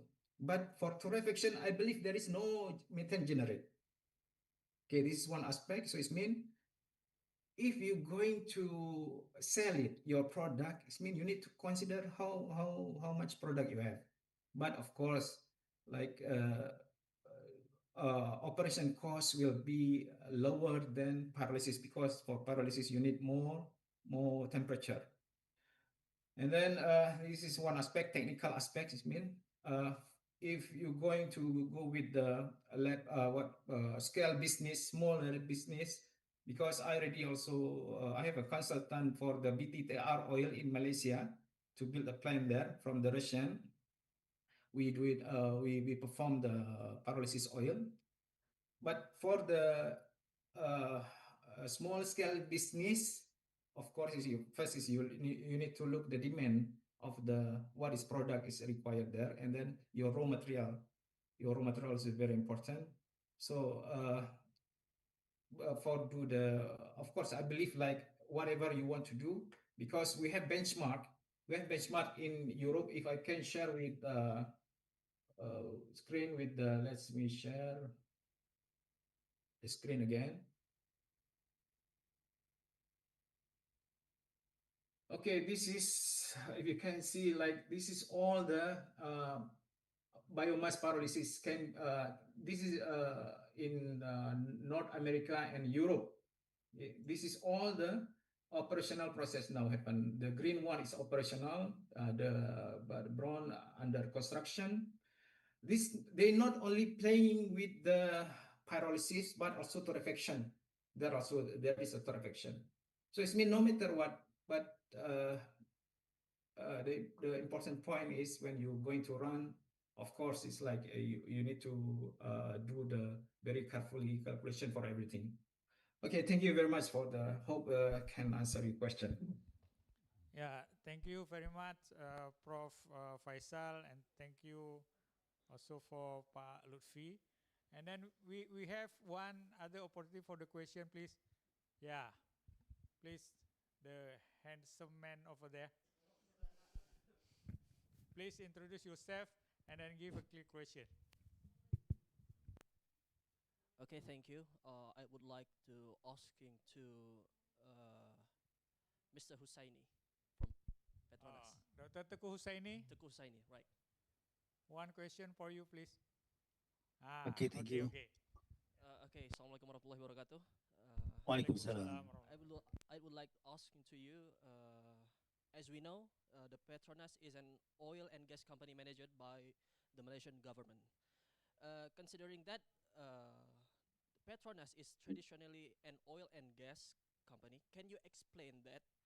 Is the correlation between Petronas and renewable energy research?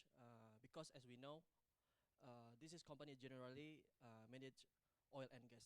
It is because now many oil and gas companies are switching to new renewable energy. Thank you. Okay, thank you very much. It's a nice question. uh, because we know the Malaysian government is target in 2030 is go for zero carbon release. So all of the component, all of the target, we need to achieve that. But today, as Petronas also, we need some effort to do that. Now let's say this one of the our pilot no pilot is we use electrolyzer in the Sarawak Kuching because there is they have a hydroelectric, so we can use excess of electric because hydro they if they build the hydroelectric, let's say 100 megawatt, then they use only half, so another half they must to waste it. So now we try to explore that electrical excess. Let's say at night they not use much of electric, so we convert the electric by using electrolyzer to hydrogen, and then we store it. And at the the day, so we can produce back the electric by using fuel cell, and then we can reduce the carbon release. So as the target was net zero carbon on 2030, but now it has been moved to 2040. That is the idea. And also we know hydrogen demand is quite big.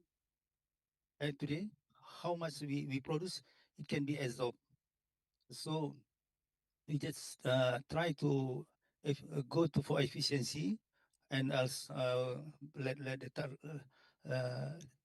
to achieve the target for next 2026 is by $2 per kg hydrogen.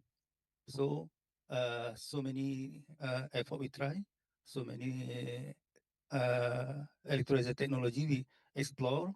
The one of the SOEC also we try to explore. EM also we try explore, but now we already go for PEM electrolyzer. That's why Petronas do this renewable energy, because the responsible as one of government uh, but GLG to do this. Okay, thank you. Maybe that's my question, my answer. Yeah, thank you very much, Dr. Teguh Husaini for the answer of the question. And with that, we end of the keynote session. So before we end the session, I would like to invite all of the keynote speakers. We are going to take the pictures. Hamam, can you please set, tolong di set gambarnya seperti tadi. Tampilkan di tengah dulu. Bapak-bapak yang ini. Yang keynote speaker. Bisa besarkan. Besarkan 3. Ini 3 ini. Dibesarkan seperti di tengah tadi. I would like to invite the chairman of the conference, Prof. Akhyar, to come to the stage. Ya. Oke. Bisa kelihatan ya? Prof. Ya. So, Prof. Mazir, Professor, Dr. Husaini, we are going to take the pictures ya. Okay.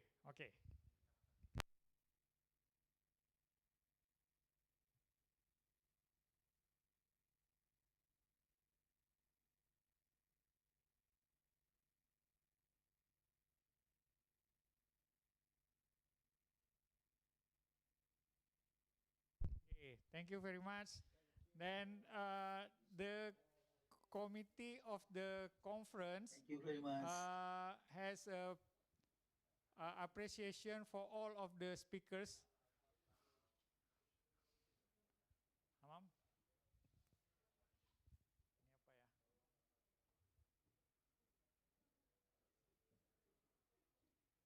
So the token of appreciation will send to all of the keynote speakers by the organization or by the committee later after the conference. So with that, I would like to thanks all of the keynote speakers that has contribute to our conference today. Yeah, thank you very much, Professor Mahazir, Professor Faisal, and Dr. Teguh Husaini. Please, all of the participants, we give a big applause to our keynote speakers today. Okay, thank you very much. Thank you, bro. Yeah, thank you. Assalamualaikum warahmatullahi wabarakatuh. Waalaikumsalam warahmatullahi wabarakatuh. Recording stopped.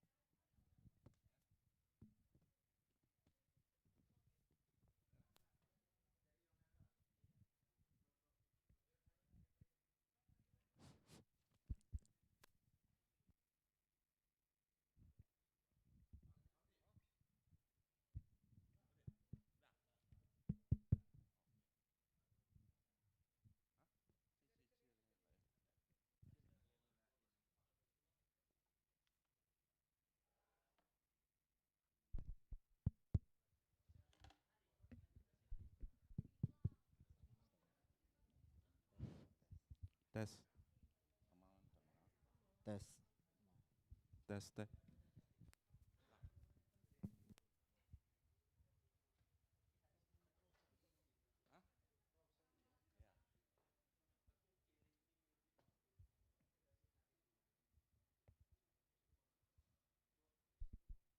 Tes.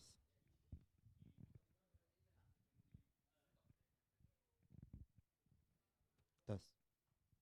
Tes.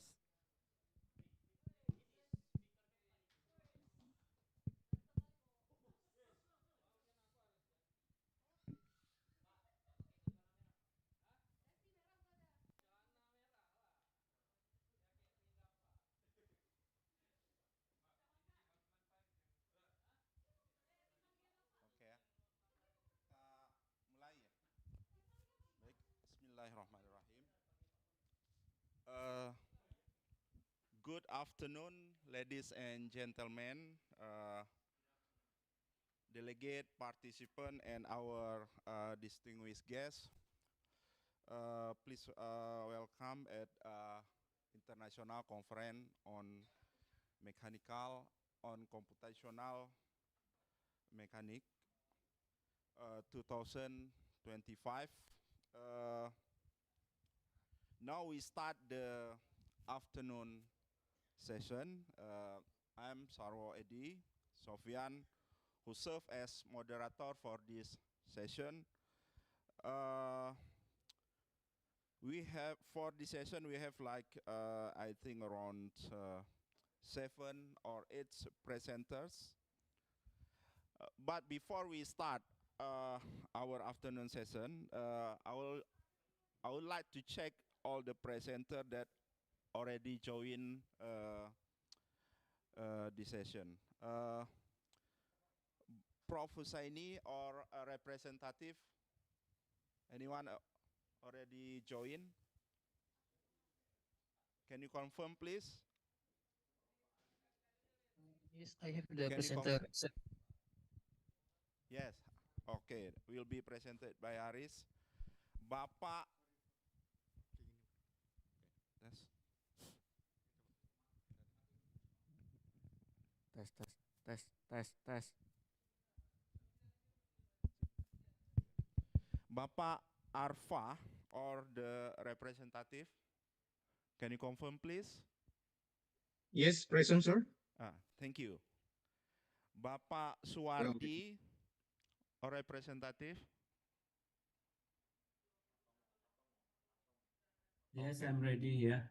Yeah, thank you, sir. Bapak Afdaulul Rajai. Yes, I'm ready, sir. Thank you. Kemudian Bapak Ditya Riswanda, are you in? Can you confirm, please? Okay, we will move to the next presenter, Bapak Icecme or the representative. Can you confirm? Okay. Bapak Subekti. Okay. And Bapak Mahbubah or representative.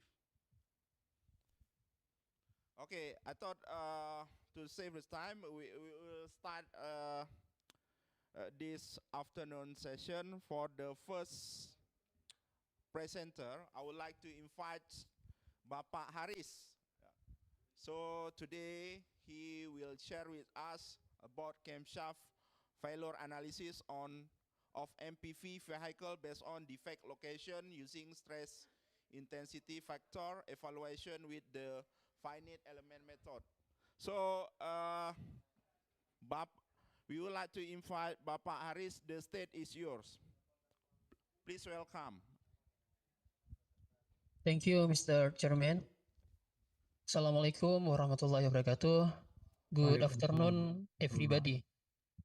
I am from Computational Mechanics Laboratory, Mechanical Engineering Department, Universitas Syah Kuala Banda Aceh. Today, I would like to present our paper with the title camshaft failure analysis of MPP vehicles based on the vehicle location using stress intensity factor evaluation with the finite element method. Next.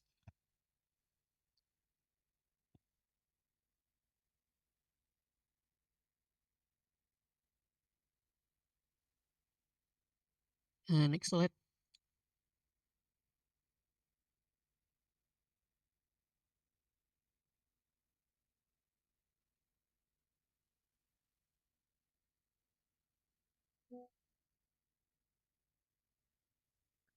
Uh, Introduction. The camshaft is an important component in a vehicle engine that function to regulate the opening of the valves. Camshaft damage is generally caused by cam wear due to friction with the push rod and the shaft coming into contact with the bearing even though it has been lubricated. Next slide.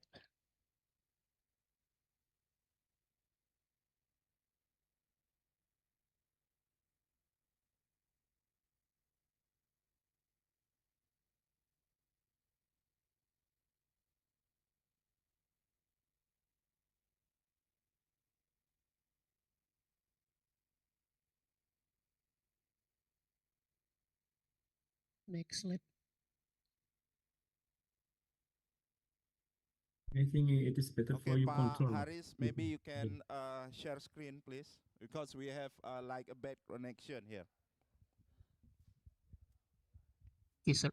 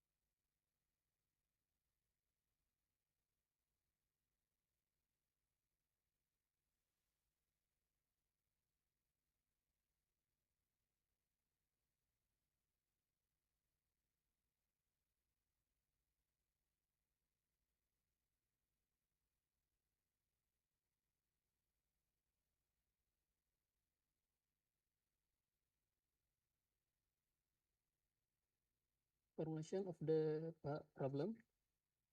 There are three problem formulation in this research, namely the first, camshaft failure is caused by several factors such as repeat loading, material properties, speed, engine load, lubrication, and others. The second, in this study, the camshaft experienced defect in several areas of the camshaft cam, which are dominant areas that often experience friction or repeated loading. The next, in the study, the camshaft experienced defect in several areas of the camshaft cam, which is the dominant area that often experience friction or repeat loading. The research purpose. The purposes of this research is to, the second, identifying the parts of MPV car camshaft that have the highest potential for failure. The second, identify the cause on the camshaft surface, and the next, finite element analysis to determine stress and strain. Mechanical properties. From the result of experimental research, is known that the chemical of camshaft of multi-purpose vehicle cars is classified as AISEF 112 class ESTM A 159 as shown in tables. Research process. The research process is carried out in four stages, namely the second, create a modeling design on a test specimen using Autodesk Inventor software. The second, conducting finite element method test simulation. The next, performing Q1 and Q1C analysis of stress intensity factor. The next observation and analysis of data from the result of the stress intensity factor.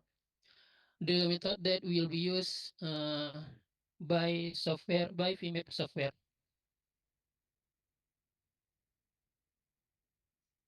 Specimen model. This study one specimen with 4 types of modeling, one modeling without defect and 3 other model with various defect. The modeling one on object one, namely the flawless modeling of the camshaft. The modeling second in the second object, namely modeling with initial defect in the face lock on the camshaft. The third modeling in object 3, namely modeling with initial defect in the fore lock on the camshaft. The fourth modeling in object 4, namely modeling with initial crack in the cyclop of the on the camshaft. Research result.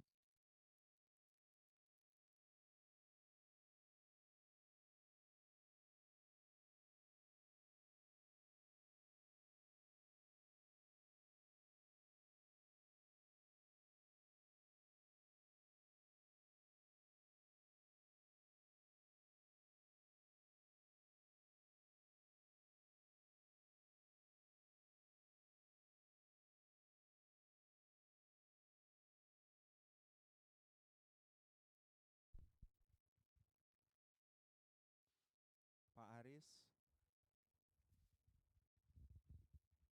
Tes, tes.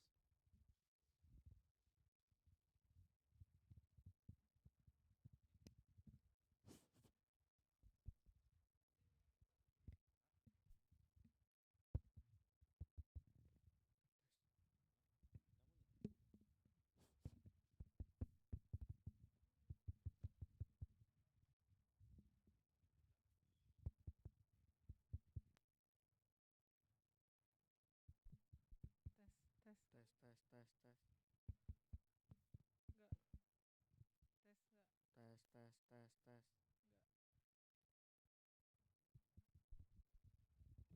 Tes, tes, tes, tes.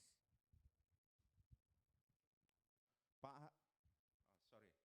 Pak Haris, are you still online?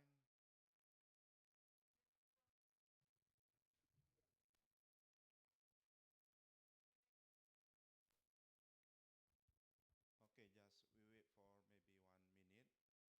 If Pak Haris has not joined us, we forward to Yes, sir. the presenter. Mati lagi. Tes, tes, tes, Tes tes. Pak Haris. Yes, sir. Tes, tes, tes. Oh, nggak Tes. tes, tes, tes. Tes. Yes, sir. I am in here. Yes, can you resume your presentation, please? Yes, sir. Result, sir. The modeling one, the result of the flawless test can be seen in the maximum stress at the ends of the camshaft loop. The second modeling result of test with initial defect on the first loop of the camshaft.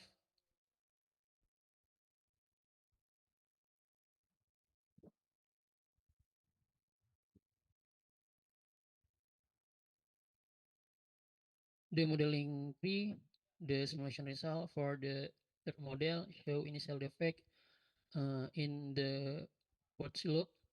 The for modeling, the simulation result for per model show initial defect in the sixth loop.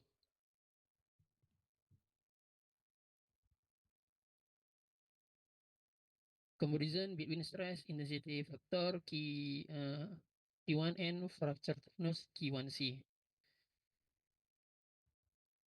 The simulation result for the third model show initial defect in the first loop. The simulation result for the fourth model show initial defect in the sixth loop. Conclusion.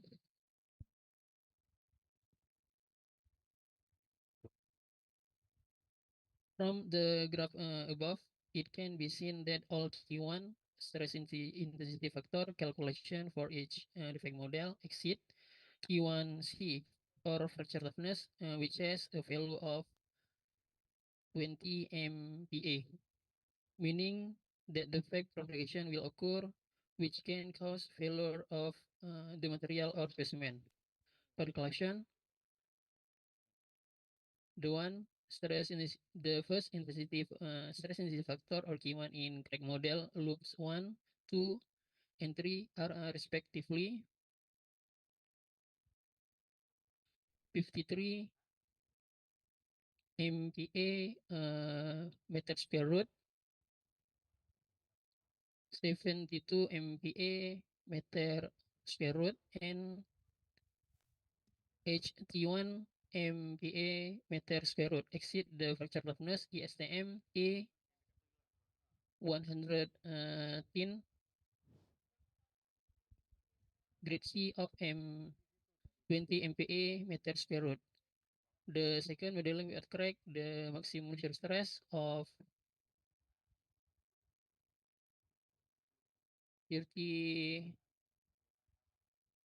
second point 99 MPa does not exceed the allowable shear stress of HTH point 60H MPa. That's all my presentation. Thank you, Mr. Chairman.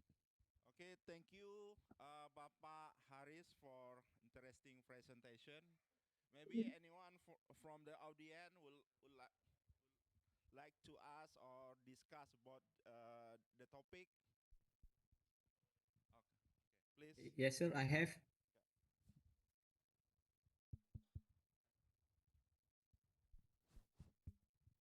Hello.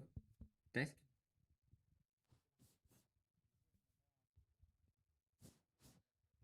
Test. I have one question.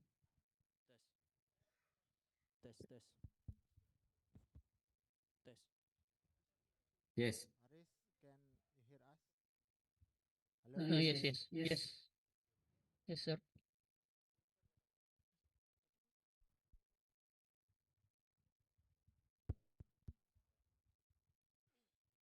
Hello, sir. Okay, thank you very much your presentation. I would like to ask about your presentation. Can the result of this camshaft failure analysis serve as a reference for designing new mechanical component in electric vehicle with a similar dynamic load characteristic, considering that electric vehicle are gaining global popularity and, as we know, lack combustion system and are simpler to maintain. How applicable are this finding? Thank you.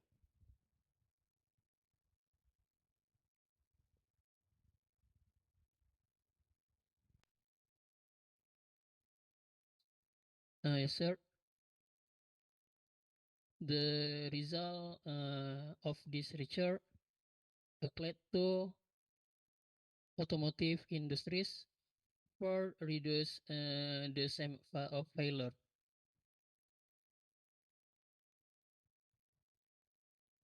Okay, do you happy with the answer, sir? Okay, thank you very much. Thank you, sir. Thank you. Okay, now we have the second presenter. The paper entitled Impact of Training Participant, Chedded Officer Trainer, Crew Members and Passengers and on Solid Waste Generation aboard the training ship Laksamana Malahati and sister ship will be presented by Bapak Mahbub Arfaf. I would like to invite Pak Mahbub to for presenting your paper. The stage is yours. Bismillahirrahmanirrahim. Did you hear my voice? Yes. Clear? Yes, we can hear clearly, sir. Okay.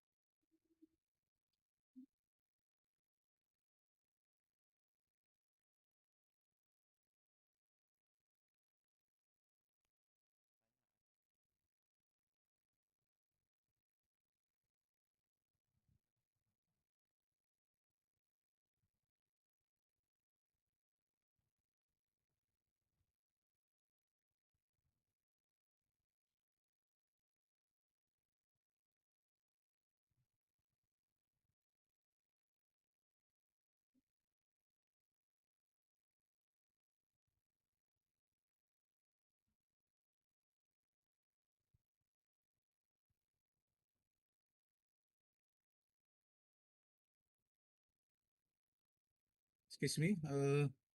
Did you see the slideshow? Yeah, yes, sir. Clear. Okay. Bismillahirrahmanirrahim. Assalamualaikum warahmatullahi wabarakatuh. First of all, let's express to the Almighty God who has given us a long life so that we can assembly to do the activity.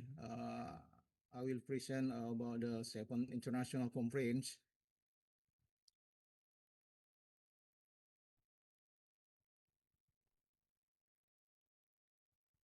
On experimental and competition in engineering.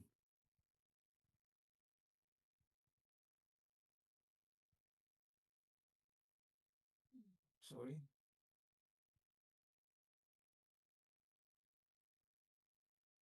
And don't forget to remind you to send salat and salam to our beloved Prophet Muhammad, peace be upon him, who has given us a good example so that we can uh, live peacefully in the world and hereafter.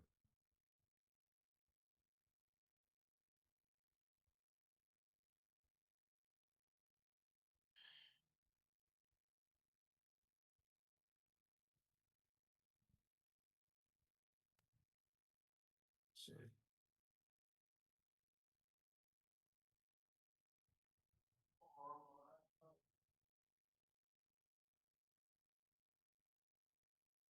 Okay.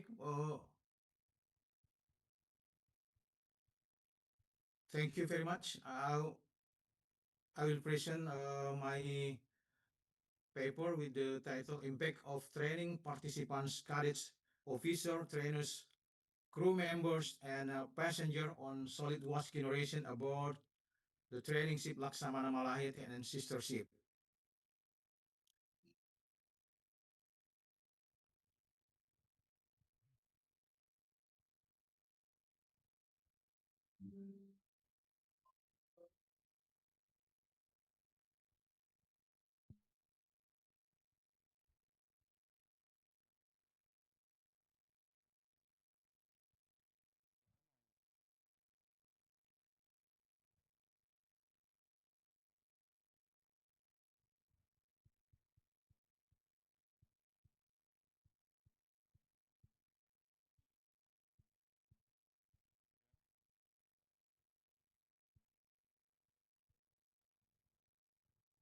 Excuse me, sir.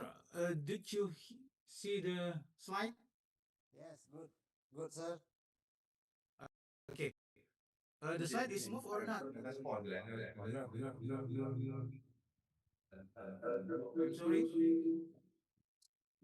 I'm sorry. The slide? Yes.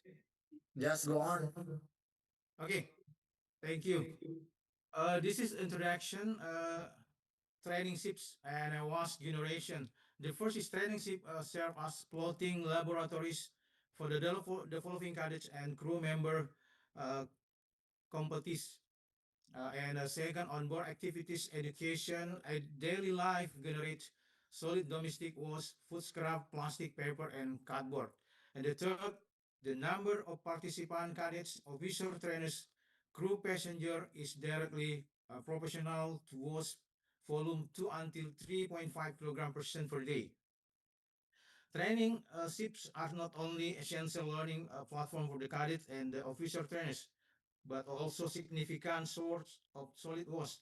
Onboard activities, including daily living and the training exercise, generate various types of waste such as food scrap, plastic, and paper. The amount of waste produced increase with the number of people on board, highlighting the need for effective waste management strategy to ensure environmental sustainability and compliance with the maritime regulation.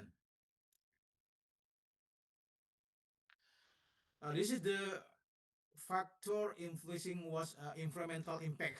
First, was variation is influenced by consumption pattern, occupant behavior, voyage routes, and geographic condition. Poorly management ships was contribute to global marine pollution. Waste management primarily release in incineration system with efficiency, effective by waste segregation and crew discipline. was generation depend not just on the number but also on behavior and ship routes improperly managed was can significantly impact marine environment.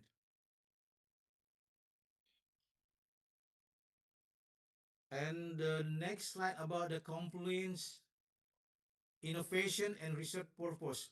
The first, completion with a MARPOL, Marine Pollution Annex 5 and modern technology. And the second, this crevice still exists between was generated and was discharged at port. And the third, the study aim to qualify an amount, composition, and distribution of solid waste to support adaptive and sustainable waste management strategy. By the adhering to international regulations such as MARPOL Annex 5 and implementing innovation waste management technologies, ships can significantly reduce their environmental impact. This study provides essential data on waste generation pattern, participant contribution, and operational factor, offering a solid foundation for designing effective and sustainable energy to manage solid waste aboard training ships.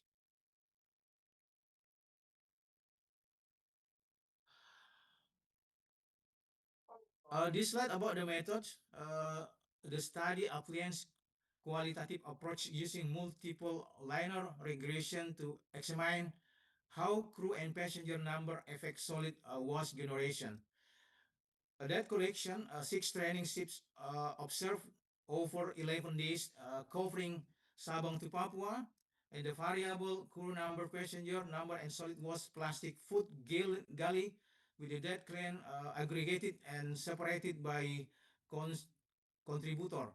And analysis, multiple linear regression with assumption test, pooled ULS, a random and fixed effect model compared. A validation and interpretation. Base model selective for reliability, impact, and crew passenger number on was examined.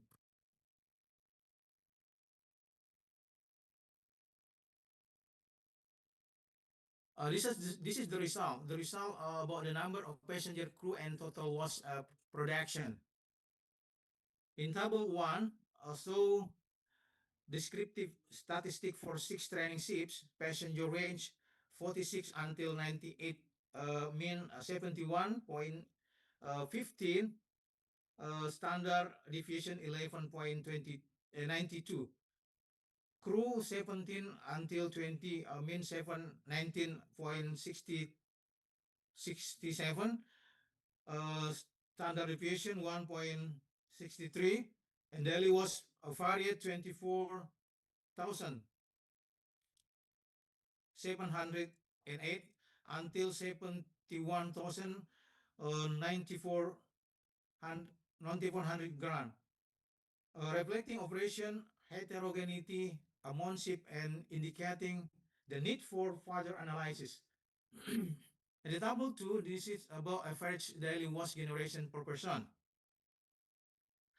Illustrate the average daily waste generation per person on 6 training ship. Overall food waste was the dominant component across at vessel.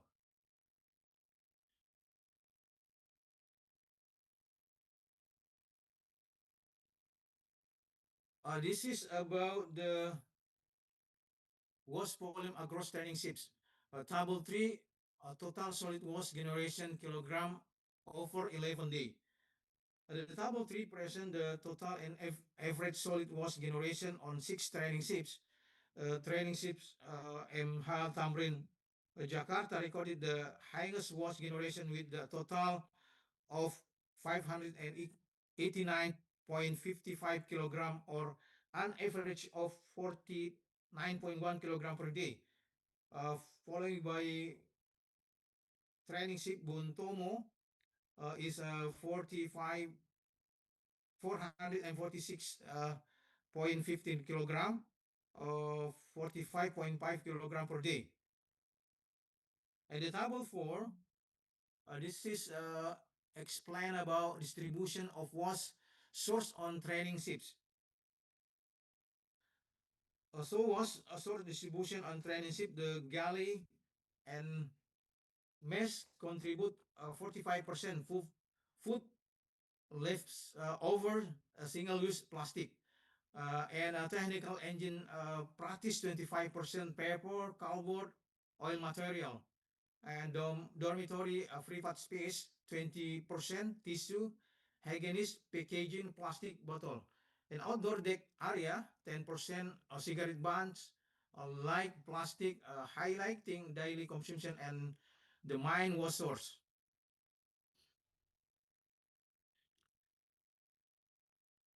Okay, this is the about average daily waste generation per ship in table 5. Compare average onboard population and daily waste generation. Generally, more people produce more waste, etc. Training ship Bung Tomo Surabaya, 81.2 people generate 45.5 kilogram per day. And the table 6 shows was dispersion varies by ship's location with a current in the Java Sea, coastal accumulation, Makassar Strait, enable rapid regional spread. Bitung currents, my transport was to the Pacific. Halmahera, retroflexion, Broden Sorong's dispersion, and Aceh, low volume was still risk cross ocean pollution toward the Indian Ocean. Okay, this is about the incinerator effectiveness. In the table 7, present the total was generated by 6 training ships over an 11 days project with average daily waste ranging from 25.64 to 27.691 kilogram per day. And the highest effectiveness in observed on training ship Sultan Hasanuddin in Makassar is 93.03%, while the lowest in only training ship Laksamana Malahayati is 85.47%.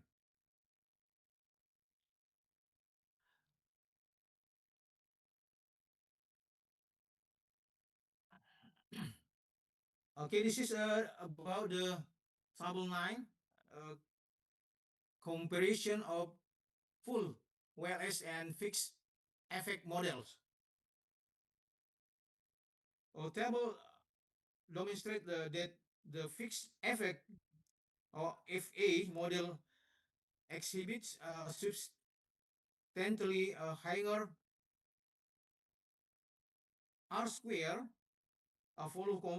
follows compared to the full OLS model across all waste type.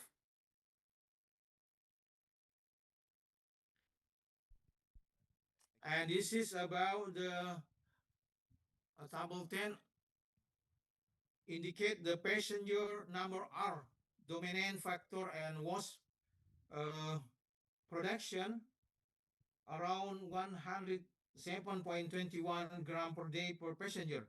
Food was around 361.99 kilogram per day. Contribute most followed by plastic 232.01 gram per day, and kitchen was 213.21 kilogram per day, and crew number show a negative effect of 566.81 gram per day.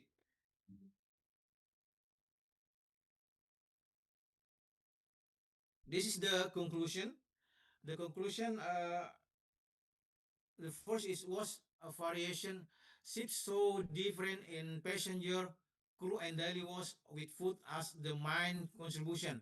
And the second, participant influence, passenger increase was while crew reduce, highlighting the role of behavior and activity patterns.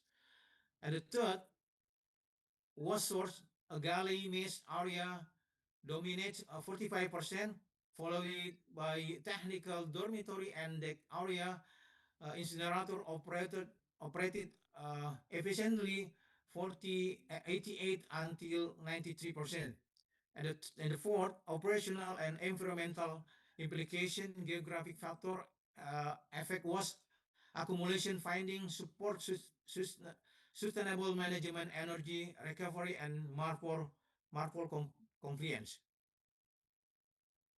And the recommendation, the SIP should implementation food waste management in according with MARPOL Annex 5 Regulation 4, including segregation, recording, and incineration using a marine pollution compliant incinerator. The second is a SIP that are not yet equipped with the incinerator must install on as required by MARPOL Annex 6 Regulation 16 to ensure that solid waste is not discharged into the sea and to comply with international environmental standard. And the third, continuous training and super. Yes. Because we have a limited time, maybe you can present it quicker. Okay. Yes, sir. Continuous training and supervision should be provided under the garbage management plan (GMP) to promote environmentally responsible behavior among both crew and passenger in reduced waste generation. And the last shift are encouraged to adopt a digital waste monitoring and reporting system to track waste volume and sort in real time, ensure compliance with the MARPOL Annex 5 and 6, and supporting sustainable waste management. I think that's all my presentation, and thank you very much for the uh, nice opportunity.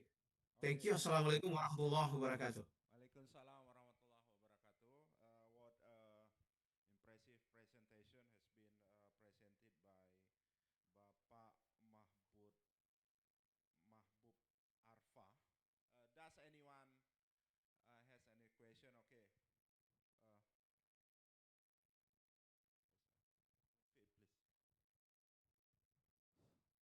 Thank you for the presentation,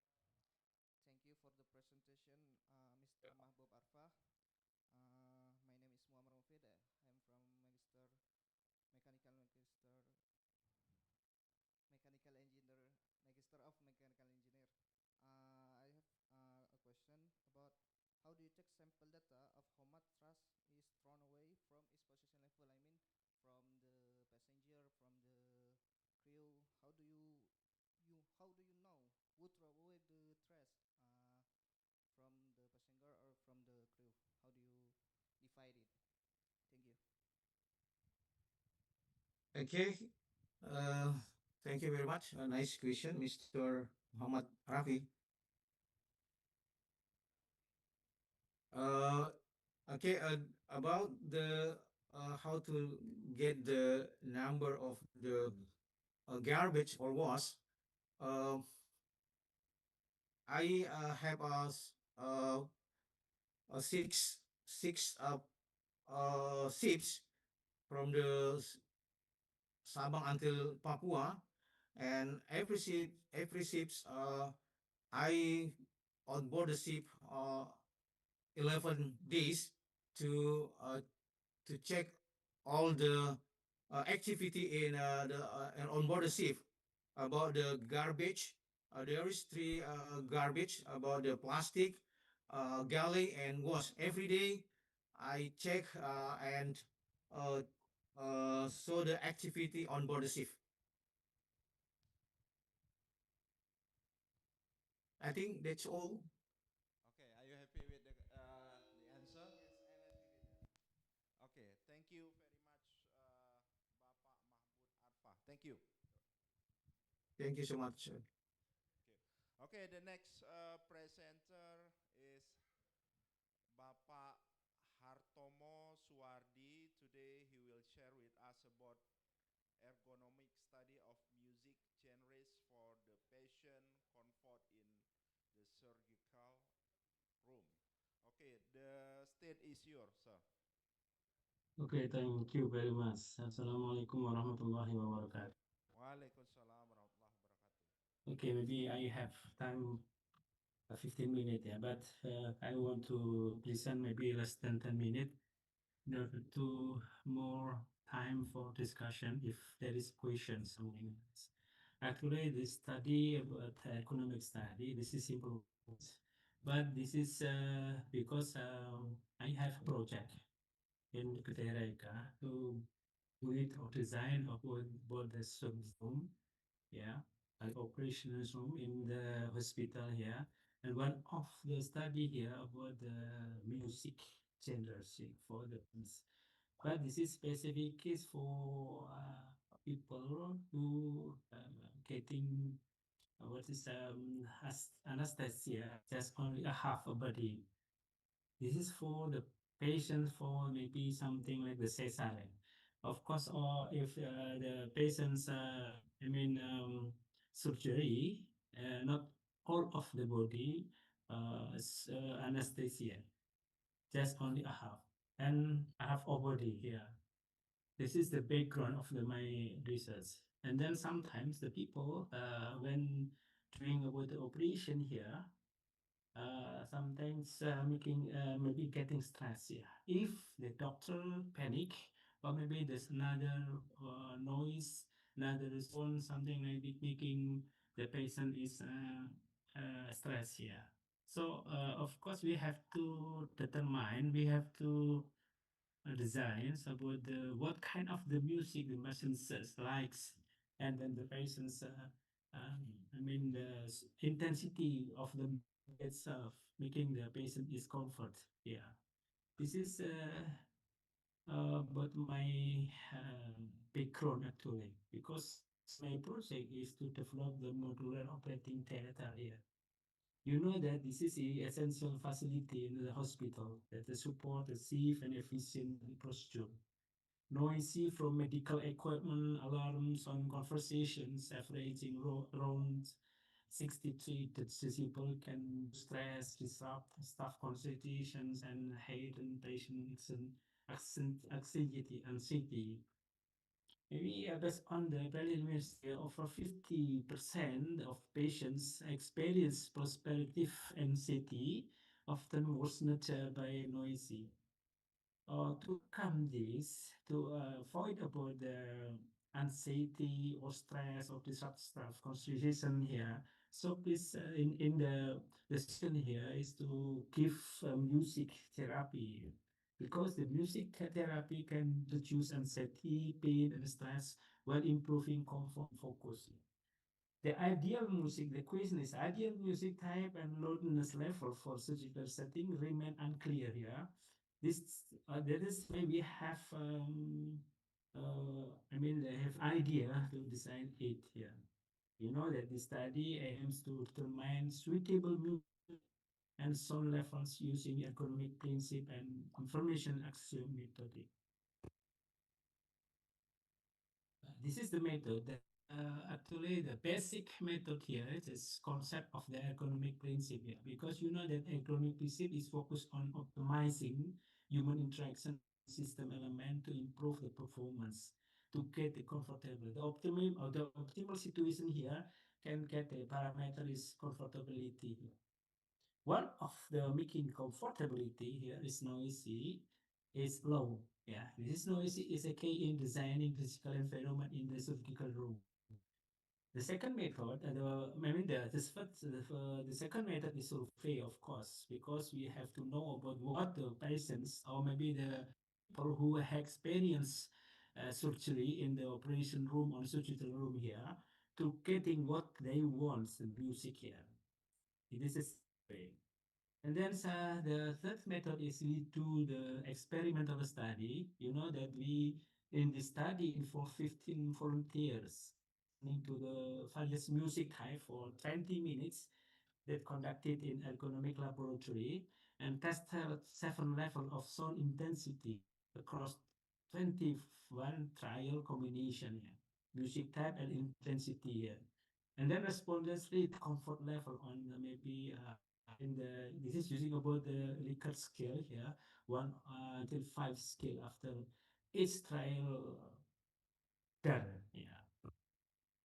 And then after that, we using about the data to the metastatic is we driven test, yeah, with non-parametric two-way ANOVA test whether repeated measures or match groups come from the same population or median.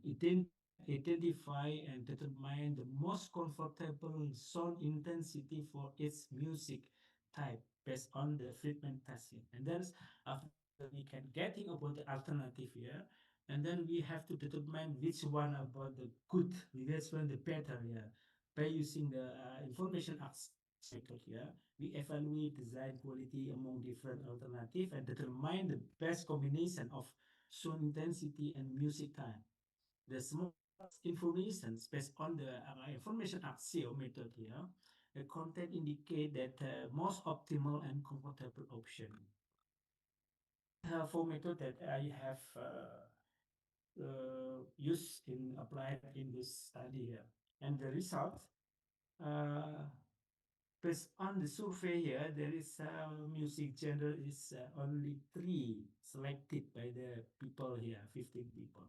We offer more than three music here. This is Muratal Al-Quran, natural therapy music, and classical music, pop music, rock music, dangdut music, solawat music, and then lo-fi music here.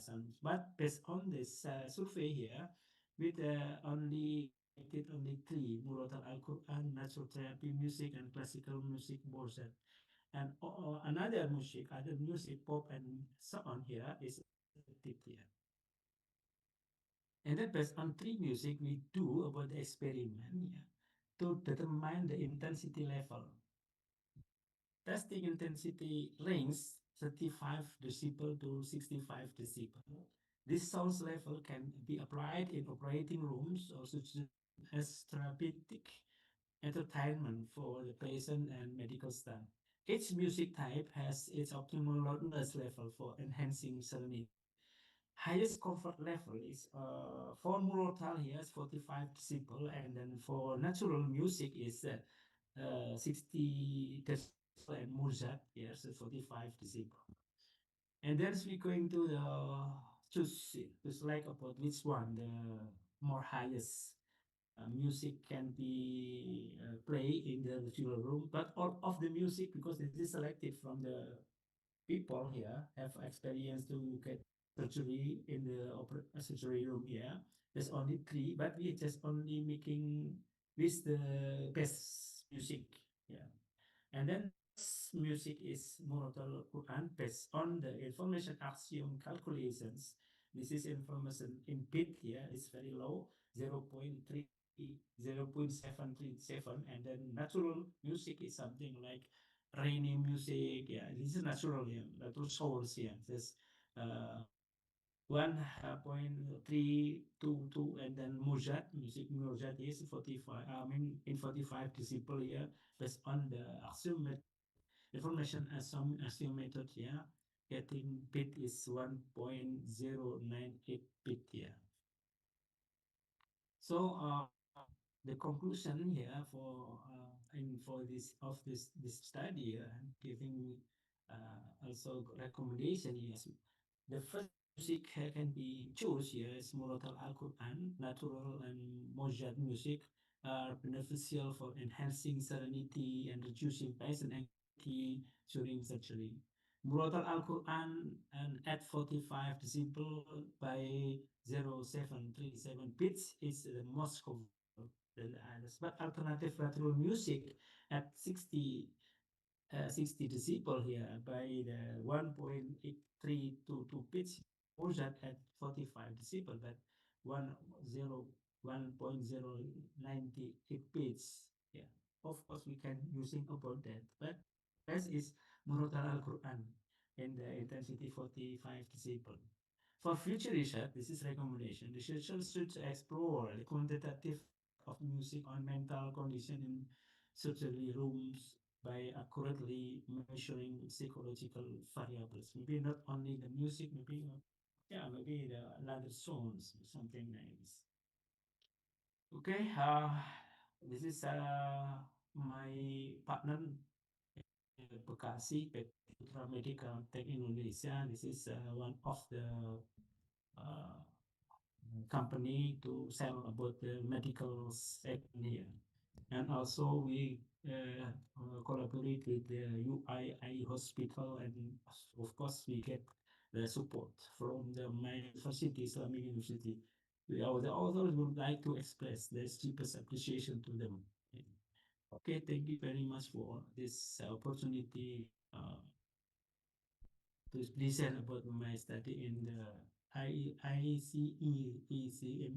CME 2025 and 7th. Thank you very much. Thank you very much, Bapak Hartomo Suardi. Very impressive presentation. Any question? Okay. Thank you, Dr. Sawo. Assalamualaikum, Dr. Hartomo. Waalaikumsalam, Mr. Iqbal. How are you there? Fine, Alhamdulillah. You But sorry, I can't come to the Aceh here because I have problem in my department here. You know that just last night I get decision from the my department to buy a ticket, but I think it is not enough the time, to fly to Aceh. Yeah, actually, so you inform us before that you will come to Aceh. So the yeah, organizer actually has planned to conduct a trip to Sabang for you. yeah, With the of course. participants. Yeah, because my my schedule I want to fly at 5 Okay. yesterday, and then until 8 in the afternoon coming to Jogja. So there is the one day 7 is maybe going to around to the Aceh here, maybe to Sabang also. But yeah, it's not yeah not making make me happy here. So regarding the question, Uh, I would like to please share some information regarding the question for the for the patient, the subject of the research. yeah. So your objective is to get their opinion regarding the music that you use in this research. What kind of question? Is it like or dislike, feel comfort, discomfort, or maybe Yeah, some other question related to the yeah. questionnaire? Thank you. Yeah, based on the questionnaire, it's just using about the legal scale. Yeah, maybe the what I mean the respondent here just to give the opinion by this what is uh, some equation here, some pilihan. Yeah, it's like it, some choices. Yeah, from 1 to 5. And then of course something like you said is maybe like and dislike something like this. But not only two, maybe like, very like, and so on. And then there is another thing here. This is to choose about the music, what kind of the music you like, something like this. This is only one type, or maybe one and two. But the survey decide to choose only Murotal Quran they like, natural music song here, something like of the rainy scent of the song of the maybe the natural. And then the Mozart, of course, this is classic music. They don't want to dangdut pop. Yeah. We give the alternative here, but they based on this scholarly cut survey 1 to 5 here, like and dislike something like that, and then only three music here. I think this is simple one, Mas Pak Dr. Iqbal. Thank you, Dr. Hatomo. Thank you very much. Yeah.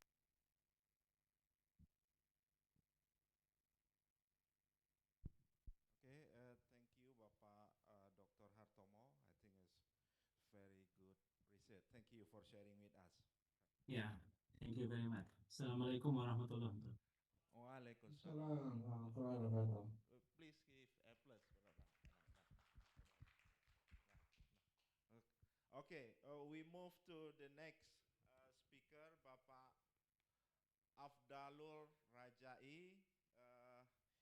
He will talk about study of heat transfer characteristic in multi-level cooling towers with perforated flat plate, and corrugate surface. Okay, Pak Afdalul, time is yours. Okay, thank you, Mr. Chairman. Uh,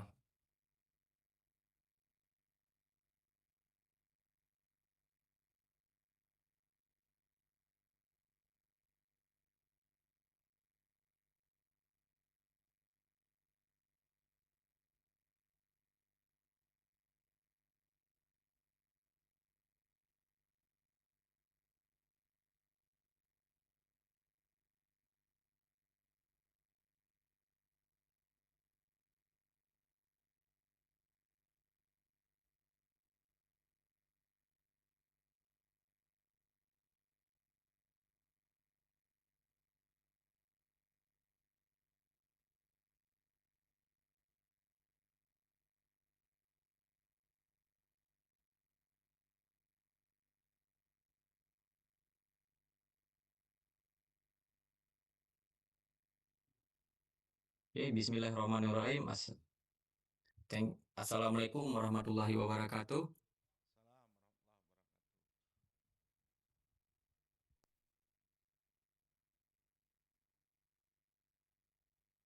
Good afternoon, everybody. My name is Afdalur Rajai. I'm from the Department of Doctor Program, School of Engineering, University of Shahkuala, Banda Aceh. Today, I would like to present our paper with the title Study of Heat Transfer Characteristics in Multi-Level Cooling Tower with Performance Plates and Corrugated Surface.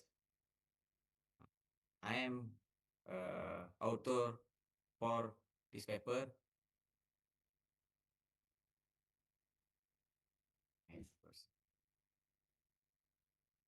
Okay, this paper discuss introduction. Now, explain cooling tower. Next, reset methods, corrugate plate media used as cooling media. Result and discuss corrugate plate cooling data result. Conclusion, conclusion of time from corrugate plate media. In introduction, cooling tower, the energy conversion process generates heat which lead to high temperature. If uncontrolled, this can lead to thermal fatigue in the material. The temperature is controlled by supplied water to the cooling medium. The water is then circulation through a corrugated plate.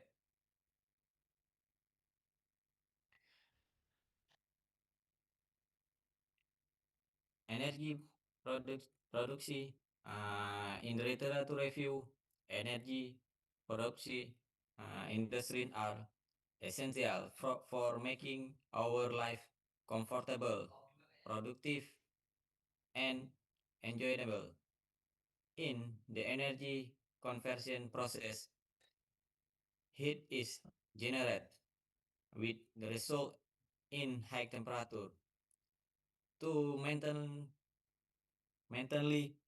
the efficiency of the generator, a heat removal system called a cooling system is required. A cooling tower is a component used to lower the water temperature. In previous research, where was a lot discussed about flat cooling towers. And in this time, we are discussing corrugated plate media which has never been used in cooling tower before. So it is sometimes something new that we hope will be the basis for developing new methods in the cooling process. Next, in the research stage, began with building a cooling towers according to the specific dimension. Then make a wavy or corrugate plate. The following are the dimension the cooling tower plate parts.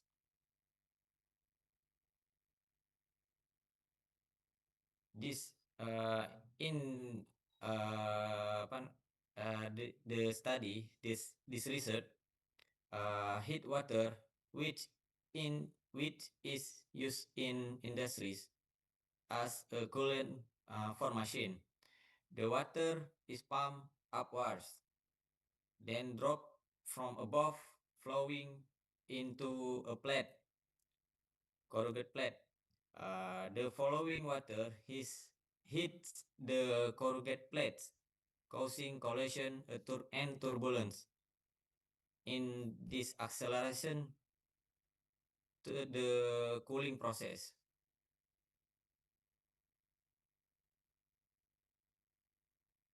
It can be seen that the highest temperature declaration occurred on the corrugated plate with distance of 9 centimeter, which declares resin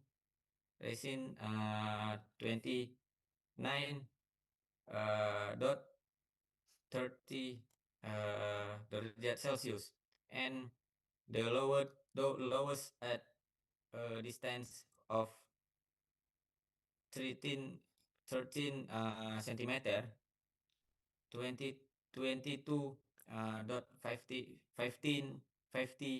derajat Celsius. In temperature compression 80 derajat Celsius, it can be seen that high temperature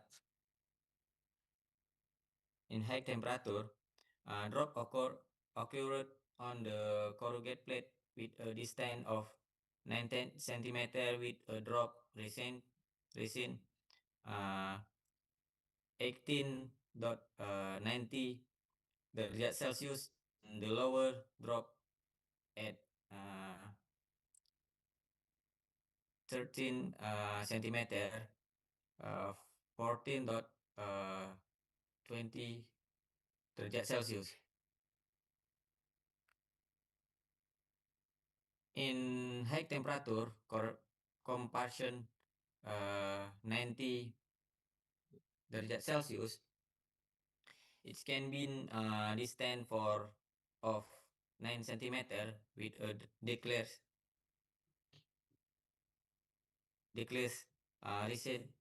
resin 29.13 derajat Celsius and a temperature of low of 13, namely 17.20 derajat Celsius. Conclusion, corrugated plate. The corrugated plate media greatly influence the temperature reduction carried out by the turbulence and the appreciated distance will also make the heat transfer more appropriate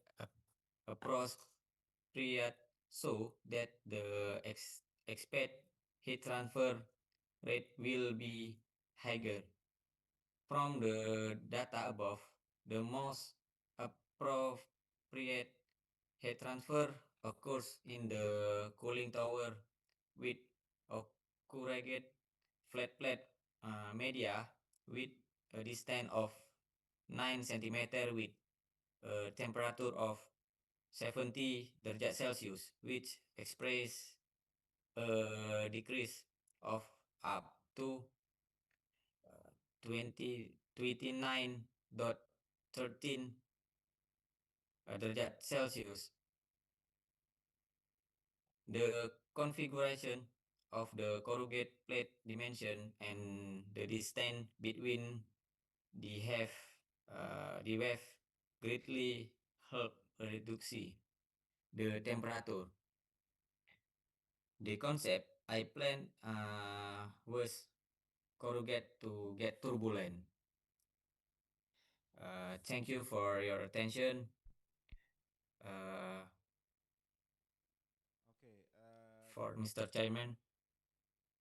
Thank you, Bapak Afdalur Rajai. Okay. Any question? Yes, I have, sir. Okay, please. How the result of this cooling tower research can be applied in industry. Thank you. Okay, you can respond, Bapak Afdalur. Thank you for question. Currently, application are now on the lab scale. Futures, we hopes for the industry work for application corrugate plates. Next, we hope. Okay, I think this is very interesting topic. So Bapak Zamzami will have another question. Please, Pak.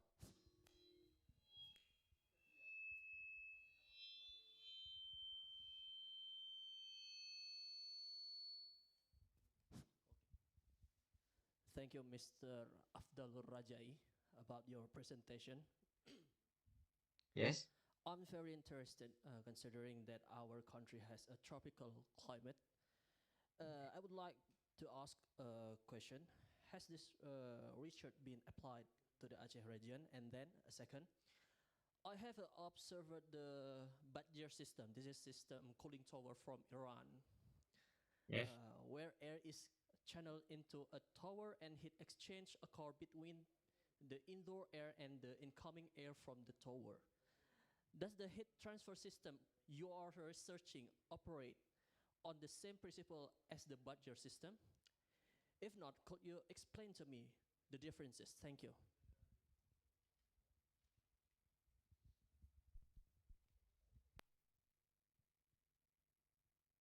Uh, can you reply the question?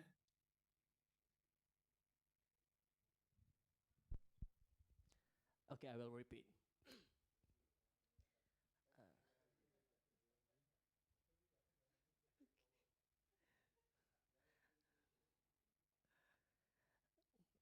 Okay, I repeat. Considering that our country has a tropical climate, I will ask the question to you. Has this research have been applied to the Aceh region? And the second, I have observed the Badger system, the system cooling tower in Iran, where air is channeled into a tower and heat exchange occurs between the indoor air and the incoming air from the tower. Does the heat transfer system you are researching operate on the same principle as the Badger system? If not, can you explain to me what different? Thank you.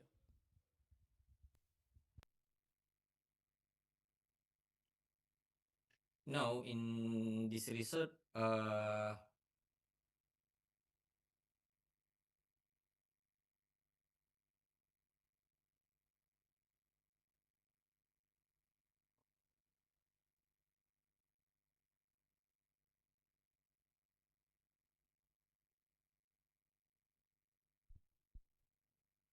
in Aceh region, this cooling tower uh, not not have application because is the industry uh, not have actually in Malabo.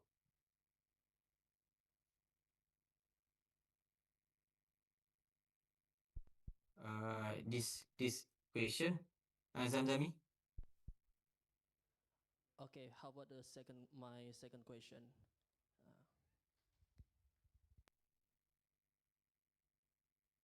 And second question.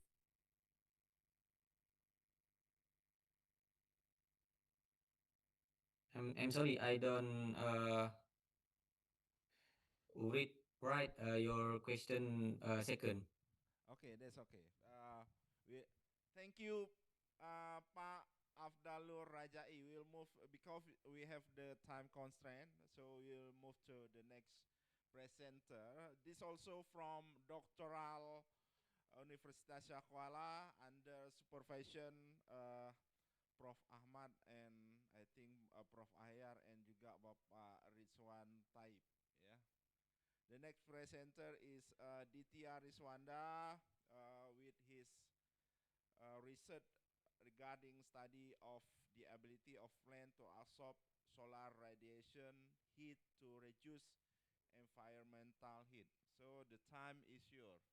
You, have you already joined us, Pak Ditya Riswanda, just to make sure? Okay, thank you for the time.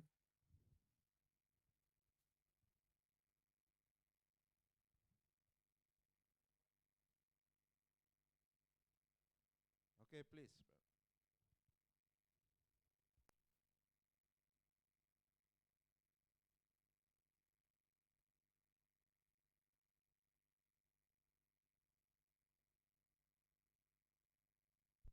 Please open the video because all the audience want to know who is Ditya Riswanda. So they are really eager to know you. So.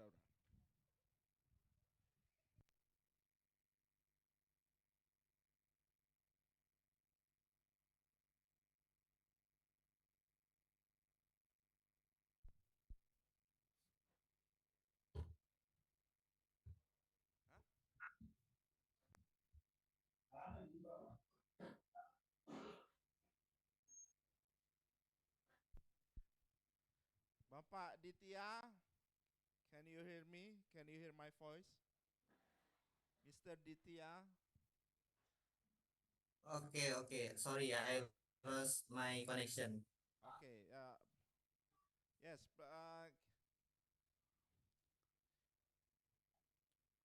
Your video, please. Please on your video. On your camera.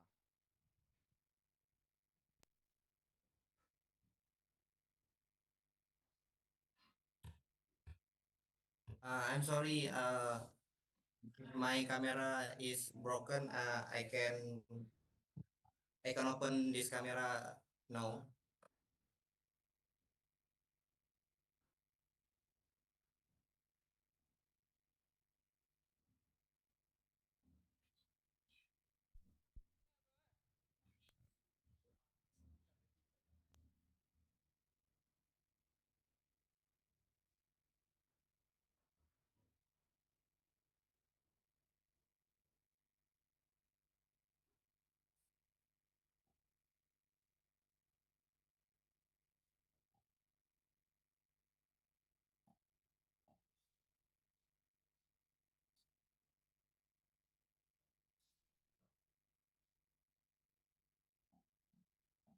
Okay, good evening everyone. My name is Ditya Riswanda and I am going to present my research and the title Study of the Ability of Plant to Absorb Solar Radiation Heat to Reduce Environmental Heat.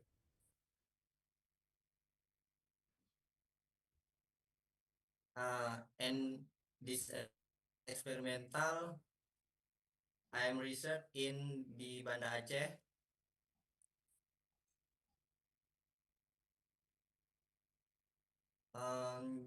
Next, global urbanization, the dynamic of urban density and its impact on local temperature. The role of vegetation in temperature mitigation.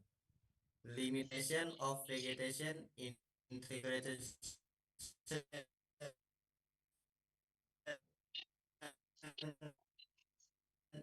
in urban desires. Research objective. This study aims to extend the ability of 10 tree species to absorb solar radiation heat as a mitigation effort against local temperature increase in urban areas. The main focus of the study is to the evaluate the role of tree in the creating thermal comfort in urban environments. Next, research benefit. This study expected to contribute to the scientific understanding of the ecological benefit of tree, particularly in the context of reducing local temperature and improving thermal comfort. The findings of this study are also expected to serve as a base promoting the planning and the implementation of more extensive green open space in urban areas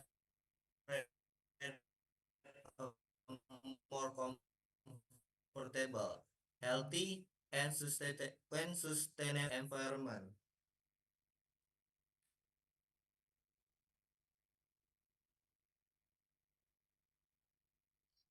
Recording in progress.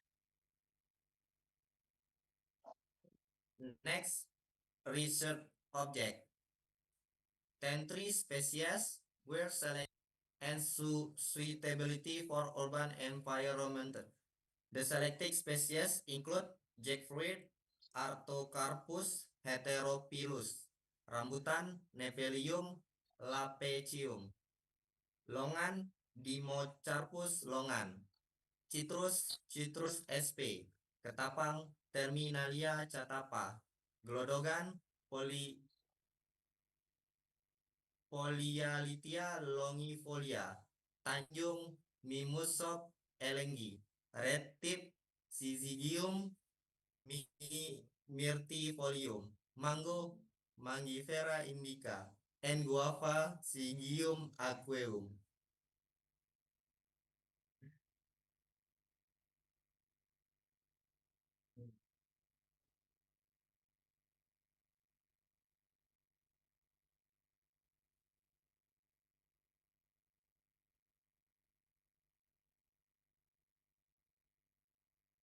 And this is my design 3D, my experiment with inventor.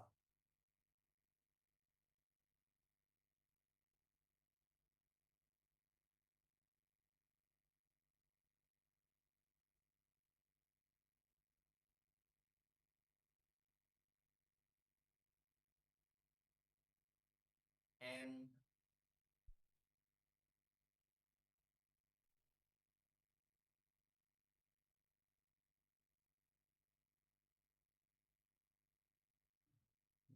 I used two equipment to this experiment. Another, the first one, like a temperature display and humidity display.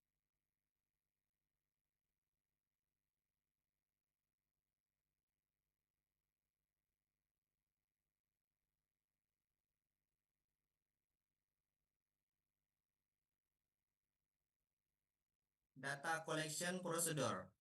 Before conducting the experiment, the plant leaves are standardized to ensure uniform leaf are in all sample.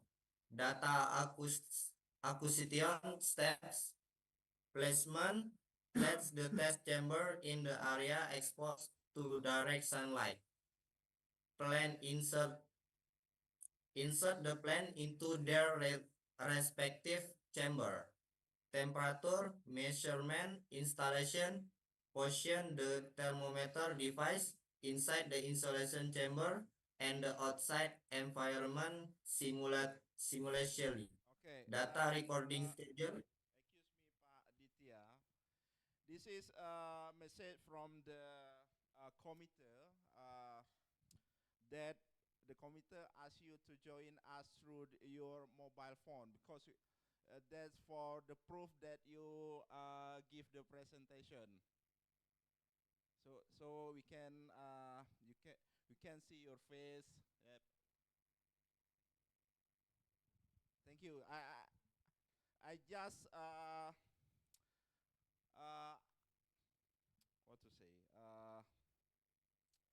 committee asked me to say that to you, so you can join through your mobile phone. Thank you.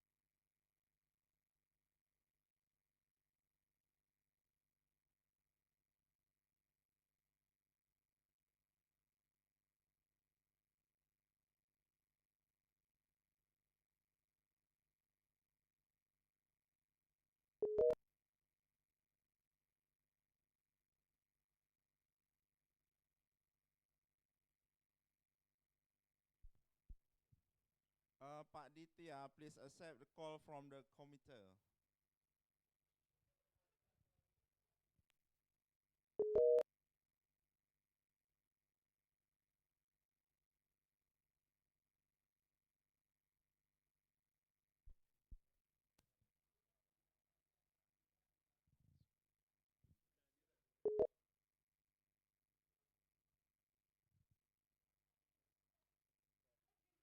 Okay, this is the last call from the committee for Bapak Ditya Riswanda. Please accept the call from the committee.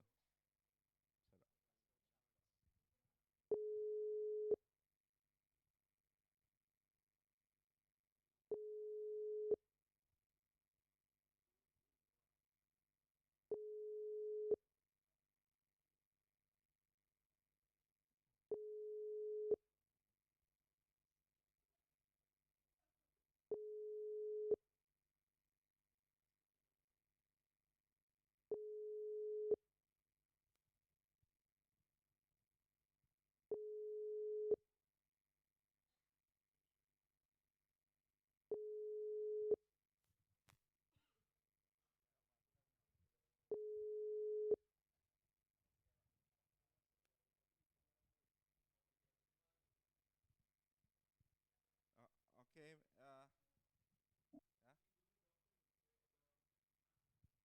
Udah on.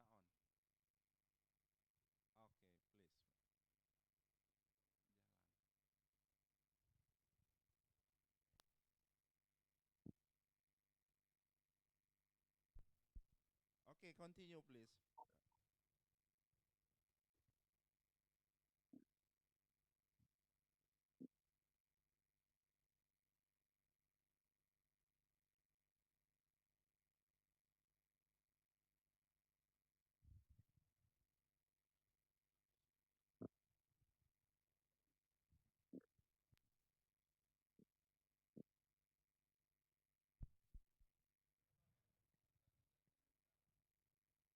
Okay, sorry, I'm continue my presentation.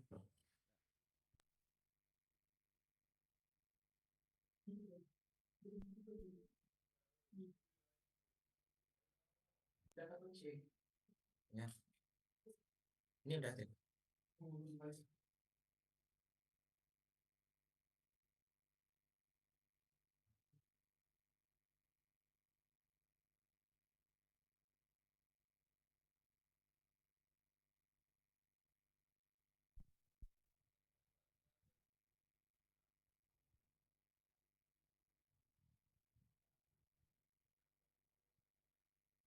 Excuse me, Pak Ditya, can you start, please? Because we can't we can't listen to your voice.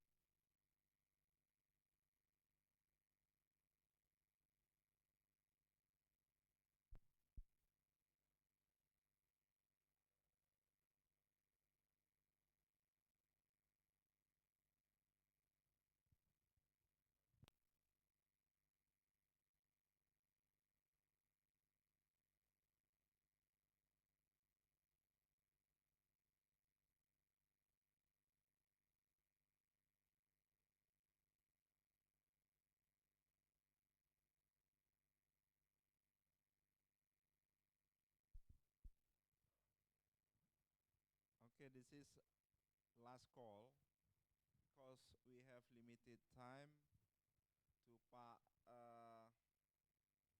Ditya Riswanda.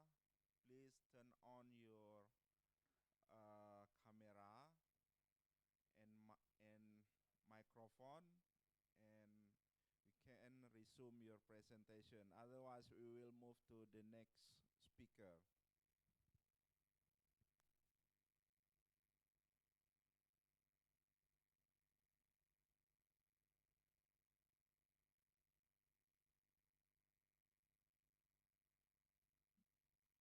Okay, thank you, sir.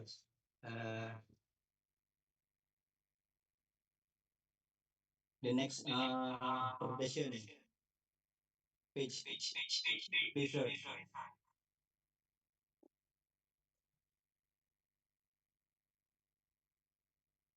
Discussion method to determine the amount of heat absorbed by the plant with the chamber. The following equation can be used: Q and delta T, where Q absorbed by plant equal Q without plants, negative Q plants, Q without plants. Equal mass of air in the room without plants dot Tp of air in the room without plants cross temperature of the room without plants, negative ambient air temperature. Next. Result and discussion. Next. The paragraph average temperature, testing time, and across temperature.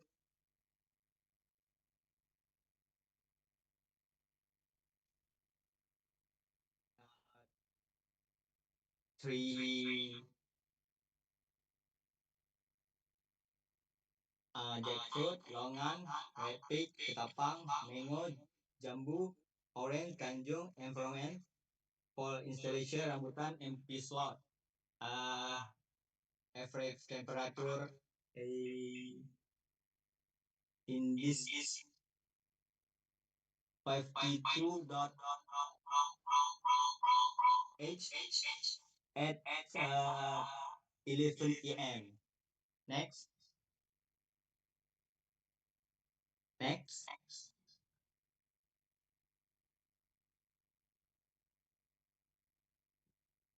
The graphic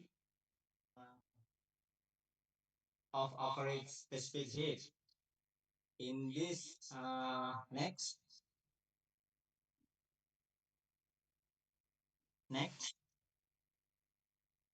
The bar chart above shows that trees with high heat absorption capacity, such as glodogan, Polyalthia longifolia at 18.51 kilojoule at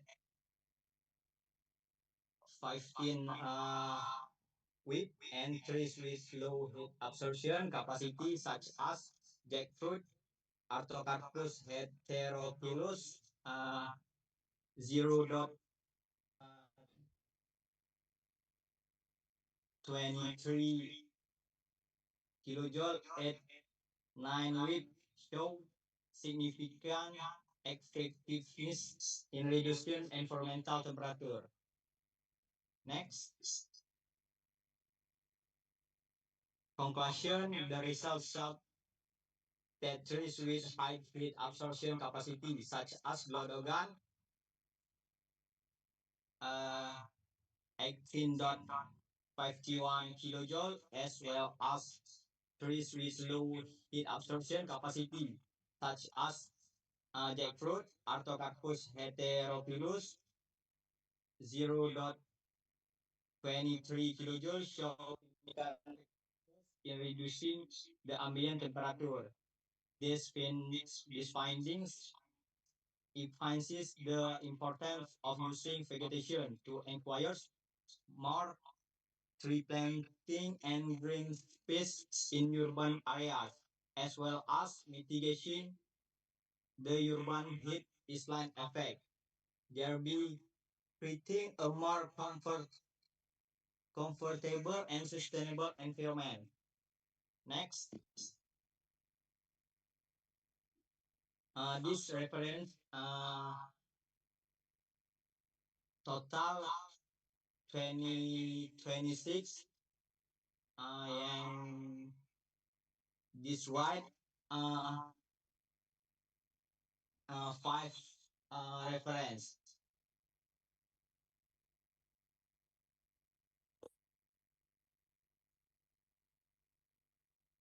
First, Dilham, two Torres Garcia, three Jeremy, five research Snownager, five M. Ilham Maulana, Ahmad Syuhada, and Hamdani Research. Thank you for the presentation. Okay, thank you very much, Pak Ditya Riswanda. Okay, any question? Uh,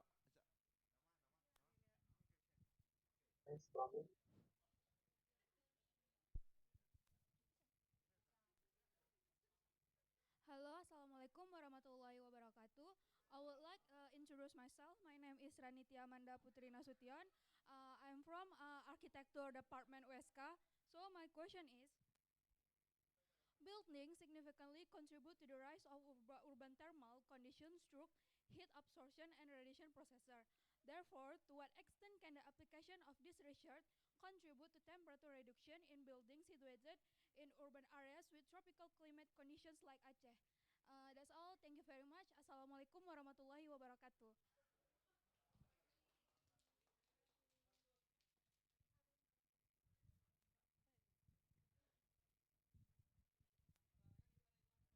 okay, can respond now, Pak Ditya. Assalamualaikum warahmatullahi wabarakatuh. Thank you, Miss Nasution. And this question for thermal comfort in Banda Aceh.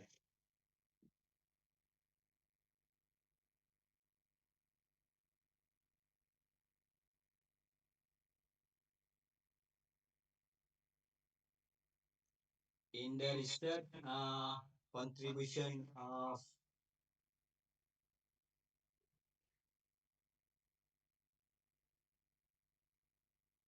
no, because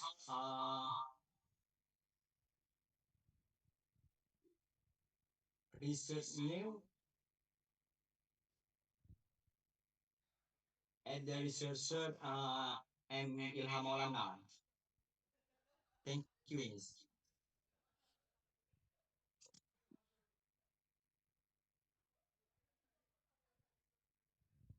Okay, are you happy with the the answer? No. Okay, let me.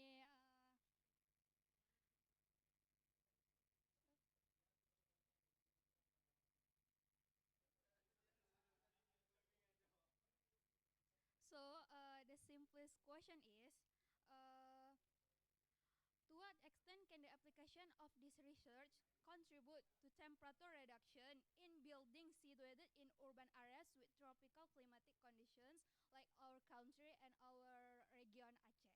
That's my question.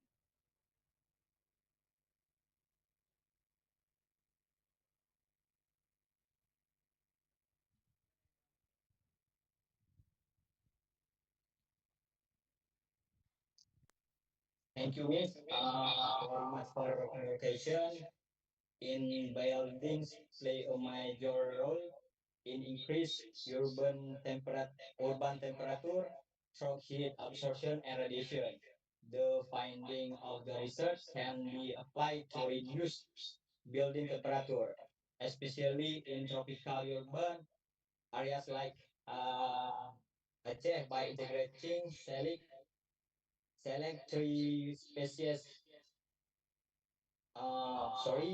Select 10 species around building environment trees such as Glorgan, Polythalia longifolia, and Tanjung Mimosops elengi, which have high head absorption capacity, can be planted near building or along pedestrian areas.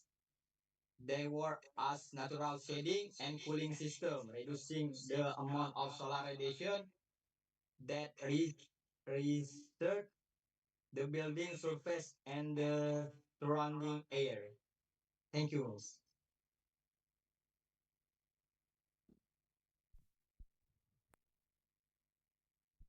Okay, thank you. But still another I think participant want ask you question ini bapak atau ibu ini Prof Abnisa ya, Prof Ya, Faisal Pak Abnisa. Faisal. Silakan. Ya, ya, ya. Silakan Prof. Oke, terima kasih. Can you hear me, Aditya? Aditya or Ditya? Ditya. Ditya, sir. Okay, Ditya. Okay. How are you, Ditya? Good. Good. Alhamdulillah. Okay. So, I just following two presenters, Ditya and before. I don't know who is name. I'm not remember. Tapi saya ingin berbahasa Indonesia saja. Tapi ada saya melihat bahwa conference sebenarnya dimaksudkan untuk sharing knowledge first. Okay, first is sharing knowledge. Second one, are you PhD student, Ditya?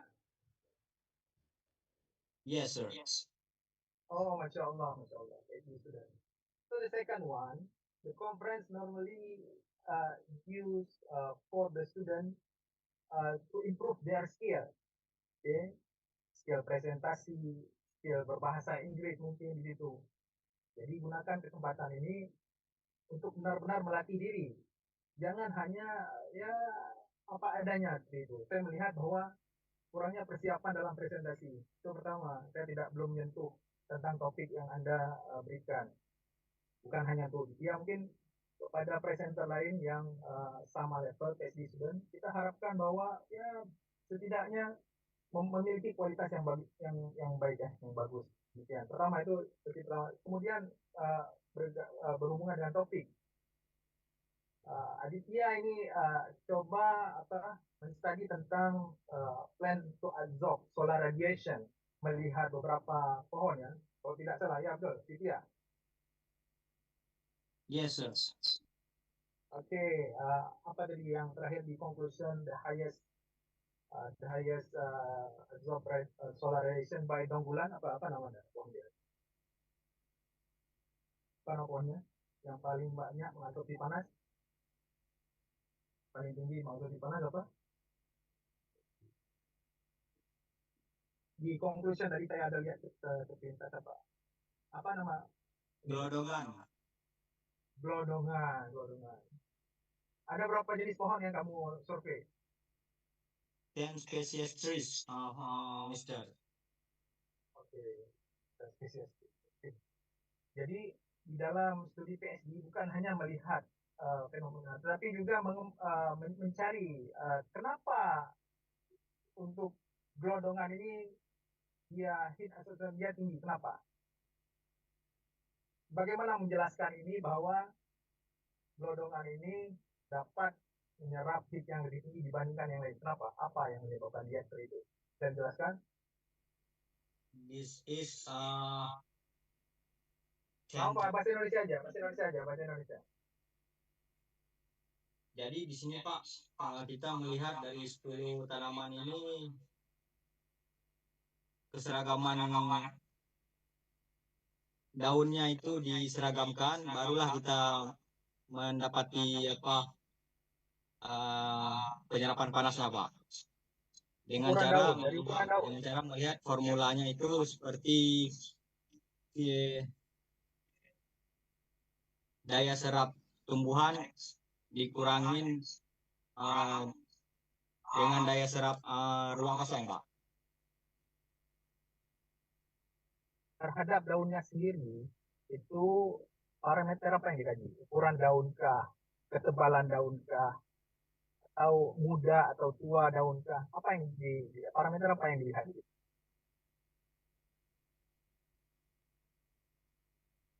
Dari parameter yang dikaji itu, Pak, jumlah daunnya, Pak. Jumlah daunnya. Kalau jumlah daun ya pasti semakin banyak daun, semakin banyak yang mengabsorpsi. Sedikit daun ya sedikit yang diabsorpsi seperti itu kan. Tapi Pak, di situ kalau misalnya pohon rambutan itu banyak daunnya tapi kecil lebar daunnya, Pak. Oke, itu dari mungkin dari kita sebutlah jumlah kuantiti ataupun dari kualitasnya bagaimana? Apa yang dikaji? Apa yang Quality trees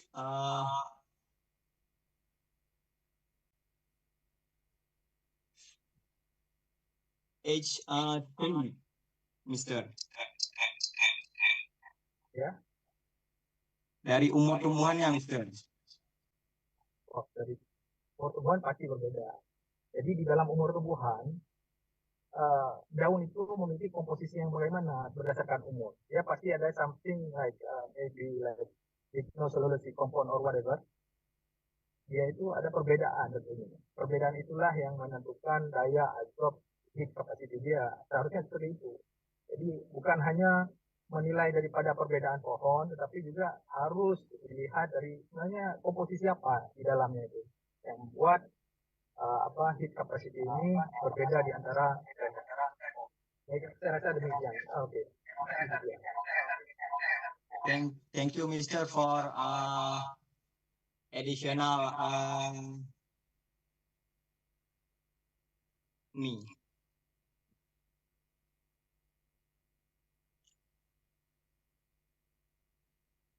Thank you for all.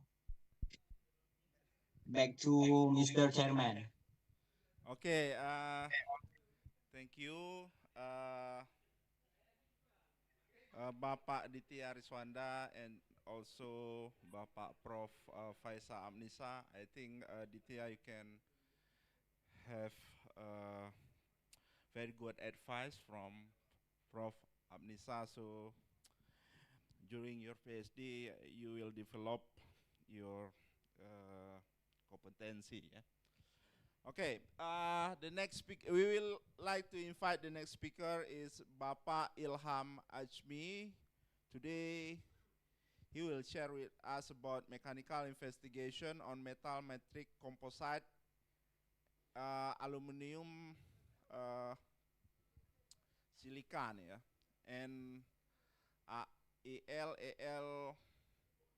203, yeah, fabricated by stir casting.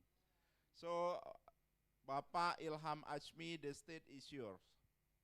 All right, thank you very much, Mr. Chairman. For the presentation, could you the committee show my PPT?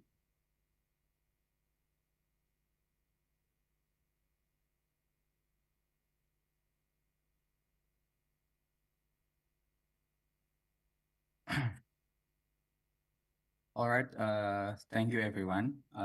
In this good opportunity, I would like to share my research about mechanical investigation on metal matrix composites, aluminum silicon carbide, and aluminum alumina fabricated by stir casting. And we are a team from Department of Mechanical Engineering, Bandung State of Polytechnic. Next. Firstly, I would like to share our research background. Actually, it started of science of metal matrix composites, or MMC. These types of composite typically comprise of ceramic particles reinforcement, have numerous benefits like preferred combination of stiffness, weight, and strength to weight ratio at room and high temperatures. So this kind of metal matrix composites on several benefits for innovative materials. Actually, the challenge is to find the reinforcement particles that appropriate for these metal matrix composites. Then the most important, like many research showed that ceramic particles, is highly gain consideration because its characteristic to increase strength, hardness, and change height to strength to weight ratio of the materials, especially for the aluminum. As we know that aluminum possess little bit lower strength and hardness. So in this research, we propose the research about aluminum metal matrix composites and chart with silicon carbide and alumina ceramic particle reinforcement with using synthesize using facile and simple method of stir casting. The composites in our research is produced by mixing melting aluminum and variation fraction volume of silicon carbide and alumina particles, 5 weight% and 10 weight% respectively. Next. Yeah, our research method actually started by data review, and then we prepare the materials, like we determine the volume fraction of our metal matrix composites. There are 5 samples. Like for the first is pure aluminum, and the second and the third is aluminum silicon carbide with volume fraction 5 and 10 weight%. The compositions you can see on this table, and the fourth and the fifth, actually the mixture of aluminum and alumina with 5 weight% and 10 weight%. Then we manufacture these metal matrix composites using steel casting. Like for the first, we prepare the sand mold casting, and then we put the mold and pour by the Recording stopped. silica sand, and then we melt the aluminum and mix with the ceramic particles of silicon carbide and alumina. Then we pour it into the mold. Next. After that, we get samples of metal matrix composites and pure aluminum. Then we undergo the mechanical investigation, several mechanical investigations. For the first, we check of the chemical composition using spectrometry tests, and then we used microscopic observation, utilize optical microscope. Then we move to characterize the mechanical properties by using tensile test, and then hardness test, and the last one is next impact test. Yeah, impact test with Sharpie. Then after these methods, we gain some results of the research. For the first, about the research, actually, we have already success fabricated about the aluminum and silicon carbide and aluminum metal matrix composites. But actually, we also still have a challenge to control the parameter adjustment actually for the selecting the pouring temperature, cooling rate, Recording in and pouring the progress. molten metal into the sun mold. However, next. After that, we check the chemical composition of the aluminum samples, and actually we get this chemical composition of aluminum samples, and the decent alloy or the main element of the aluminum that we produce contain copper, magnesium, manganese, and zinc, and it suitable with aluminum alloys AA2107. Next, we undergo microstructure observation under optical microscope.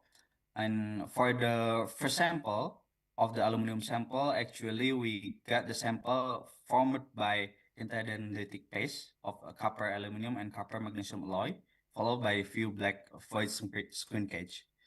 And for the metal matrix composite, aluminum and silicon carbide by 5 weight %, actually the microstructure little bit same, but despite there was a minuscule network amount, and it's kindly ascribed from the bonding between the elements of aluminum and silicon carbide particulates that influence its pace to disperse.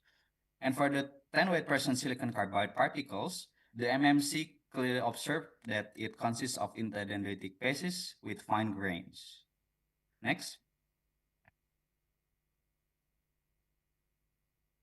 Okay, now for the metal matrix composite or MMC aluminum with 5% alumina particles, it also contains the same interdendritic paste but with lower grain boundaries because the mixture of alumina particulates, it makes a lower grain of boundaries of the microstructure.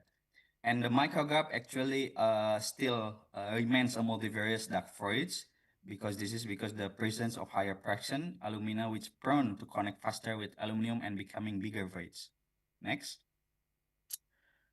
Then we move to mechanical characteristic of these samples. The tensile properties we can see on the graphs that metal matrix composite of aluminum silicon carbide and aluminum alumina mainly is for noteworthy which display tensile strength of 126 and 123 MPa, and otherwise the yield strength were tame compared to aluminum which only 38 and 48 MPa. This phenomenon is mainly attributed to adjustment of silicon carbide and alumina particles which boost strength to weight ratio characteristics. So we can see that pure aluminum, if compared pure aluminum and mixed with the composite, aluminum silicon carbide and aluminum alumina show like higher tensile strength. Next. And for the elongation is kind of related with the ductility of the materials. Actually, it can be seen that metal matrix composite aluminum alumina with 10% thin weight percent, it possesses highest elongation of 7.22%. So it can see that also with the metal matrix composite, it can boost or increase the ductility or elongation. Next. And the next one is the hardness properties. We also conducted the hardness test, and we can see from the table that MMC of aluminum alumina 10 weight percent and 5 weight percent consist of 71 and 67 hardness renal, and it means also like the mixture between aluminum and composites, alumina and silicon carbide, it can improve the hardness. But also we still have a challenge to make a homogeneous samples that it retain more better hardness properties in the future. Okay, next. And the last mechanical investigation is impact properties. As you can see from the table, that MMC of aluminum and silicon carbide 10 weight percent and aluminum alumina 5 weight percent garnered significant impact energy like 0.75 and 0.74, and it means that the mixture of metal matrix composite it can retain the impact strength higher than the pure aluminum. Next. Yeah. So the conclusion of our research for the first is metal matrix composite of aluminum silicon carbide and alumina were successfully fabricated via simple facial stir casting process, which is helpful for obtaining better mechanical characteristic. And the second, we can see in the microstructure examination that display existence interdendritic paste of copper alloy, copper aluminum and copper magnesium aluminum along with slightly dark voids. And the third, we also can see that mechanical properties such as tensile, impact, and hardness tests show that the metal matrix composites, aluminum silicon carbide 10 weight percent and aluminum alumina 5 weight percent possess intriguing or desirable improvement. Next, the last one. So therefore, our current study has clearly envisaged or show that the metal matrix composite of aluminum incorporated with silicon carbide and alumina impressed to achieve better performance for mechanical applications. All right, thank you. That's all my presentation. If the audience have any questions, the time is yours. Okay, thank you, Bapak Ilham Ajmi. I think it's a very good presentation. I think Pak Dr. Ikram will want ask question. All right, please, sir. Hello, Mr. Ilham Azmi. Hello, Mr. Ikram. This is the very interesting research that you conduct the mechanical properties, mechanical characterization of the metal matrix composite, and Yeah. that you obtain that the best aluminum incorporate with silica carbide and aluminum Alumina. oxide. Yeah. My question is, after you achieve these mechanical properties, which application is potential use for Yeah. this material? Thank you. All right. I just directly to answer. Okay. All right. Thank you, Mr. Ikram, for the question. Yeah, actually, application of metal matrix composite nowadays has a widespread application. Actually, like for the most promising application, actually to make uh, high strength, the automotive's body, despite still retain the lightweight. So as we know that mostly steel have a higher density than other metals. So this metal matrix composite actually offers like it can offer slight weight, and then another properties it can offer also the mechanical properties and also the how can I say, the strength to weight ratio. Like it can retain more impact.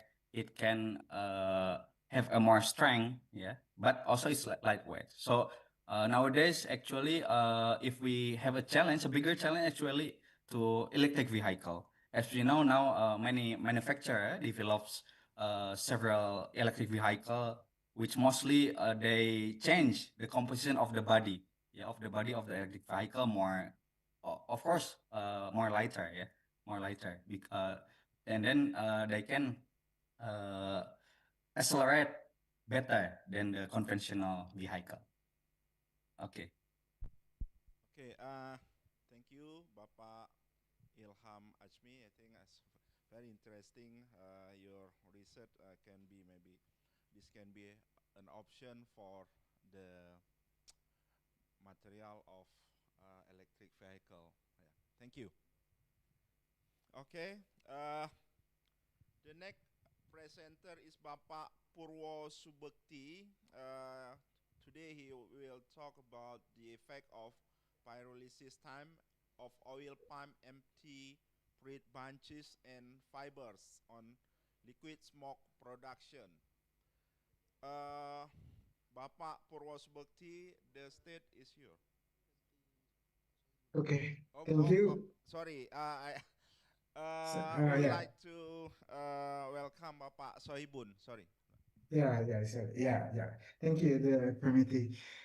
Okay, first of all, the honorable committee, and thank you for the times for us to presentation. Firstly, Mr. Prosopati have some agenda suddenly from LLT 17, so he asked me to change for this presentation. Okay, let me share our presentation firstly.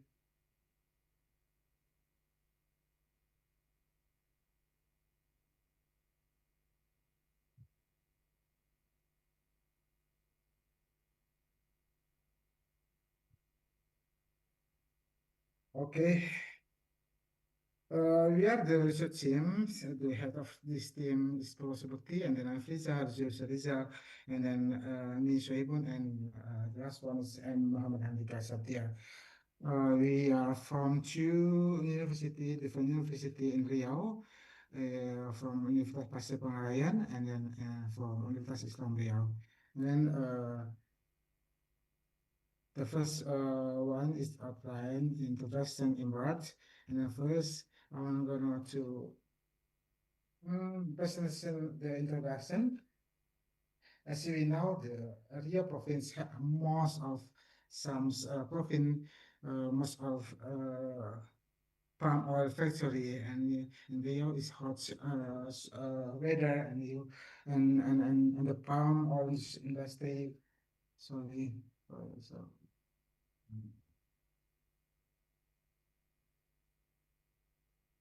The palm oil industry influences across the economic, but produces lots very much waste. And we know Rio have most of palm oil factory, and we got some advantage, unless disadvantage. And then major waste types for the palm oil factory is empty fat branches, we call EFB, and oil palm fibers. And then we need uh, some research or for some treatment for this waste, and especially for branches and palm fibers, using pyrolysis for an effective method to convert this waste into valuable products such as liquid smoke by oil, biochar, and gases. So the background of this introduction, EIP and fibers are lignolisis biomass containing cellulose, hemulose, and lignin. The pyrolysis process depends strongly on the temperature, time, and condition efficiency. And then this longer pyrolysis time allow more volatile compounds to form and condense. And then our methods, we have 250 grams of dried EFB and fibers, moisturized reserved before pyrolysis, firstly, and then the equipment by moisture pyrolysis reactor with temperature control and constant system. We can see on the right one, and conditions combustion temperature in until 15 Celsius degrees, and reactor temperature among 105 until 265 Celsius degrees. And process time we use 3 times in 1 hour or 60 minutes and 90 minutes, and then the last one is 100 to 20 minutes. And then what we're gonna do, we use a liquid smoke collected via condensation system here, from recorded and this result using NFI used for statistical analysis. So the result, we can show the result, as I said before, we use 2 times from the duration, and then we got some gel of EIB and fiber, and we can see that the first three EIB gels less than fiber gels in less of 19 minutes, and then how it can be happen is if we use more time, if you more time to make this process duration, and we do 100, we did 120 minutes, and the happen is if we use more than 5 years, and your increase with longer process time, as we know, at 120 minutes, EIP yield increases around 130% compared to 60 minutes and 90 minutes. That indicate EIP requires longer reaction time for complete decomposition and in this paralysis. And then from statistical analysis, we call the naphtha result, the value less for 0.05 in all treatment, and then this mean if a values more than critical for F even so 500 5,084 active 40.65 8 more than 7.709, and it confirms the significant effects of biomass, biomass type and pyrolysis solution and of gas. And then we from this results, we got some future research how to use your from EIB and fibers to make advantage more. And then discussion of fiber rights, you can see in the right one, the graphic, the small and pyrolysis times. As I said now, the pyrolysis in lasts for 90 minutes. For 20 minutes, the fiber more than EFP, but for more than 120 minutes, it could happen that EFP more than fibers. And then assist optimal conversation for more canalist and organic acid. And then exclusive process might lead to repolarization or gasification, reducing yields. Optimal time control ensures balance between conversation and product ability. And then the last one, evaporation paralysis duration significantly influence because more here from EFB and fibers. Fibers is higher volumes at short time amounts between 60 and 90 minutes.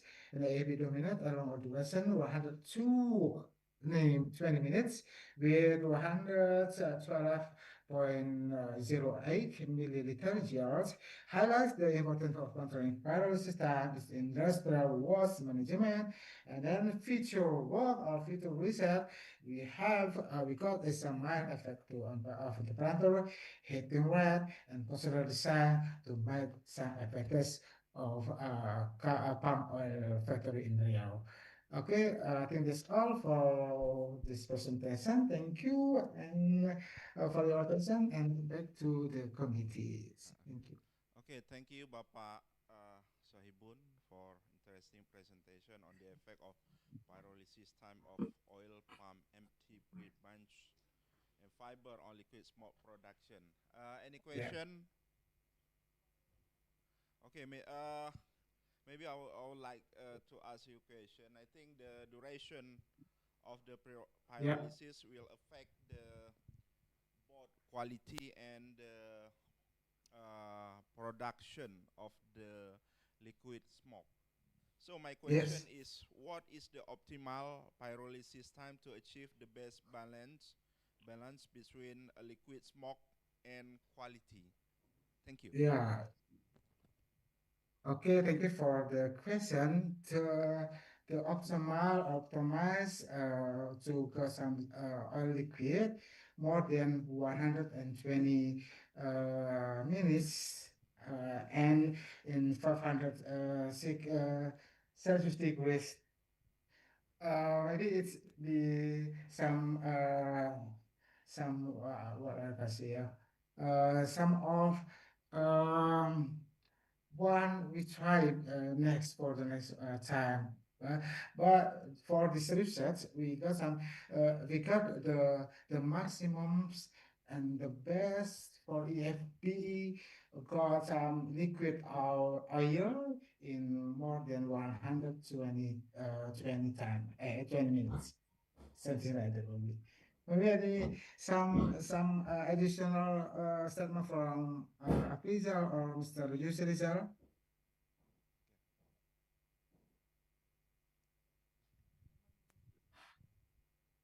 Okay, Bapak Yusrizal. Yusrizal, maybe there is some additional answer. Okay. Okay, no, Bapak Yusrizal.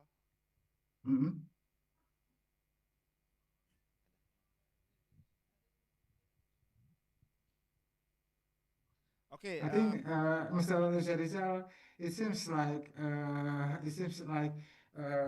Mr. Purwantoro, because Mr. Rizal is head of study program, and Mr. Purwo is dean of mechanic engineer. Yeah, maybe there is some monitoring and evaluation in our university from LIDT 17 and in Bahasa we call Mas Dublin. Maybe something like that. Okay. Thank you. Okay. Thank you very much, Bapak Sohibun, for your presentation. Thank you. So we move to the next presenter. Last not but least, our presenter is Ibu Nina Mahbuba. Today we will talk about reducing defect in the purified gypsum production process using the DMAC methodology. So I would like to invite Ibu Nina. The time is yours. Thank you, Chair Chamber.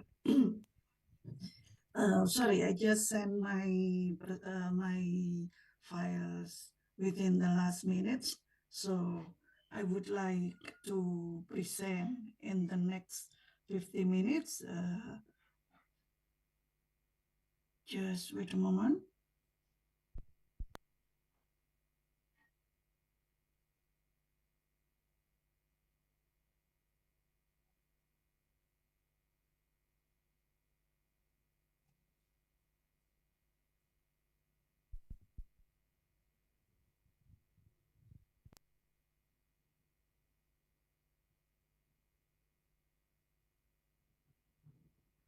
All right. May I know that my presentation is already appear on the screen clearly? Yes. All right. Thank you very much.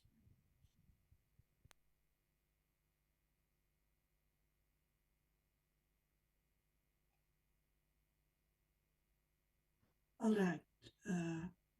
Bapak Ibu, in the road next 15 minutes, I am Nina Mahbuba, going to presenting our research reducing defect in the purified gypsum production process using the DMAIC methodology with my colleagues Edi Rianto and Abdul Muid.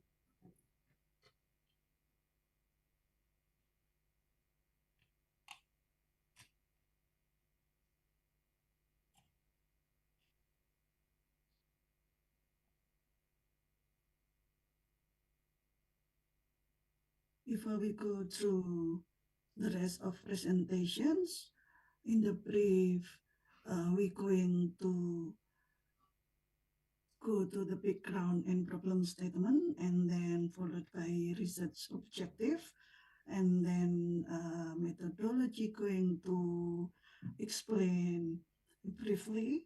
And once methodology finish, I'm going to explain about result and discussions, and then finally conclusion.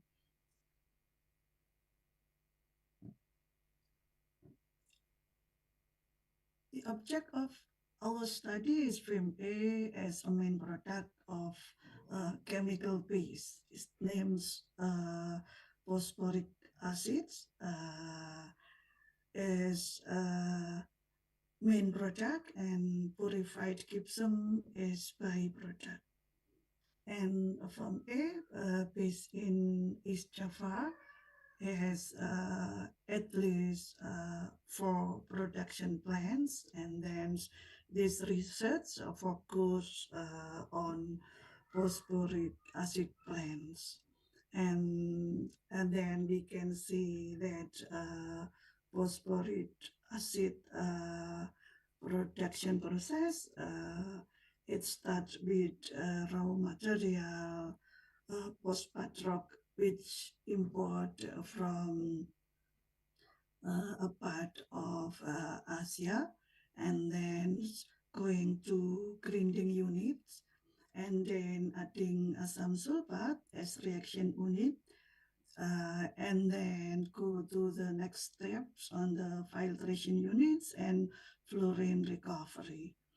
And then once filtration unit finished, and then going to next process, concentration units, and then the result is H3PO4, and then of part of reaction units to fluorine recovery unit going to result on fluid silica H2S1F6, and then part of filtration units and going to hydration units, and then filtration units, and then going to produce gypsum acid. And this film as an kind like producer for international corporate.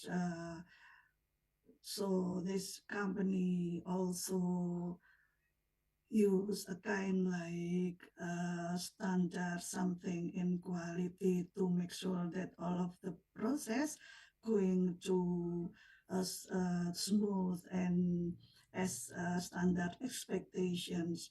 But the firm also challenged inefficiency due to off-spec products, which of course incurs to additional costs.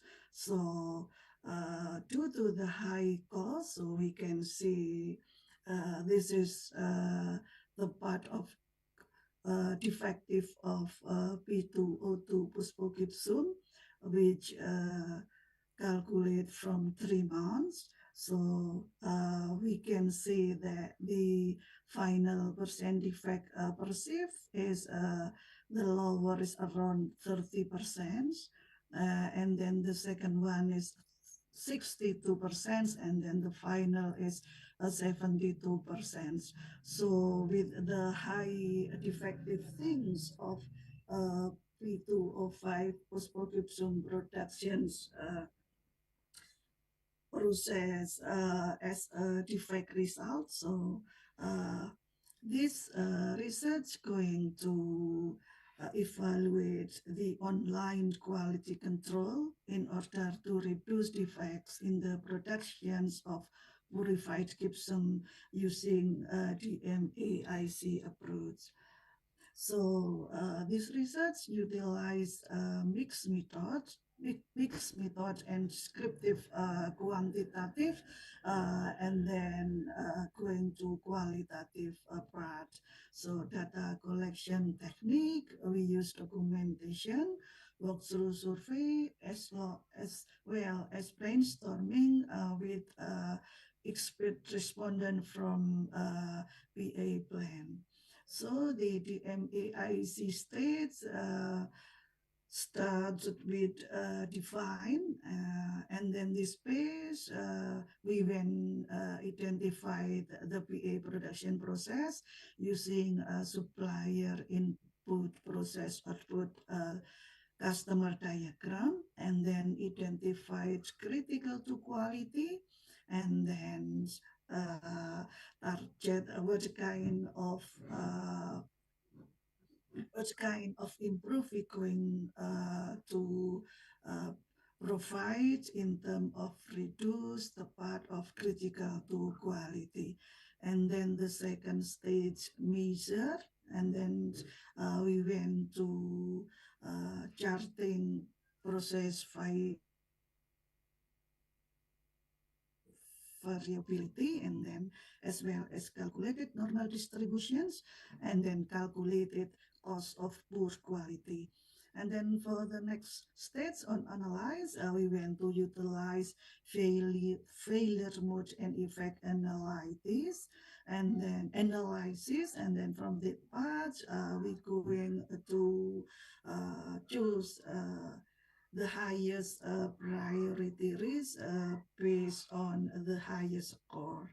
And then the improved stage, we employed a Kaizen approach, which consists of planning, elimination, and standardizations. And then the final stage, and then a kind like we going to provide a kind like standard operational procedure to eliminate the critical to quality part. And then for result and discussions, and the first part, there is a cyborg diagrams, and then as we can see from supplier part, and then this firm get the materials post-part rock that imports from abroad, and then also suppliers is based on sulfuric acid plant, and then also suppliers for uh, steam and energy, as well as anti-foam suppliers. And then the suppliers feeding input consists of phosphate rock, deforming agent, and then a kind like infrastructure which use power and steam for PA plant activities, and then written acid and recycle slurry. And then the production process, and then consists of start with which I will presented explained before, and then on the output, we can see that the first is post patrock input, and then going to produce affluent post vacuum with low impurities level, and then part of a supplier HUSO4 uh, going to as part of report using deforming agent for PA plant, and then the power plant, as well as another part of output based on anti-foam input. And then for the customers, and then for the first result is for first degree, we call it deliver for first degree customers, and then for the forming agent, and then as a part of report, we're going to report it to president director. And then for processing time report, and then going part to customer for HOSEF6, as well as AEFG plan for PKG, and then the last is customers of H2SO4. And the firm criticized the two factors with based on the defect from production process. And then the first is the percentage of P2O5 is higher than 0.7. And then the second one is the FHU2 higher than 30%. So the team of the MAIC have a target resolution to manage, which determining within 6 months. It's when to reducing the percentage of PuO5 in the gypsum from 1.20 to 0.7. So, and the next stage on analyze, and then we run two charts, which we can see the variability of, and then the first chart and the first above is presented X bar and Y chart of PuO5 parameters. And then the second chart is the process variability of HUO parameters. So we can see the spreading from the red line above with upper control limits, and then the green line is means and then average line, and then the red line below is lower control limits. So we can see there is some part is outlier. So, and then we calculate based on the uh, critical to quality, and then we when calculate the cost of poor quality. As we can see that the cost of poor quality in each month and then break down into 5 items. The first is due to the defect, the company must rent a truck, and then there is a fees for waste disposal, and then the second part is has to pay management fee for waste disposal. And then the third part is the fee for material handling. And then the third part is because of the root reducing part, and then convert to monetary value. And then the last one is we convert monetary value based on off-spec part of Gibson product. So, and then for analyze the third part, and then we went through analyze using failure mode and effect analysis, and then we can see that there is a process of post-Gibson process plan, and then the process is breakdown into two categories. The first is physical, and then the second one is chemical. And then for the physical part, and then for handling process, there is a potential failure on weighting process. And then on the physical process of washing and filtration, it is the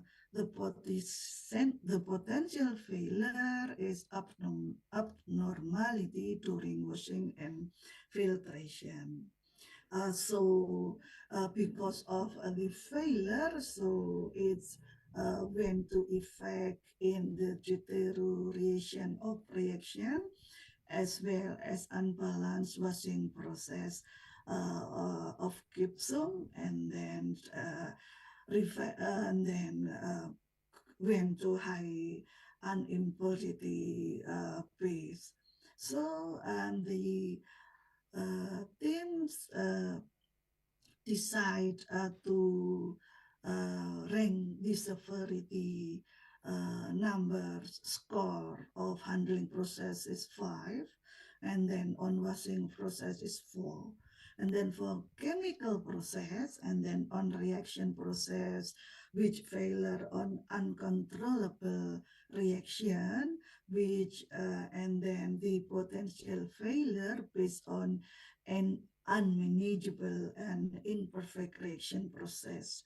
And then for chemical process, which K-unit process hydration process, with potential failure on an imbalanced chemical reactions, which the potential effect of failure on abnormality during hydration extraction process.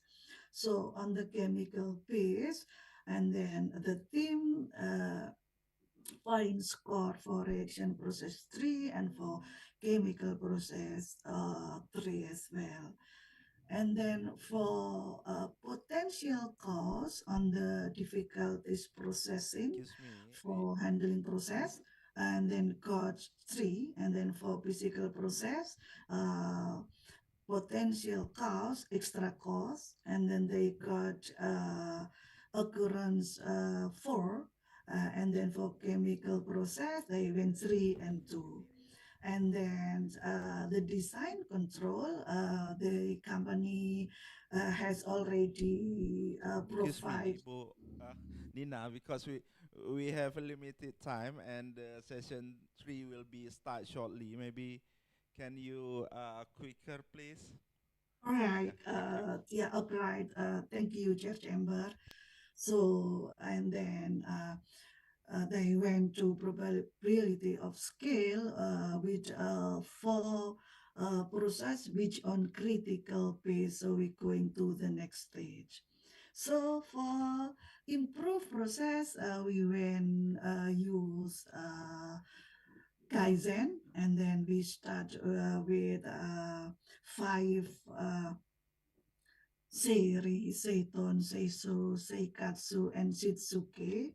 And then for Muda or elimination states, and then it is a kind like scenario to reduce kind of for critical based on the standardizations, and then we try to provide a kind like standard operation procedure to prohibit a kind like failure happen. So on the final stage, with on the control, so it is a kind like a part of scenario we can provide. So, and then the conclusion of our work, it is based on PU05 is considered of key factors that have a dominant defect, and then we try to propose improvement to maintain performance as two parts with of wager, and then as well as provide routine maintenance and calibration. So this is the all of my presentations. I'll give back to Chair Chambers. Thank you. Thank you, Ibu Nina. I think it's very interesting presentation. Any question? Assalamualaikum warahmatullahi wabarakatuh. Waalaikumsalam. Thank you for the presentation, Miss Nina. I just have one question about in the process there is a walkthrough survey that has been made to reduce the defects. I just want to ask what kind of survey that has been made to reduce the defects. Thank you. Just that.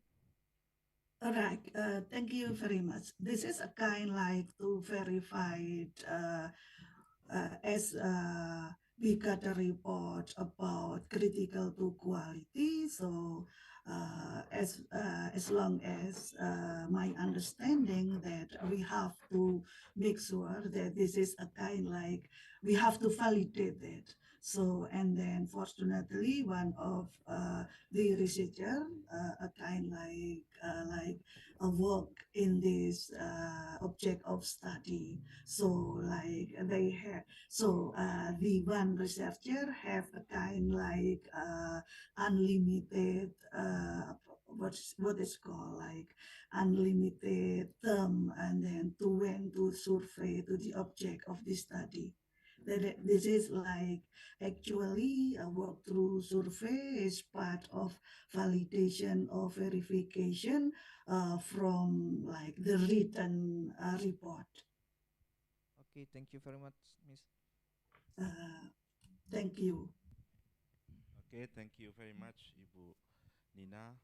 So finally, we come to the end of the second session. I am as moderator on behalf of committee would like to say thank you very much for all presenters, delegate and participant. Hope we can meet in next Icecme. Thank you very much. Thank you.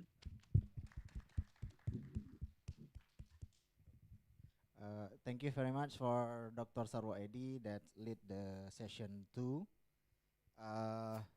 Now we move on to session 3 with me, Ikramullah. As we know that here is already we have consuming a lot of time, yeah. Now we are pleased to welcome also as well Ibu Nina Mahmubah. Maybe you can shorten your presentation as we know that it's already consuming a lot of time. For Ibu Nina, the floor is yours. Thank you, Pak Ikramullah, the chair chamber. So I'm going to try to what it call as short as possible to present our two papers. So just wait a moment.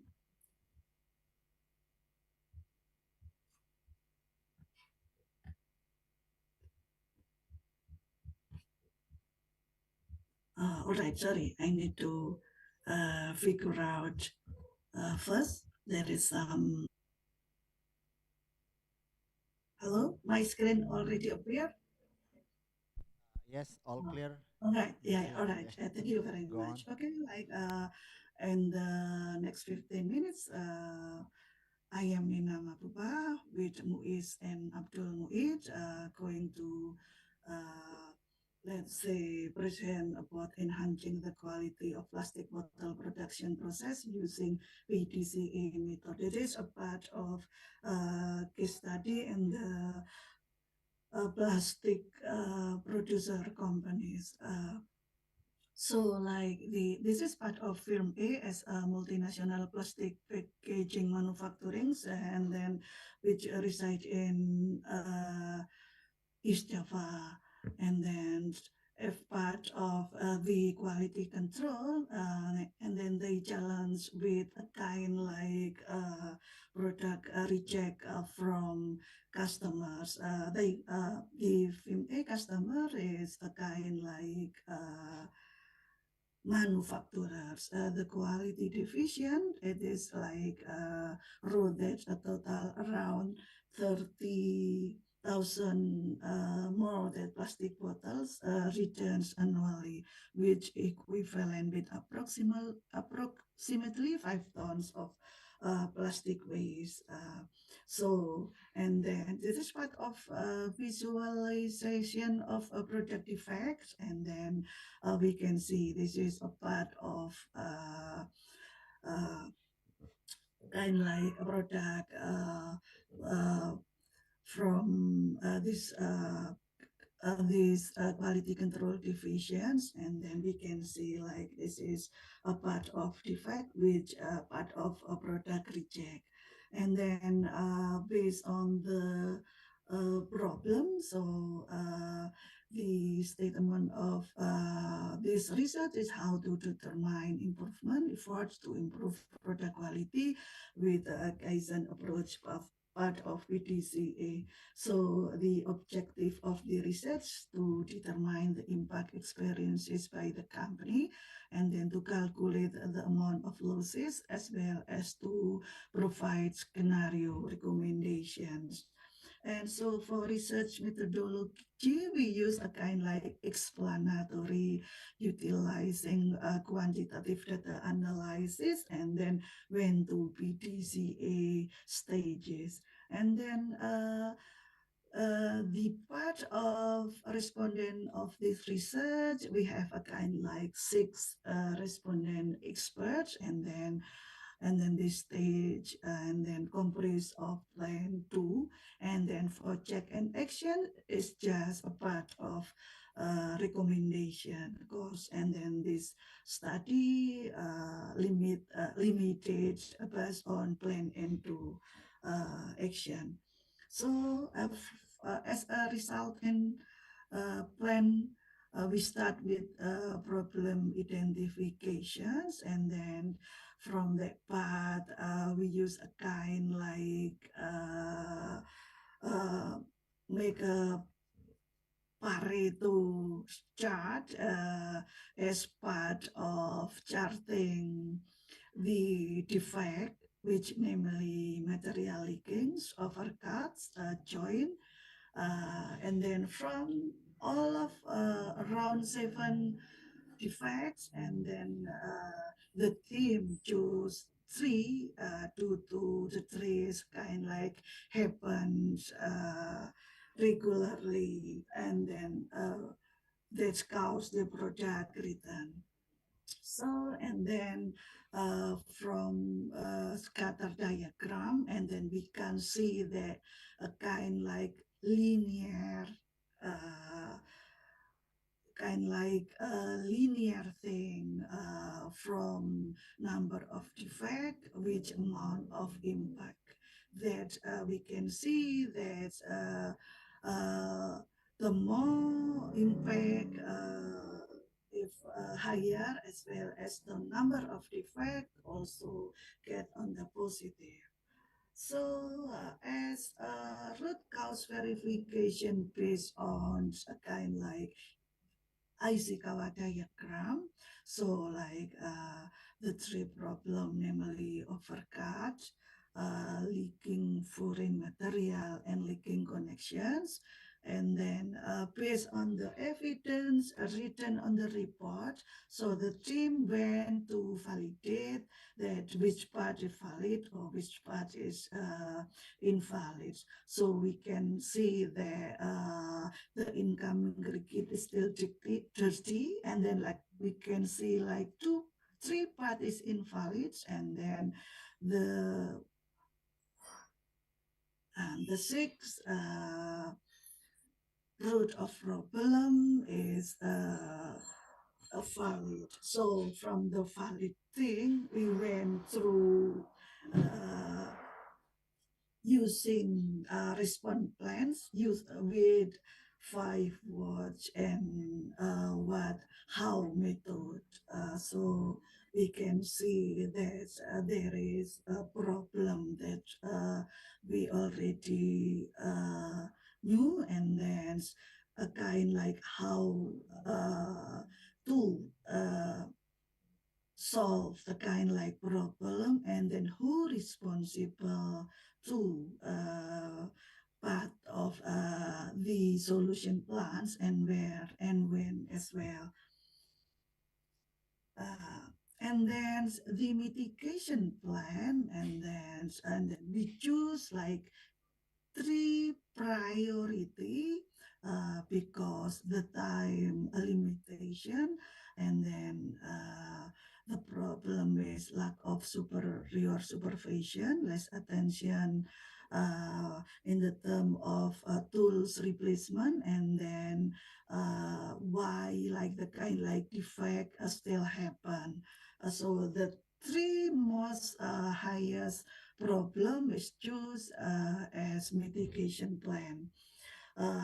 So, and then we also try to make a scenario of corrective action plans, which is based on root of the problem, as well as repair solution, and what is the current condition in the shop floor. So we also propose a kind like 9 part of improvements to improve the defect in the part of production floor. So we conclude that the product return is going to increase production costs, procurement costs, as well as extra shipping costs. So like we use PDCA as part of a solution to resolve the problem. So, and then we also provide 9 scenario improvement to improve online quality control through the production line. So this is all of my presentation. So I'll give the time to Chair Chamber. Thank you. Thank you very much, Ibu Nina Mahmubah, for the presentation. Anyone from the audience to ask the question to Ibu Nina? Anyone? Uh,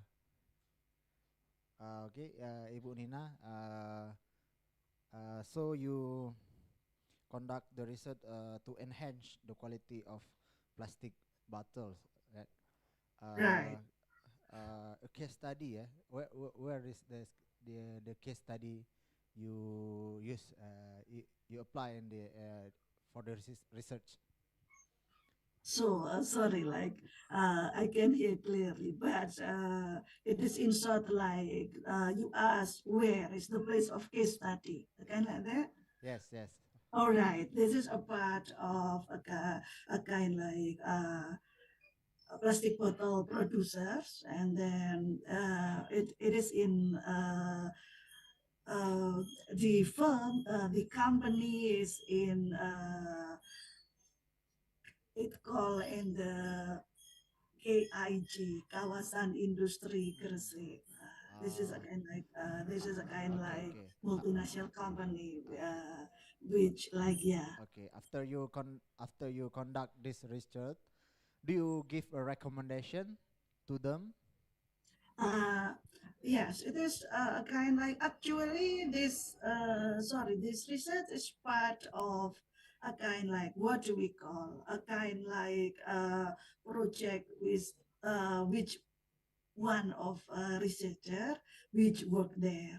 So this is a kind like actual real project which still going on up to now. Okay, okay. Thank you very much, Ibu Nina, for your really interesting presentation. Hope we see you again in next Icecme.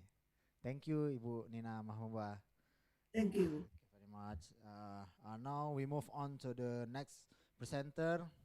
This is would be offline presentation. Yeah, this decision from Dr. Muhammad Iqbal. He will present about development of road bicycle brake lever from Abaca fiber reinforced polymer using finite element analysis and press molding fabrication process. The floor is yours. Thank you very much, Mr. Chairman, Dr. Ikramullah. Assalamualaikum warahmatullahi wabarakatuh. How are you, everyone? Oh, really happy to see still fresh faces until late afternoon today. Today I would like to present the result of our research with the title of Development of Road Bicycle Brake Lever from Abaca Fiber Reinforced Polymer using finite element analysis and press molding fabrication process. This is the collaboration actually among the researchers, me, myself, Muhammad Iqbal, and Professor Iskandar Hasanuddin, and also our colleague from India, Dr. Laxman Abang. I think he is there online now, from Department of Automation and Robotic, PREC Loni SPPU, Pune, India. And one of our student now graduated from mechanical engineering, bachelor engineering, Adi Meke Fatana. Now he is working for Indofood Success Makmur TBK Jakarta, Indonesia. Next, please. Okay, so for introduction, I want to introduce the product. The product is brake lever, handle rim, brake lever for bicycle. Previously, mostly in more than 10 years before, this product made from aluminium, yeah, metal aluminium, and then some of improvement regarding the material technology and process. They improve or they change the material from aluminium to composite. They use mostly synthetic composite, which is a glass fiber composite. Now what we were doing actually, we want to replace this synthetic composite of glass fiber. We replace it with natural composite, which is Abaca. Next, please. So the novelty of this research actually is from material and also the technique of the fabrication. Fabrication technique we use here is a molding process where the material will be compressed with certain pressure. This is the abaca fiber. Abaca fiber is derived from banana stem. Okay, next please. This is the method. First we design the brake lever. Design meaning that because we need to model it into finite element method later. We do not design from the first stage because what we study here actually is the industrial product. So we do not design at the beginning. We just replace the previous material of glass fiber with natural fiber. Then at the same time we conduct a tensile test of abaca composite because we want to find out the mechanical properties that later will be used as the properties for the finite element analysis. But that part is actually the result of the previous research. What we do in this research is only design finite element, and then design and strength, and then fabrication of the prototype. Next, please. This is the result of the previous research.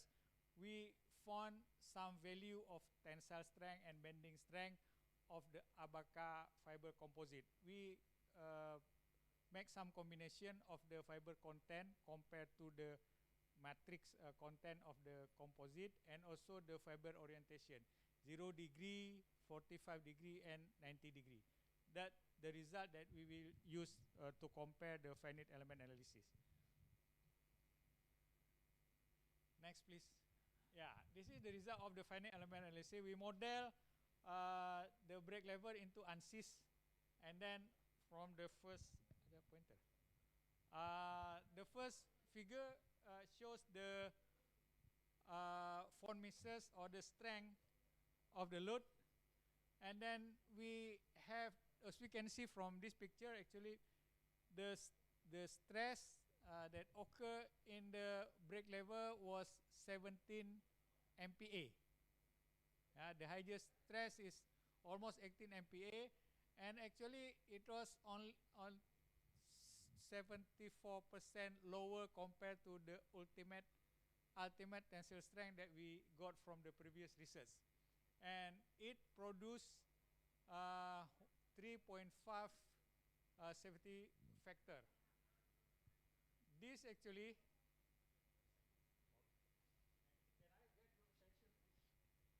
hello, can I get your attention please? Thank you, thank you.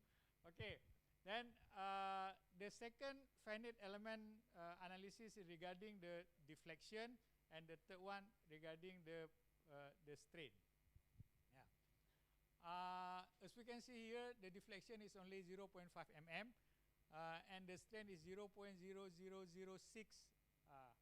of the when the brake lever receive the load, and this deflection and strain actually lower than the also called within the elastic limit of the abaca composite. This finite element analysis, at the conclusion, we can say that actually the brake lever from this abaca composite able to receive the load when the biker or the cyclist use the brake lever. Okay, next please. Then based on this result, we develop the prototype.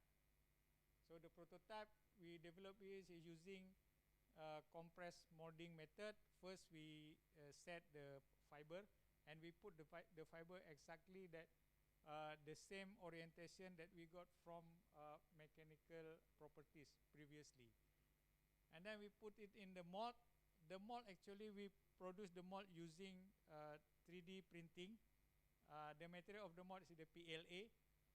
And the compression, we use 20% of compressed volume, meaning that the volume of material is 20% bigger compared to the volume of the product. And then we press, we hold it for 4 hours for curing, And then after that, we take the product out from the mold, and this is the product that we have at the end. So based on the prototyping, we could say that the size of deviation did not exceed 1%. So meaning that in some location of the product, it is smaller than the design. In some other part, it is bigger than the design, but bigger and smaller did not exceed 1% of the initial design. Meaning that we put this 1% as the standard quality of the size for the product. And then we found that it has a very good surface quality. As you can see here, the fiber itself actually gives some aesthetic appearance of the product, which is a very good also called a very good surface of this product. Next, please. Yeah, so as the conclusion, the development of road bicycle brake lever from Abaca fiber was very success, and we can develop the product, and based on the finite element analysis, we can say that this product can receive the load of the working load of the brake lever when used by the cyclist. So we would like share our acknowledgement for University Syah Kuala for financially support this research under Lektor Kepala Research Grant Scheme number that has made this work possible. Thank you very much. Assalamualaikum warahmatullahi wabarakatuh.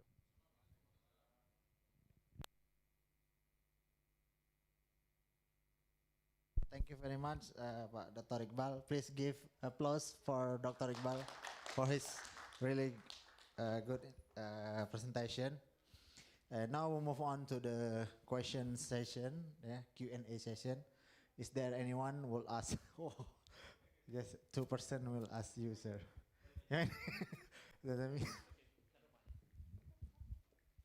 Bismillahirrahmanirrahim. Assalamualaikum warahmatullahi wabarakatuh. Thank you for your presentation today, the best presentation this afternoon. Okay, my name is Yumadi Suputra. I'm a doctoral student in engineering at Universitas Syah Kuala. My research topics is also related to the use of natural material, but I am used for corrosion inhibitor. I have a question related to this main topic.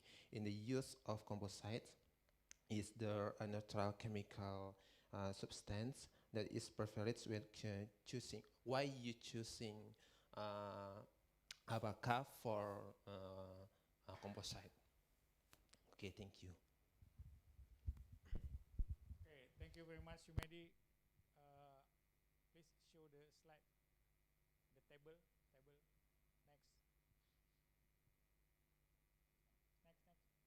Thank you.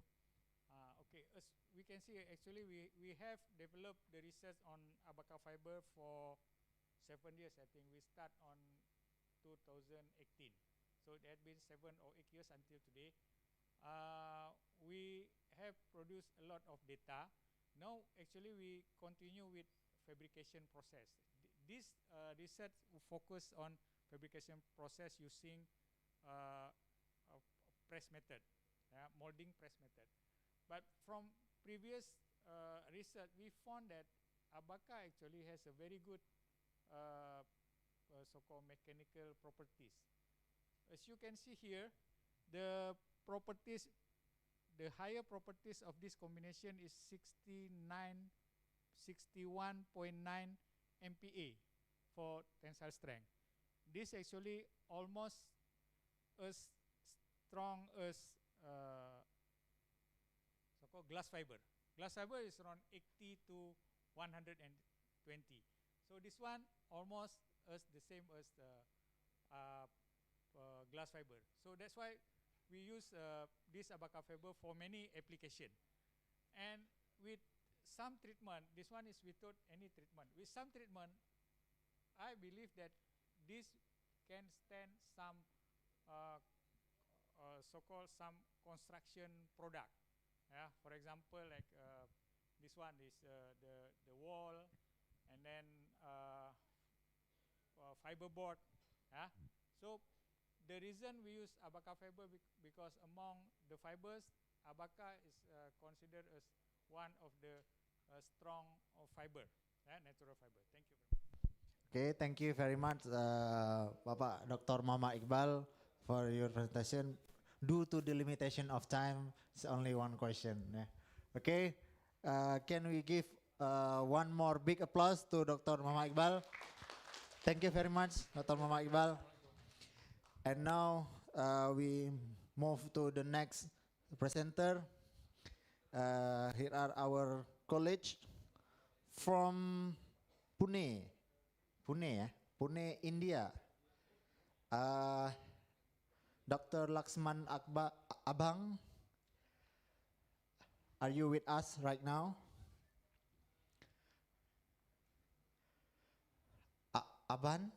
Laxman Abang, Dr. Laxman Abang, or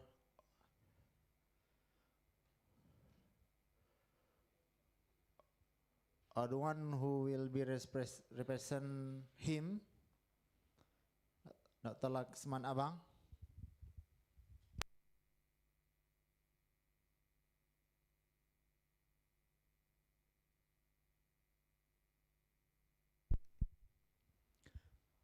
Dr. Lax Abang, are you with us right now?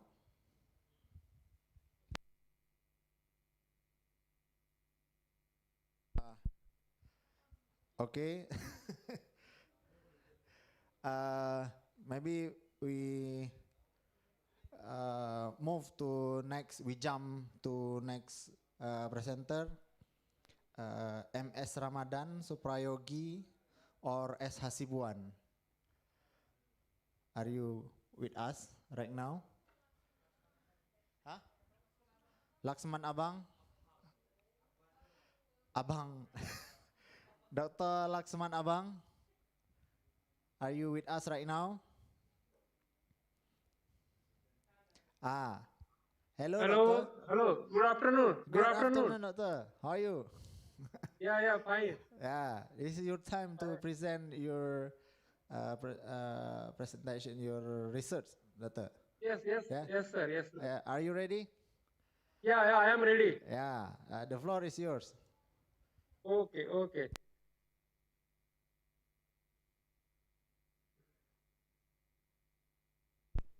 Dr. Laksman Abang?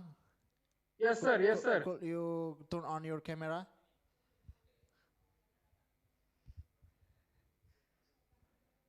Oh, very handsome. Okay. Thank you very much. Go on, doctor. Yeah. Thank you very much, sir, for giving me opportunity this conference.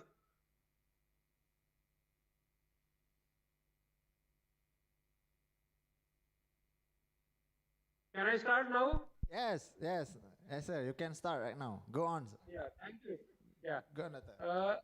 It is my great pleasure to given me this opportunity for presenting our research work, analysis of friction and wear of studies on hybrid composite under sliding motion against steel.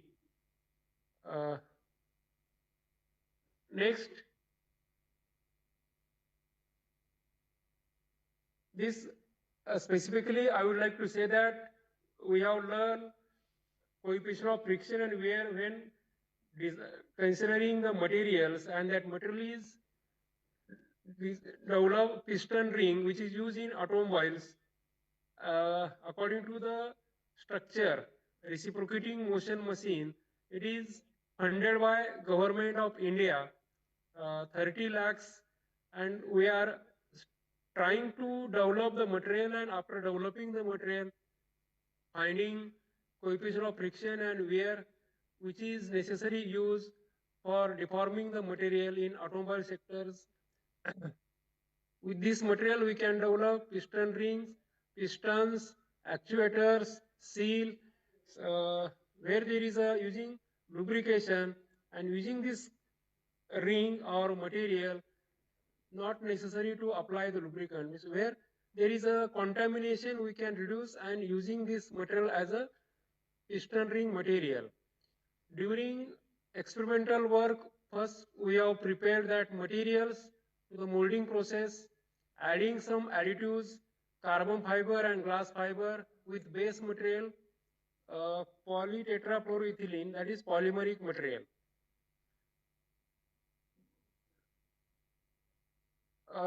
With the limitation of this higher wear rate, dynamic system, bearing, pistons, then where there is a reciprocating action, at that to reduce the wear and coefficient of friction, that means increase the life of that material. Next, we have used PTFE as a base material, and that PTFE has that specific characteristics by using low hardness, poor load capacity, high wear rate. When adding that material, reinforcement with glass fiber and carbon fiber, increase the wear resistance and maintain minimum or lower friction, which is required to create the power. Next, our specifically the material is used where there is oil-free compressors, which is used in medical sectors to manufacture or prepare medicines, tablets. There is not using lubricant as a without contamination under dry condition and to reduce the minimize thermal degradation. And there is required lightweight material, self-lubricating properties, dry high weld environment like this. Next, when fabricating the PTP composite using molding process and testing that material under linear reciprocating turbometer. I am very happy to say this linear reciprocating turbometer is funded by our Indian government to test the material, different materials, and with this opportunity, our research scholar preparing such type of materials and testing under this linear reciprocating turbometer. For the analysis, we have developed one design of experiment technique L9 orthogonal array and learning effect of load, frequency, stroke length, and various temperatures as per the specification of linear reciprocating turbometer. With this, we have find out coefficient of friction, wear rate, with the different conditions, and with the Taguchi and analysis of variance, finding which is minimum or optimum condition. Optimum is minimize the wear and friction at what level, and specifically this is new work which is tested under reciprocating turbometer. Now previously number of authors has performed the experimental work on rotary turbometer, but specifically I would like to highlight that here we have used linear reciprocating turbometer, which is used actual condition in the experimental task. Next, the specific scope is to develop material and learning, studying friction and wear characteristics mechanism. Recommended the material which is specifically high temperature environment and dry conditions. Next, please. The PTP is widely used in bearing seal, piston rings, reciprocating action, low friction, good chemical resistance, high wear rate, and hard surface. When adding additives like glass fiber and carbon fiber, again increase the resistance, wear, hardness, and increase strength, stiffness of that materials. Our first task was develop the material. After development, again test the materials under reciprocating turbometer with standard conditions, and which material we have developed. There is a PTP is base material carbon fiber, glass fiber 25%, 25%, like 100% we have prepared hybrid polymer composite. Next,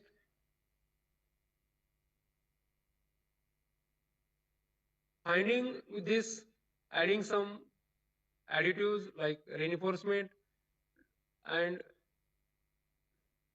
with the help of that literature review, that gap is necessary there, and with the gap we have worked out this and show which material is, which combination is suitable for dry condition and without any lubrication with specific temperature.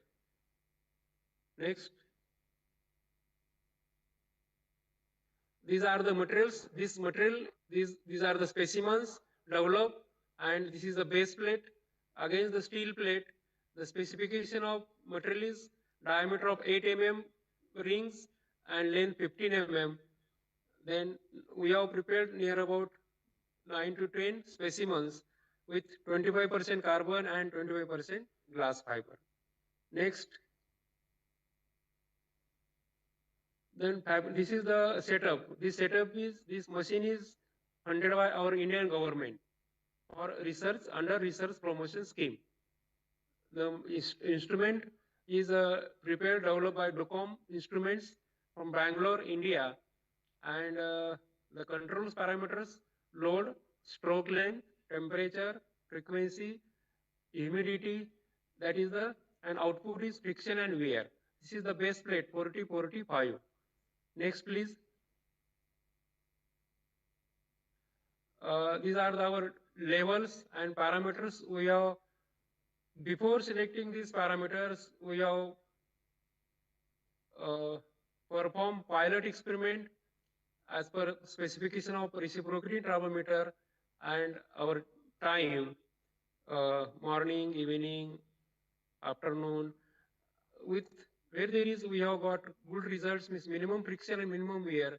We have setting these parameters 2 mm, 5 mm, 7 mm as per our machine specification. Frequencies 25% humidity, 20, 40, 60 newtons, and temperature also 50 degree, 100 degree, 150 degree Celsius. And each test we have performed 30 minutes. At such type of test we have performed 1 time, 2 times, and finally we have show the results average of these 2-3 tons. Next, please. This is our experimental design, DOE, design of experiment, Taguchi orthogonal array. According to the design, put the parameters and their levels. Next. As per design, we have performed experiment and finally find out coefficient of friction and wear loss before and after testing of that experiment. It was observed wear rate and friction coefficient varied accordingly with the changing of conditions. Next. Again, after experimental work, we have analyzed by analysis of variance. Through this analysis of variance, we have found out exact effect of parameters on inputs. Means which factors we have used: load, frequency, temperature, stroke length, and output performance, wear, and coefficient of friction. It is observed that load, frequency, stroke length, temperature parameters are significant through the analysis of variance. 61%, 29. Load has that effect. Second, frequency, stroke length also second important parameters. Temperature also major impact, because with when increasing the temperature, it is observed that deformation will be there, and due to the deformation, friction is increasing the heat, and material will get soft. Means coefficient of friction and wear is main impact on load as well as temperature. Next. I'm sorry, Dr. Abang. Due to limitation time, can we jump into the conclusion? Okay, no issue.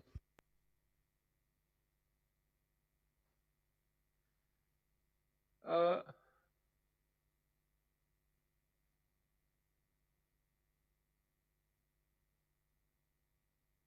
these are our experimental tasks, which due to the time limitation, I conclude that during experimental work, increasing the wear resistance and the effect of carbon fiber and glass fiber.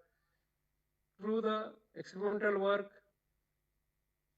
we have measured coefficient of friction and wear, and through that, it is observed that among all the experiments, out of that 9 consistently exhibited lower frictional force and low wear rate loss, that is a 0.002. Then 7 and 9 also slightly values increase the over time, again increasing the wear and load. Finally, it is observed that next SEM has also done films of the surface and indicating the effective material transfer wear resistance. When film is developed, it is observed higher temperature and load, but due to the more heat is there, it will deform and spoil, again increase the wear. This is our measure, the pin number 7 that has that load is 9 to 7 Newton. Due to that 9 Newton, coefficient of friction will be reduced and wear also minimized. Next, the future work, the project data supports further research, diverse composites with PTFE-based hybrid showing strong potential to replace conventional material across varied application. In this experimental work, tests were conducted at varying time, temperature with constant load and speed, but future studies can vary these parameters and explore elevated temperature. The study used PTFE-based composite under dry condition, but future work should explore lubricated environments and varying PTFE content, better understand and optimize tribological performance like friction and wear. Next. These are the references which is used during research. Thank you very much, sir. This is my presentation. I'm very much thankful organizers given me this opportunity. Specifically, our thanks goes to Professor Mohammad Iqbal sir. Now he's in Thank you, Dr. Abang, for yeah. Thank you very much, very sir. really Hearing nice our sound. presentation, and I think we think that a really good research. You Yeah, yes, analyze sir, the friction and wear study, as we know that in Yes. machine we have a lot of friction between two Sir, parts I of would like to specially would like to say that Come. this is one of the one machine in our educational field, that is linear reciprocating tribometer. Through Okay, this machine, we can find out actual condition, not assumptionary, not simulated work. Actually, we have developed and we have directly checking the exact effect of inputs parameter like load, stroke length, temperature. This is one of the good beauty of this instrument. Okay. So you conduct holistic. Okay, Yes. Dr. Akbang. This from the audience. Is there anyone to ask question to Dr. Abang? Yes, please. Yes. Okay, thank you for Mr. Lakswang Abang. It's Yes, an sir. honor to Please. communicate with you. And your topic is analysis of friction and wear studies on hybrid composite under sliding motion against steel, right? Yes, sir. Your research it's very interesting. The friction and wear analysis method for hybrid composite is very interesting. Could this method also be applied to solid recycle waste, such as plastic or the other materials, to evaluate their potential as new functional materials like plastic bottles, pipette, plastic bag, or anything? I hope is that approach could help reduce the amount of solid waste it is impact on the environment. Thank you. Yes, yes.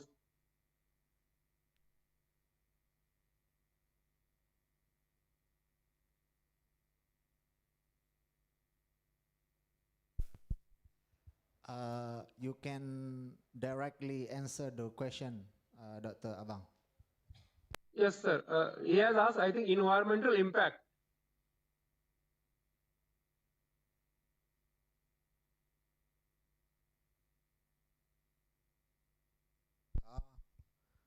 We have performed dry condition, under dry condition without lubricant. Environmental situation means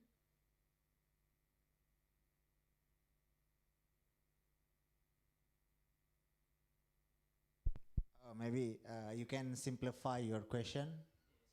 It's okay. He is already happy with your answer, Dr. Abang. Okay, thank you very much once again to Dr. Abang. Hope to see you in the next conference, Doctor. Okay, see you. See you, Doctor. Okay, now we move on to the next presenter. Is there Mr. Muhammad Shauki Ramadan? Are you with us? Yes, I am. Yes. Are you ready to present your result? Okay, let me share my screen first. Okay. Okay, let's wait a second.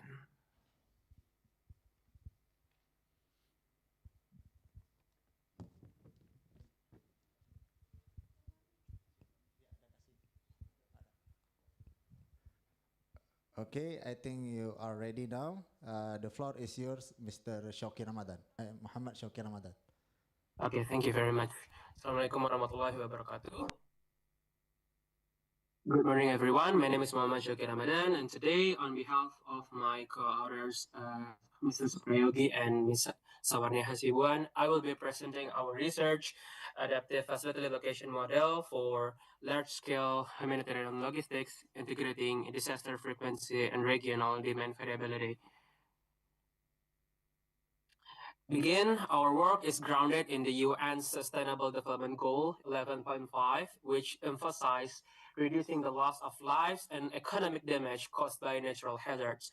Achieving this goal requires resilient infrastructure and rapid emergency response system. And at the core of this is an efficient humanitarian logistics system. To establish a benchmark, we compared Japan, which has demonstrated success through proactive disaster preparedness, including pre-disaster evacuation shelters. The situation in Indonesia is urgent. In the first half of 2023 alone, the country experienced more than 1,500 natural disasters. This stark contrast highlights the critical need for a more robust preparedness system. We focus our case study on floods, which are the most frequent and destructive type of disaster in Indonesia, accounting for over 600 events in that same year. Specifically, we look at the Bandung region, which is one of the most flood-prone areas in the country. This vulnerability is due to its basin-shaped morphology and anthropogenic land use of patterns that intensify water runoff. Conventional facility location models like P-median or maximum covering often fail because they assume a fixed number of facilities and predetermined candidate size. This is unrealistic for large-scale disaster events. To overcome this, we propose an adaptive hybrid model called the maximum covering minimum number multiple facility location problem, or MCMN and UFLP. Unlike traditional models, our approach simultaneously determines the optimal number, location, and capacity of the humanitarian logistic facilities. This brings us to our problem formulation. We begin by gathering key data from the local government database of Bandung, focusing on population density and disaster risk. specifically flood frequency. We then use ArcGIS to process and visualize this geospatial data. The result is the spatial heat map you see here, which clearly shows the areas with the highest population density and flood risk. But a map is just a visual tool. To make this data useful for our optimization model, we perform a crucial extraction step. We use our GIS tools to convert these high-risk, high-population areas on the map into a discrete set of demand nodes. Each node represents a specific community that needs to be served. This set of demand nodes that we just extracted from the map becomes the core input for our mathematical model. As this program shows, our problem formulation is now clear. We need to determine the optimal location for the new humanitarian shelters, which we will revert to using the annotation of symbol C. And then to serve these specific demand points, which will be annotated with symbol I. Each of these demand points I contains those distinct attributes we gathered earlier: its location, its frequency of floods, and its number of population. Here you can see the full mathematical model of our model. I'll walk through the main ideas. Our primary goal is defined by the objective function. The equation 1, which is to minimize the total distance between all demand nodes and their assigned shelters. But the real intelligence of the model is in equation 4 and 5, which define the shelter's location. We use something like this means the model is weighted. It doesn't just find the geographic center, it's the optimal shelter location toward the nodes with the highest afflicted population and the highest disaster frequency. You can see the notation of DI and FI in here in the equation. And then this slide explains those rules, the subject to part of the model, which we have grouped into 3 main categories. The first one is the assignment constraint. Equation 6 and 7, these are the model's core logic rules. Equation 6 ensure that every single demand node is served by exactly one shelter. This prevents any community from being forgotten and avoid double counting resources. And equation 7 is our efficiency rule. It guarantees that every shelter we build serve at least one demand node, preventing the model from building a useless facility. And then the second group is the surface level constraint. This group defines and measures what good surface means. Equation 8 is a simple pass or fail test. It checks if a node is within our maximum allowed distance. If yes, then it's marked as served or 1 in this case. And then we got equation 9. Then calculates the overall surface level for the entire system. Crucially, this is a weighted calculation, giving more importance to nodes with high population and high flood frequency. Our final target. It ensures the solution is only valid if this overall surface level is greater than or equal to our minimum standard. And then the third group is the capacity constraint. Finally, after all the nodes are assigned and served, equation 11 does the accounting. It sums the total population assigned to each shelter to determine the final capacity needed. This is what gives us the final practical numbers for our illustrative example.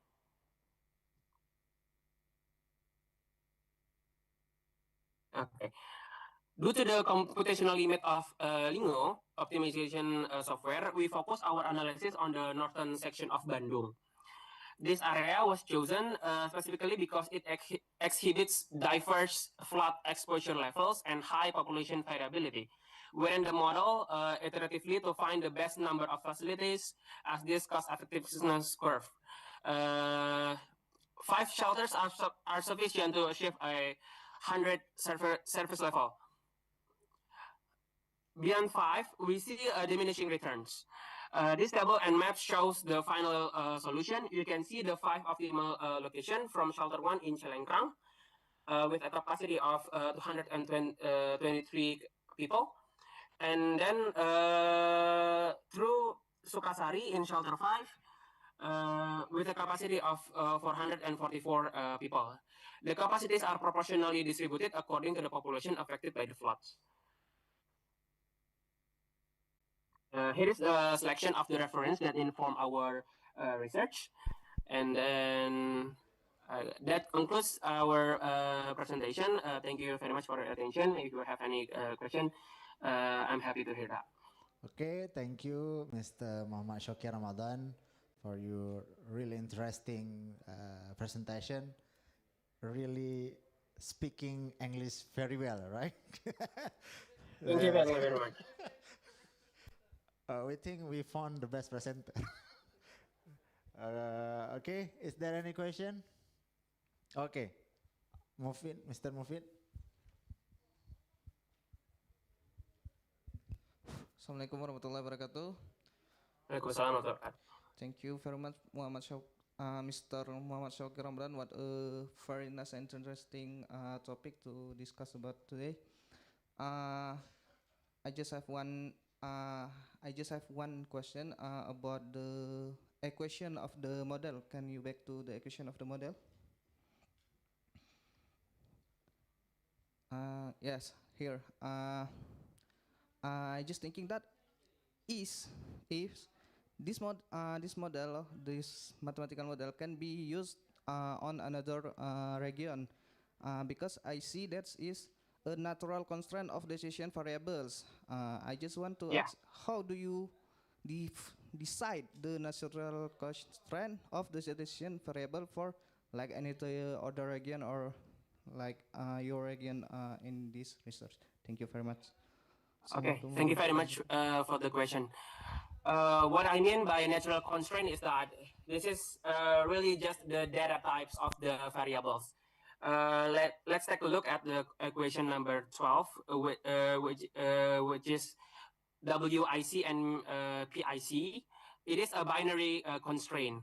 I mean, that is not nature in the terms of natural geographical situation, but it is the natural of the variable itself. Okay, are you satisfied? Okay, is my answer your question? Yes, Mr. Mufid already satisfied with your answer. He is already satisfied. Oh he yeah. Is okay. Yeah. Thank you very much. Okay, thank you. He's happy with it. Okay, thank you very much, Mr. Muhammad Shoki Ramadan. Please give a big applause for him. Okay, thank you, Mr. Muhammad Shoki Ramadan. We hope to see you in next edition of Icecme. Thank you. Okay, thank you. Okay, now we move on to the next presenter, Muhammad Isa Lutfi. Do we have Muhammad Isa Lutfi here? Yes. Okay, Bapak Muhammad Isa Lutfi, Are you ready? Inshallah. Inshallah. Okay, Bapak Muhammad Isa Lutfi, the floor is yours. Thank you very much. Assalamualaikum warahmatullahi wabarakatuh. Waalaikumsalam warahmatullahi. Thank you for the opportunity. I would like to present our research with the title of Integrated Per CPM Approach for Evaluating Manufacturing Digitalization Projects at SnellX Cloud ERP. Okay. So there is a case in SnellX, which is a company that implementing enterprise resource planning. They had a big project that they have to complete in August 2024, but it was delayed due to technical problem that such as integration with existing system, configurations errors, and performance degradation. So we think that this company needs a more structured planning. Sorry, Pak Muhammad Isa. Yes. Can you show your presentation? Oh, sorry. Just hit up the button. Okay. Is it show already?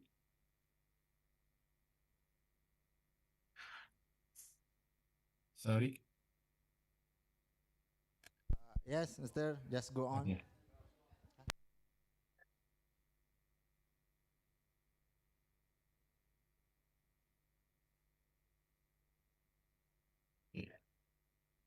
Okay. So to get to increase the productivity, efficiency, and innovations, we have to build a more structured planning and control approach with CPM and PERT integrations. So this research objective is to develop an integrated PERT CPM project evaluation strategy and optimize project time and resource utilization for SME digitalization projects and identify critical activities and estimate project completion's probability. In this research, we use mixed methods approach, which are quantitative approach. We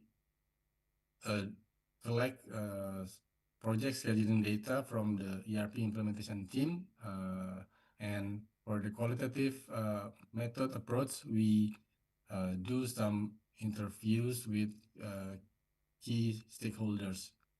And for the CPM steps, the first one, we identify activity dependencies and we build network diagram. And the next level, in the next steps, we perform forward pass and backward pass.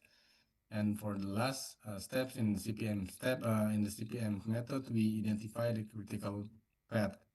After we get the CPM diagram, we continued with the PERTS method. The first step is estimate 3 times scenarios, which are optimistic, most likely, and pessimistic. And the next one is calculate expected durations and project success probability. In this research, we collect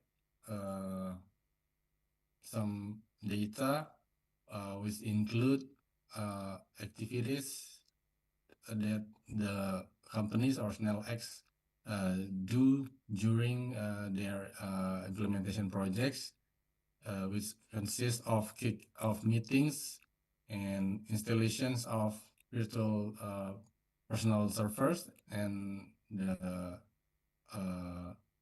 the ERP software, which is Odoo version 14, and as is and to be analysis, system blueprinting and prototyping, and for the next activity is training. And if the training and UAT goes well, then they will go live. There are two scheduling alternatives that we provide, which are options number 1 and options number 2. And the options number 1, we conclude we compute with CPM and we calculate the CPM and PERT method using considering the order dependence alternativity and with the existing team person consists of 3 persons right now, and or before the new offer strategy. And for the options number 2, the research calculate the CPM and PERT method, considering order dependence activities, and using the new proposed number of persons, team persons, or the personnel or the staff, which is 5 persons. And we use Gantt chart and network diagram and critical path analysis. And the result of this research The result of the dependency network diagram identification for activity options 3 staff were obtained based on a dependency relationship data between activities used in options number 1. Alternative 1 done with a determined method based on order dependency interactivity as well as amount available personnel. While alternative second calculate CPM and PERT with consider order dependence activity as well as capacity proposed staff. In the figure number 1, this is the CPM network diagram. We already identify the critical activities, and we also split the activities number 9 and number 8 to be done parallel, not series, so we can minimize the time, optimize the project. And after doing the free float, total float, and forward and backward price analysis data, the data are compiled into a single table of two facilitated analysis. Activities with total float value of 0 are identified as part of the critical path. Based on the calculation result using the CPM options number 1 method, the project completion duration is 33 days. The critical path consists of several main activities marked in yellow as an indicator that these activities are part of the critical path. The following is a critical path network diagram for the CPM options number 1. For the CPM critical path options number 2, we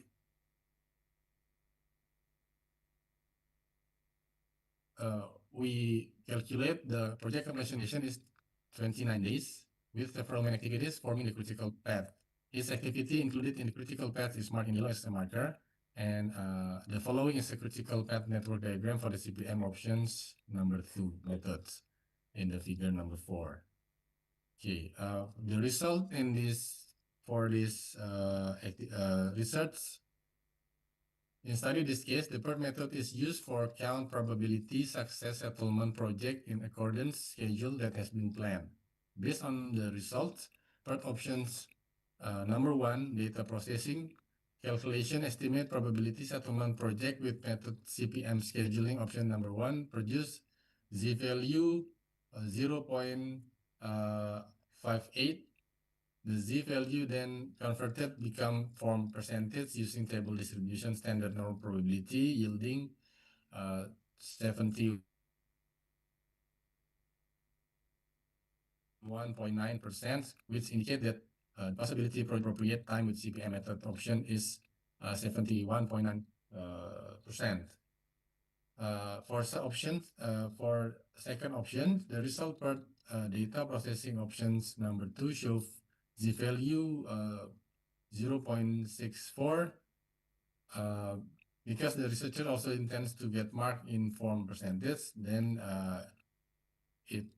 this yield to 73.89%. The probability success settlement project used CPM method options number 2 is higher compared with options number 1. So these results show that scheduling in options number 2 using 5 staff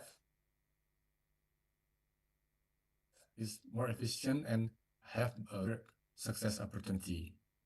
In this study,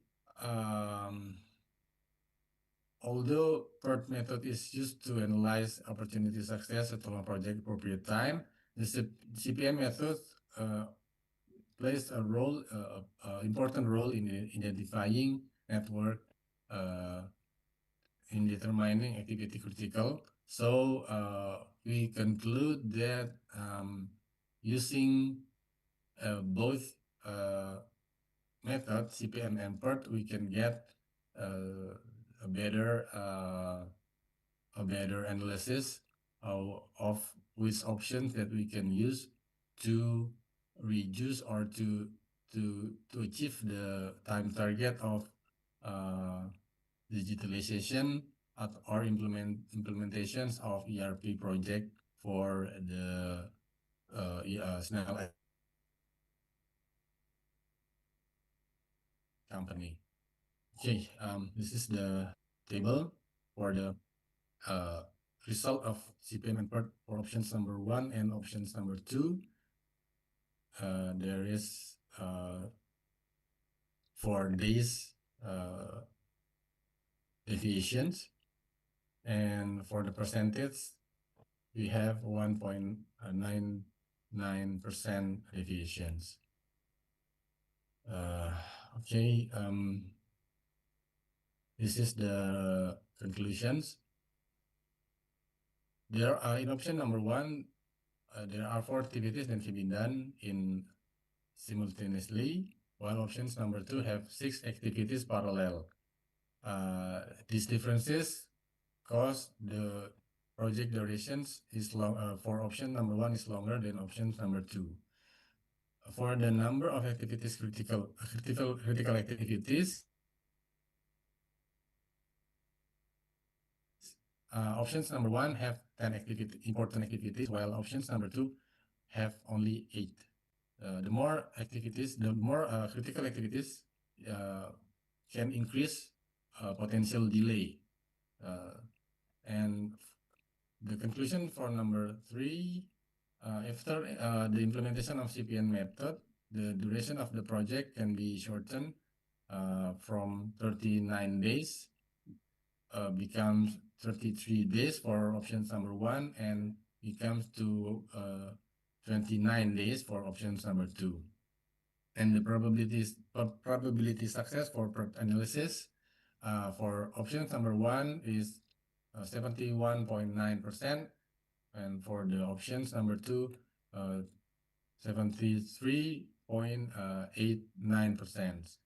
So the combination of CP and PERT is proven capable in increasing efficiency, accuracy time, and the succession of ERP implementation in SME environment. Thank you very much.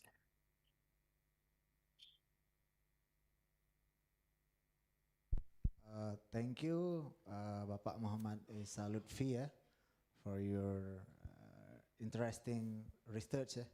You conduct research to evaluate manufacturing digitalization project. Yes, digital implementation. Digital implementation project at SNELX. Yeah. Good. Maybe is there anyone to ask to hit a question to Bapak Muhammad Esa Lutfi? Okay, it's one question from Mr. Fajar. Okay, thank you. This is a very this question.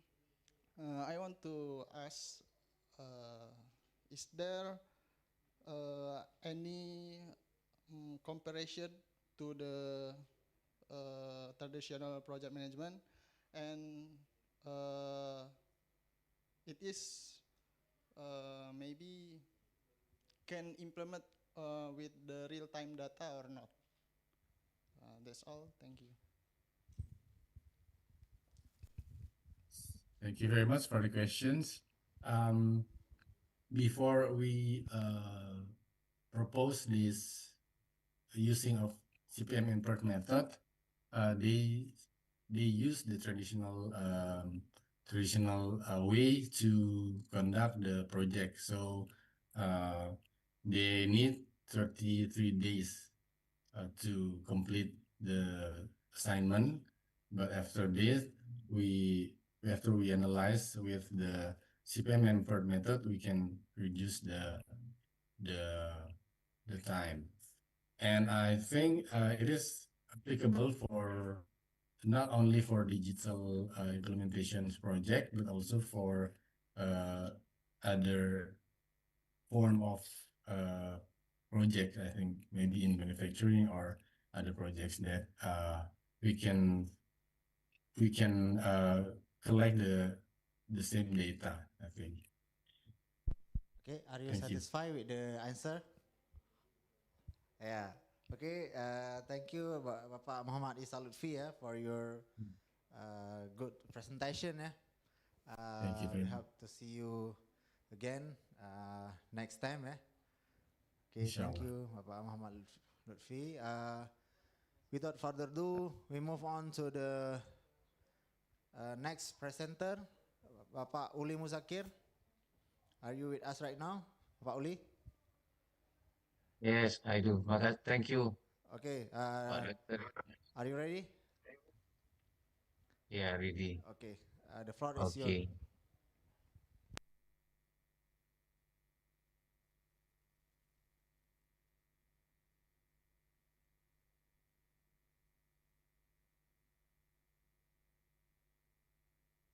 Okay.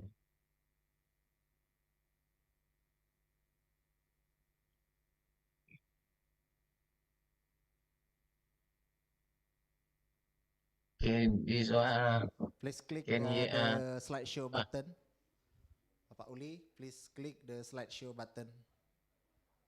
oh, okay. Okay, ya. Okay. Okay, Go ahead. thank you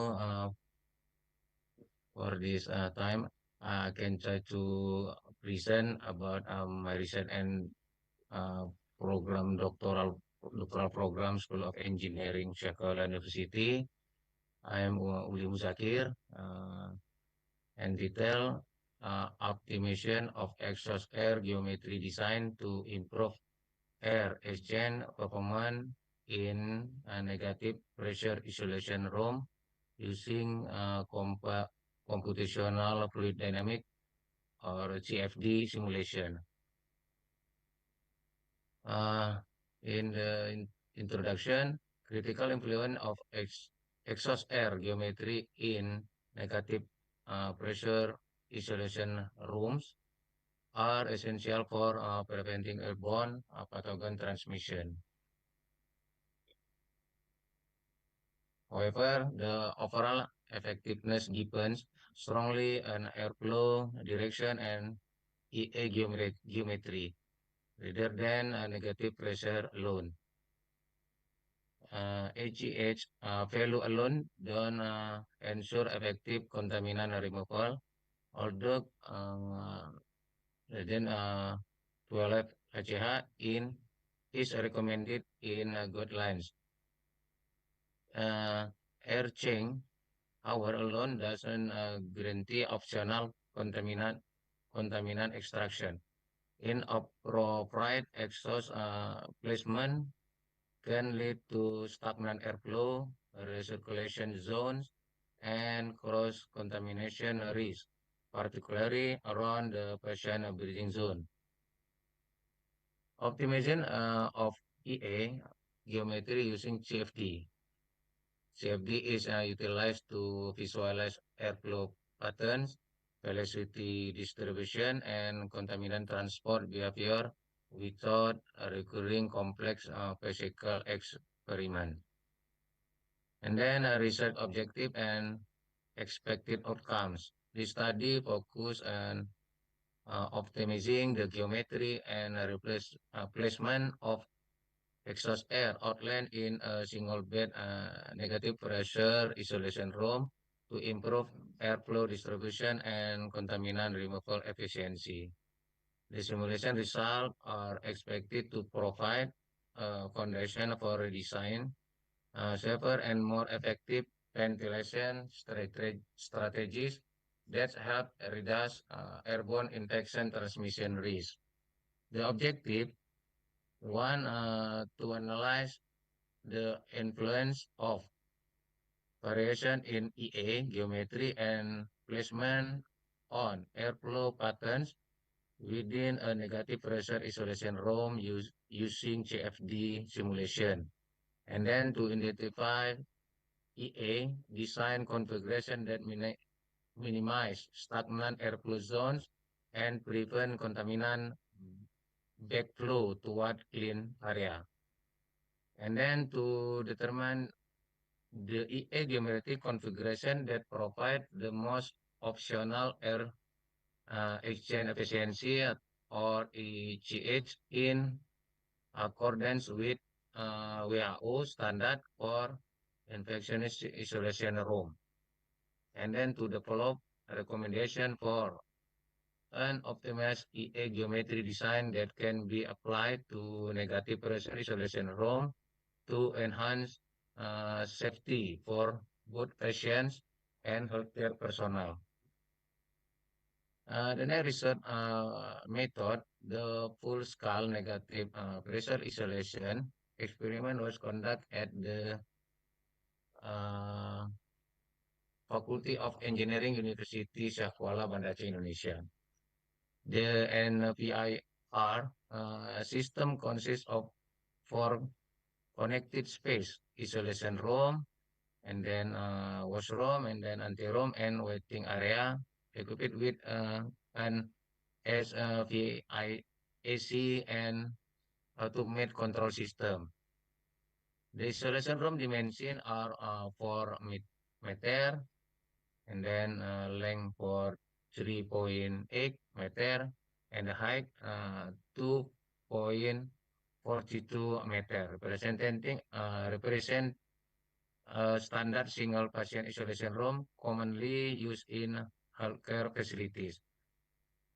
The dimensi the room was designed to support flexible ventilation configuration, allowing variation in the placement of supply air and exhaust air outlet during testing. Negative pressure and then temperature, humidity pressure was monitored. And then air conditioning was provided by Daikin, integrated with TwinCat 3 automation system and backup industrial PC for centralized human-machine interface control. The system allow real-time monitoring and adjustment of airflow and room pressure, ensuring stable and repeatable experimental condition. And then the method I'm di sorry, this area. Bapak Uli, maybe you can shorten your presentation.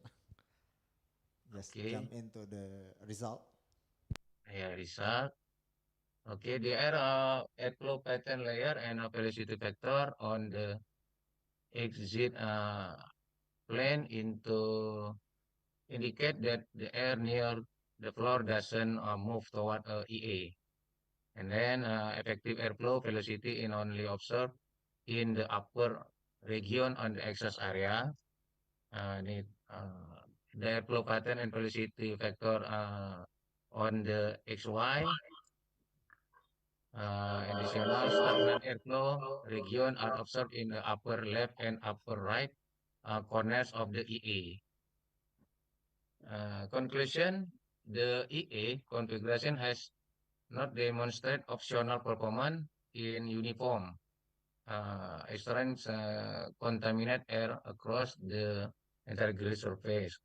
The existing ducting is smaller than and the glare and the position at the upper section result in non-uniform section performance across the grill surface. The most effective section area of the EA for capturing contaminant air is located around point 17 to 22, corresponding to a height range of approximate 85 to the 110 centimeter or on the EA grill surface. The recommended EA design involves placing the exhaust outlet above the patient head, utilizing a horizontally along rectangular slot configuration. And then it is also recommended that the EA ducting size should match or exceed the area of the exhaust grill to ensure optimal section distribution. Okay, thank you. We come to the Mr. Thank you, Bapak Uli Ikram. Muzakir, for your good presentation. I think, is there anyone want to ask a question? One question from Dr. Israr.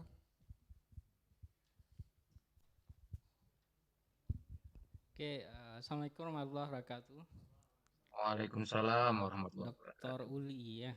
Dr. Uli, my name is Israr. Not yet. Not yet. I would like to ask this slide. What is that picture? That looks like water flushing in the toilet. Is that water flushing? Yeah. I'm sorry. It is the pantry or pool. Yeah. Oh, okay. All right. That's first question. My second question: What is the challenge in doing your research? Okay, that's it from me. We try to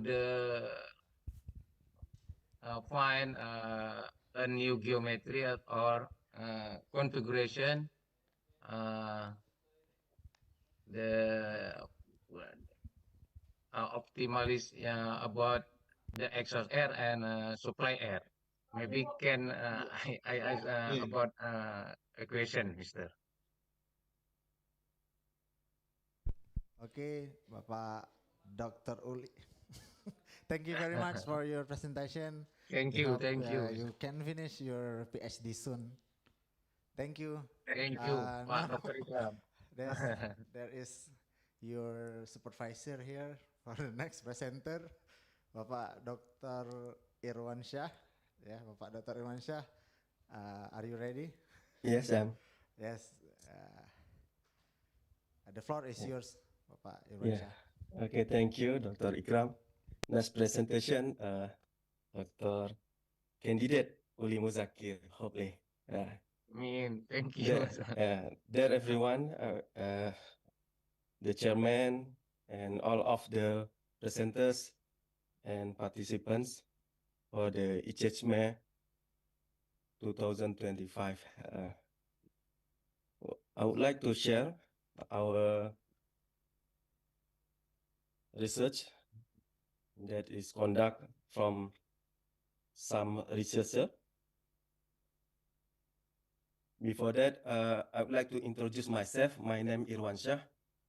The other researcher is Jolly Supardi from University Teguh Umar, and then Darwin Henry, also from University of Teguh Umar, and then Muhammad Zulkarnain from Department of Mechanical Engineering and Industrial, University Technical Malaysia, Melaka.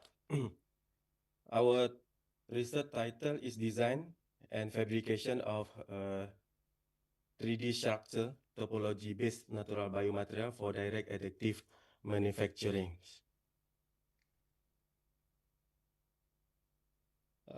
Based on the BPPT data 2021, about 92% medical device is imported from the Indonesia.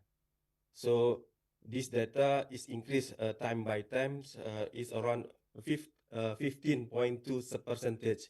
So we can see Indonesia is one of the country that require a lot of the medical device imported.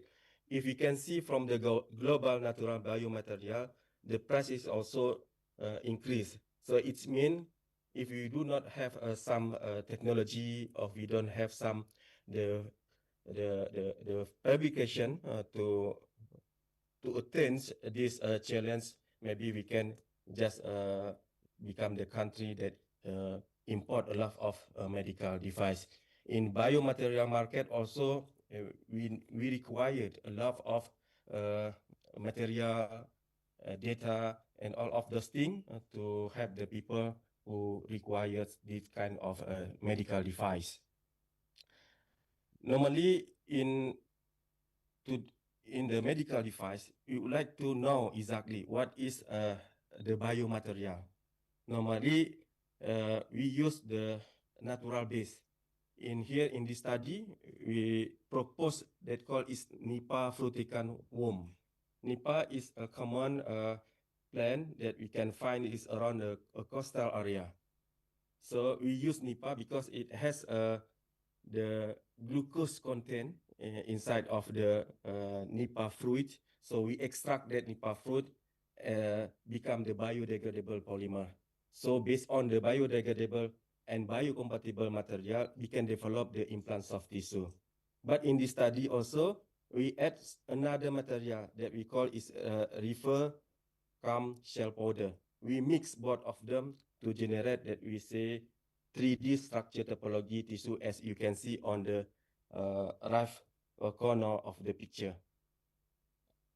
The objective of this study, we would like to make a sustainable biocomposite scaffold based on the Nipah fruticans and cum shell powder material.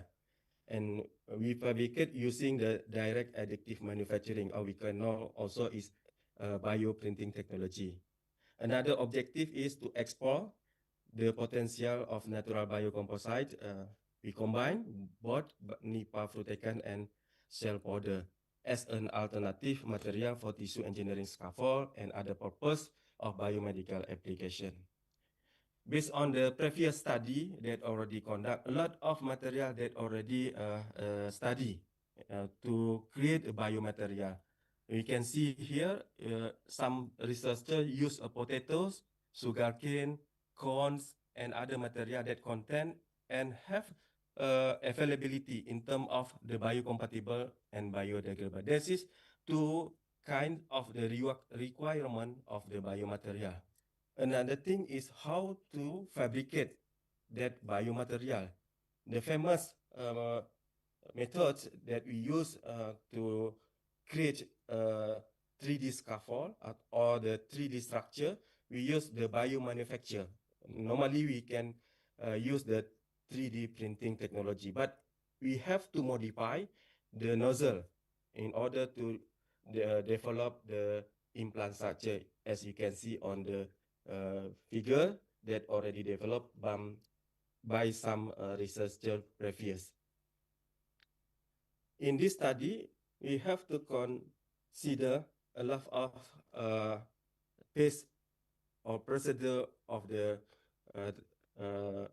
research. The first one, we have to consider what is the structure that we have to develop. We consider the simple structure. We can see on the right side, this is a 19, 0 and 19 topology structure. So it means one line in the horizontal and another line in the vertical. And another topology, this is a 0 and 45 degree. So two type of the topology we use as the simple structure to develop the 3D scaffold. Based on this structure, and then we generate the 3D model. Based on the 3D model, we import to the 3D printing machines. But before that, we have considered also how to prepare the material. So as you see, there is a lot of steps to provide the biomaterial. We use a Nipah fruticans. So it means we have to clean it, make it more soften, and then generate like the liquid. Another thing that we have to consider, we remove the water contents. So it means we need the pure of the extract Nipah fruticans. And we conduct also some experiment to identify the characteristic of the Nipah fruticans based on the FTIR and the GCMS test. When we already find the soluble of the material, we have to add some additive elements. So we consider glycerol and sorbitol in order to make it more soften. Otherwise, it will be easy to broken. So this kind of the composition we put inside of the nozzle that available on the 3D printer. So based on that mechanism, the siren pumps will be push all of the material and create the pattern as we already developed based on the topology that we introduced before. This one is the result that we can see, just the simple structure first. After that, we find on the top picture, you see there is 0 and 19 degree of the structure scaffold. And then for the B, this is 0 and 45 degree of the scaffold. After that, we move to increase all of the pattern. So we generate another range of the dimensions to increase the strength of the structure. So we modify a lot of dimension, especially for the hole between one line to another line. It means that is the porosity. So if we can find a lot of the porosity, it means the strength of the structure will be increased. Based on the result, we find is the composition of the orbital and the scaffold that will give us the correct or the appropriate result in terms of the dimension is around 3% and 15% increase the diameter of the layer. So we can see we just use a simple measurement to measure the line, the porosity, and then of the width of the scaffold. When we got that's kind of the composition, we make sure all of the result are already precisely. So we move to the 3D model of the our organ. So we try to develop the 3D model ears. So it means this is the complex geometry. So based on this complex geometry, we fabricate that kind of the 3D model to develop of the tissue scaffold. You can see also this is the result after we fabricate using the 3D printings. So we use the biomaterial, the NIPA fluotaken and CAM cells. So the strength of the material will be increased directly if we can push the quality of the materials. So another thing, we develop to the other structure also. Instead of the ear, we use the nose. But we have to consider this is the soft tissue implant. So it means we just consider the bone that do not hold a lot of weight bearing. If to the other part, we cannot use this kind of material. We have to use the hard tissue material. Suppose like we can use the stainless titanium or the others, but we just consider for the soft tissue engineering. The conclusion is this study demonstrates the potential of NIPA fluotaken shell powder and is stable biomaterial for the 3D printing tissue engineering scaffold. The topology just use the simple topology to optimize the 3D design. So that is integrates between computational model, round natural biomaterial, and direct additive manufacturing or the 3D printing. The other approach, it will need a lot of our attention to make it more precise structure control, enhance to the mechanical performance, and make it more biocompatibility. And another thing we have to consider also the renewable feedstocks. It means after the material that available in the syringe is already finished. It's how to we can continue the process. This is another thing that we have continue for the future works. Another thing that the customable bioscaffold advancing eco-efficiency and high resolution for the fabrication. This will be beneficial for the structure and biomedical application. That's all our fruit of research that we can share to all of you. May some question and discussion we will give to the floor and then we can discuss. Thank you. Thank you, Pak Dr. Irwansyah. Now Q&A session. Is there anyone give one question to Dr. Irwansyah? Okay. Because it's already late evening, I just ask one question to Pak Dr. Irwansyah.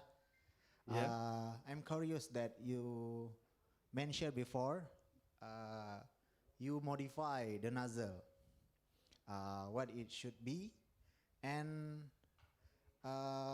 in your opinion, which one is easiest to conduct, to modify nozzle or to make a filament with the filament extruder for the filament 3D printing? Okay. Okay. Thank you, Dr. Ikram. This is a good question. The main thing that we have to consider our materials is the natural fiber, not natural fiber. It means this is the soluble material. So it means that's liquid material. So if you make it's like the solid material, it will be have another process that is maybe another tough for us to create that kind of the fabrication to make the filaments. So the easy way is just use the soluble material, just like the liquid material, so we can exact. You can see here, just we use the simple syringe that can generate also the 3D scaffold. So nothing use the high, I mean the complex, the complex device. Just remove the part of the 3D printing filament nozzle. You can change, and then you just put the syringe that already modified to push some motor, something like that, to make it to push the soluble of the material. Maybe easy, but as I mentioned is before, because this is the liquid material, another thing that we have to consider. I mean, the viscosity of the material, we have to take account. Otherwise, the syringe will be stuck. And that's why we consider to make some scenario to find what is the composition is suitable for this kind of the mechanism. So that's why. So I suggest if the soluble material or liquid material is more better if we can use like the syringe or something, another device. So that is the comment that I can share to you about this. What is the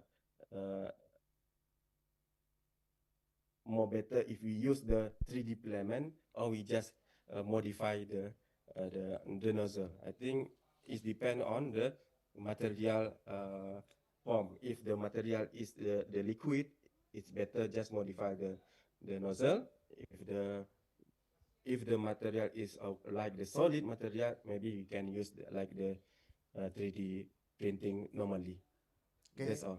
Thank you, Bapak Dr. Irwan Shah, for your really nice explanation for to us. So that's all for the presentation today for the session 3. Yeah, thank you very much once again to Dr. Irwan Shah. Thank you. He is the last presenter today, and of that, this is the end of the session 3. That also the end of Icecme 2025. Yes, we hope we see you all in the next edition of Icecme. Okay, see you all. Thank you very much. Thank you.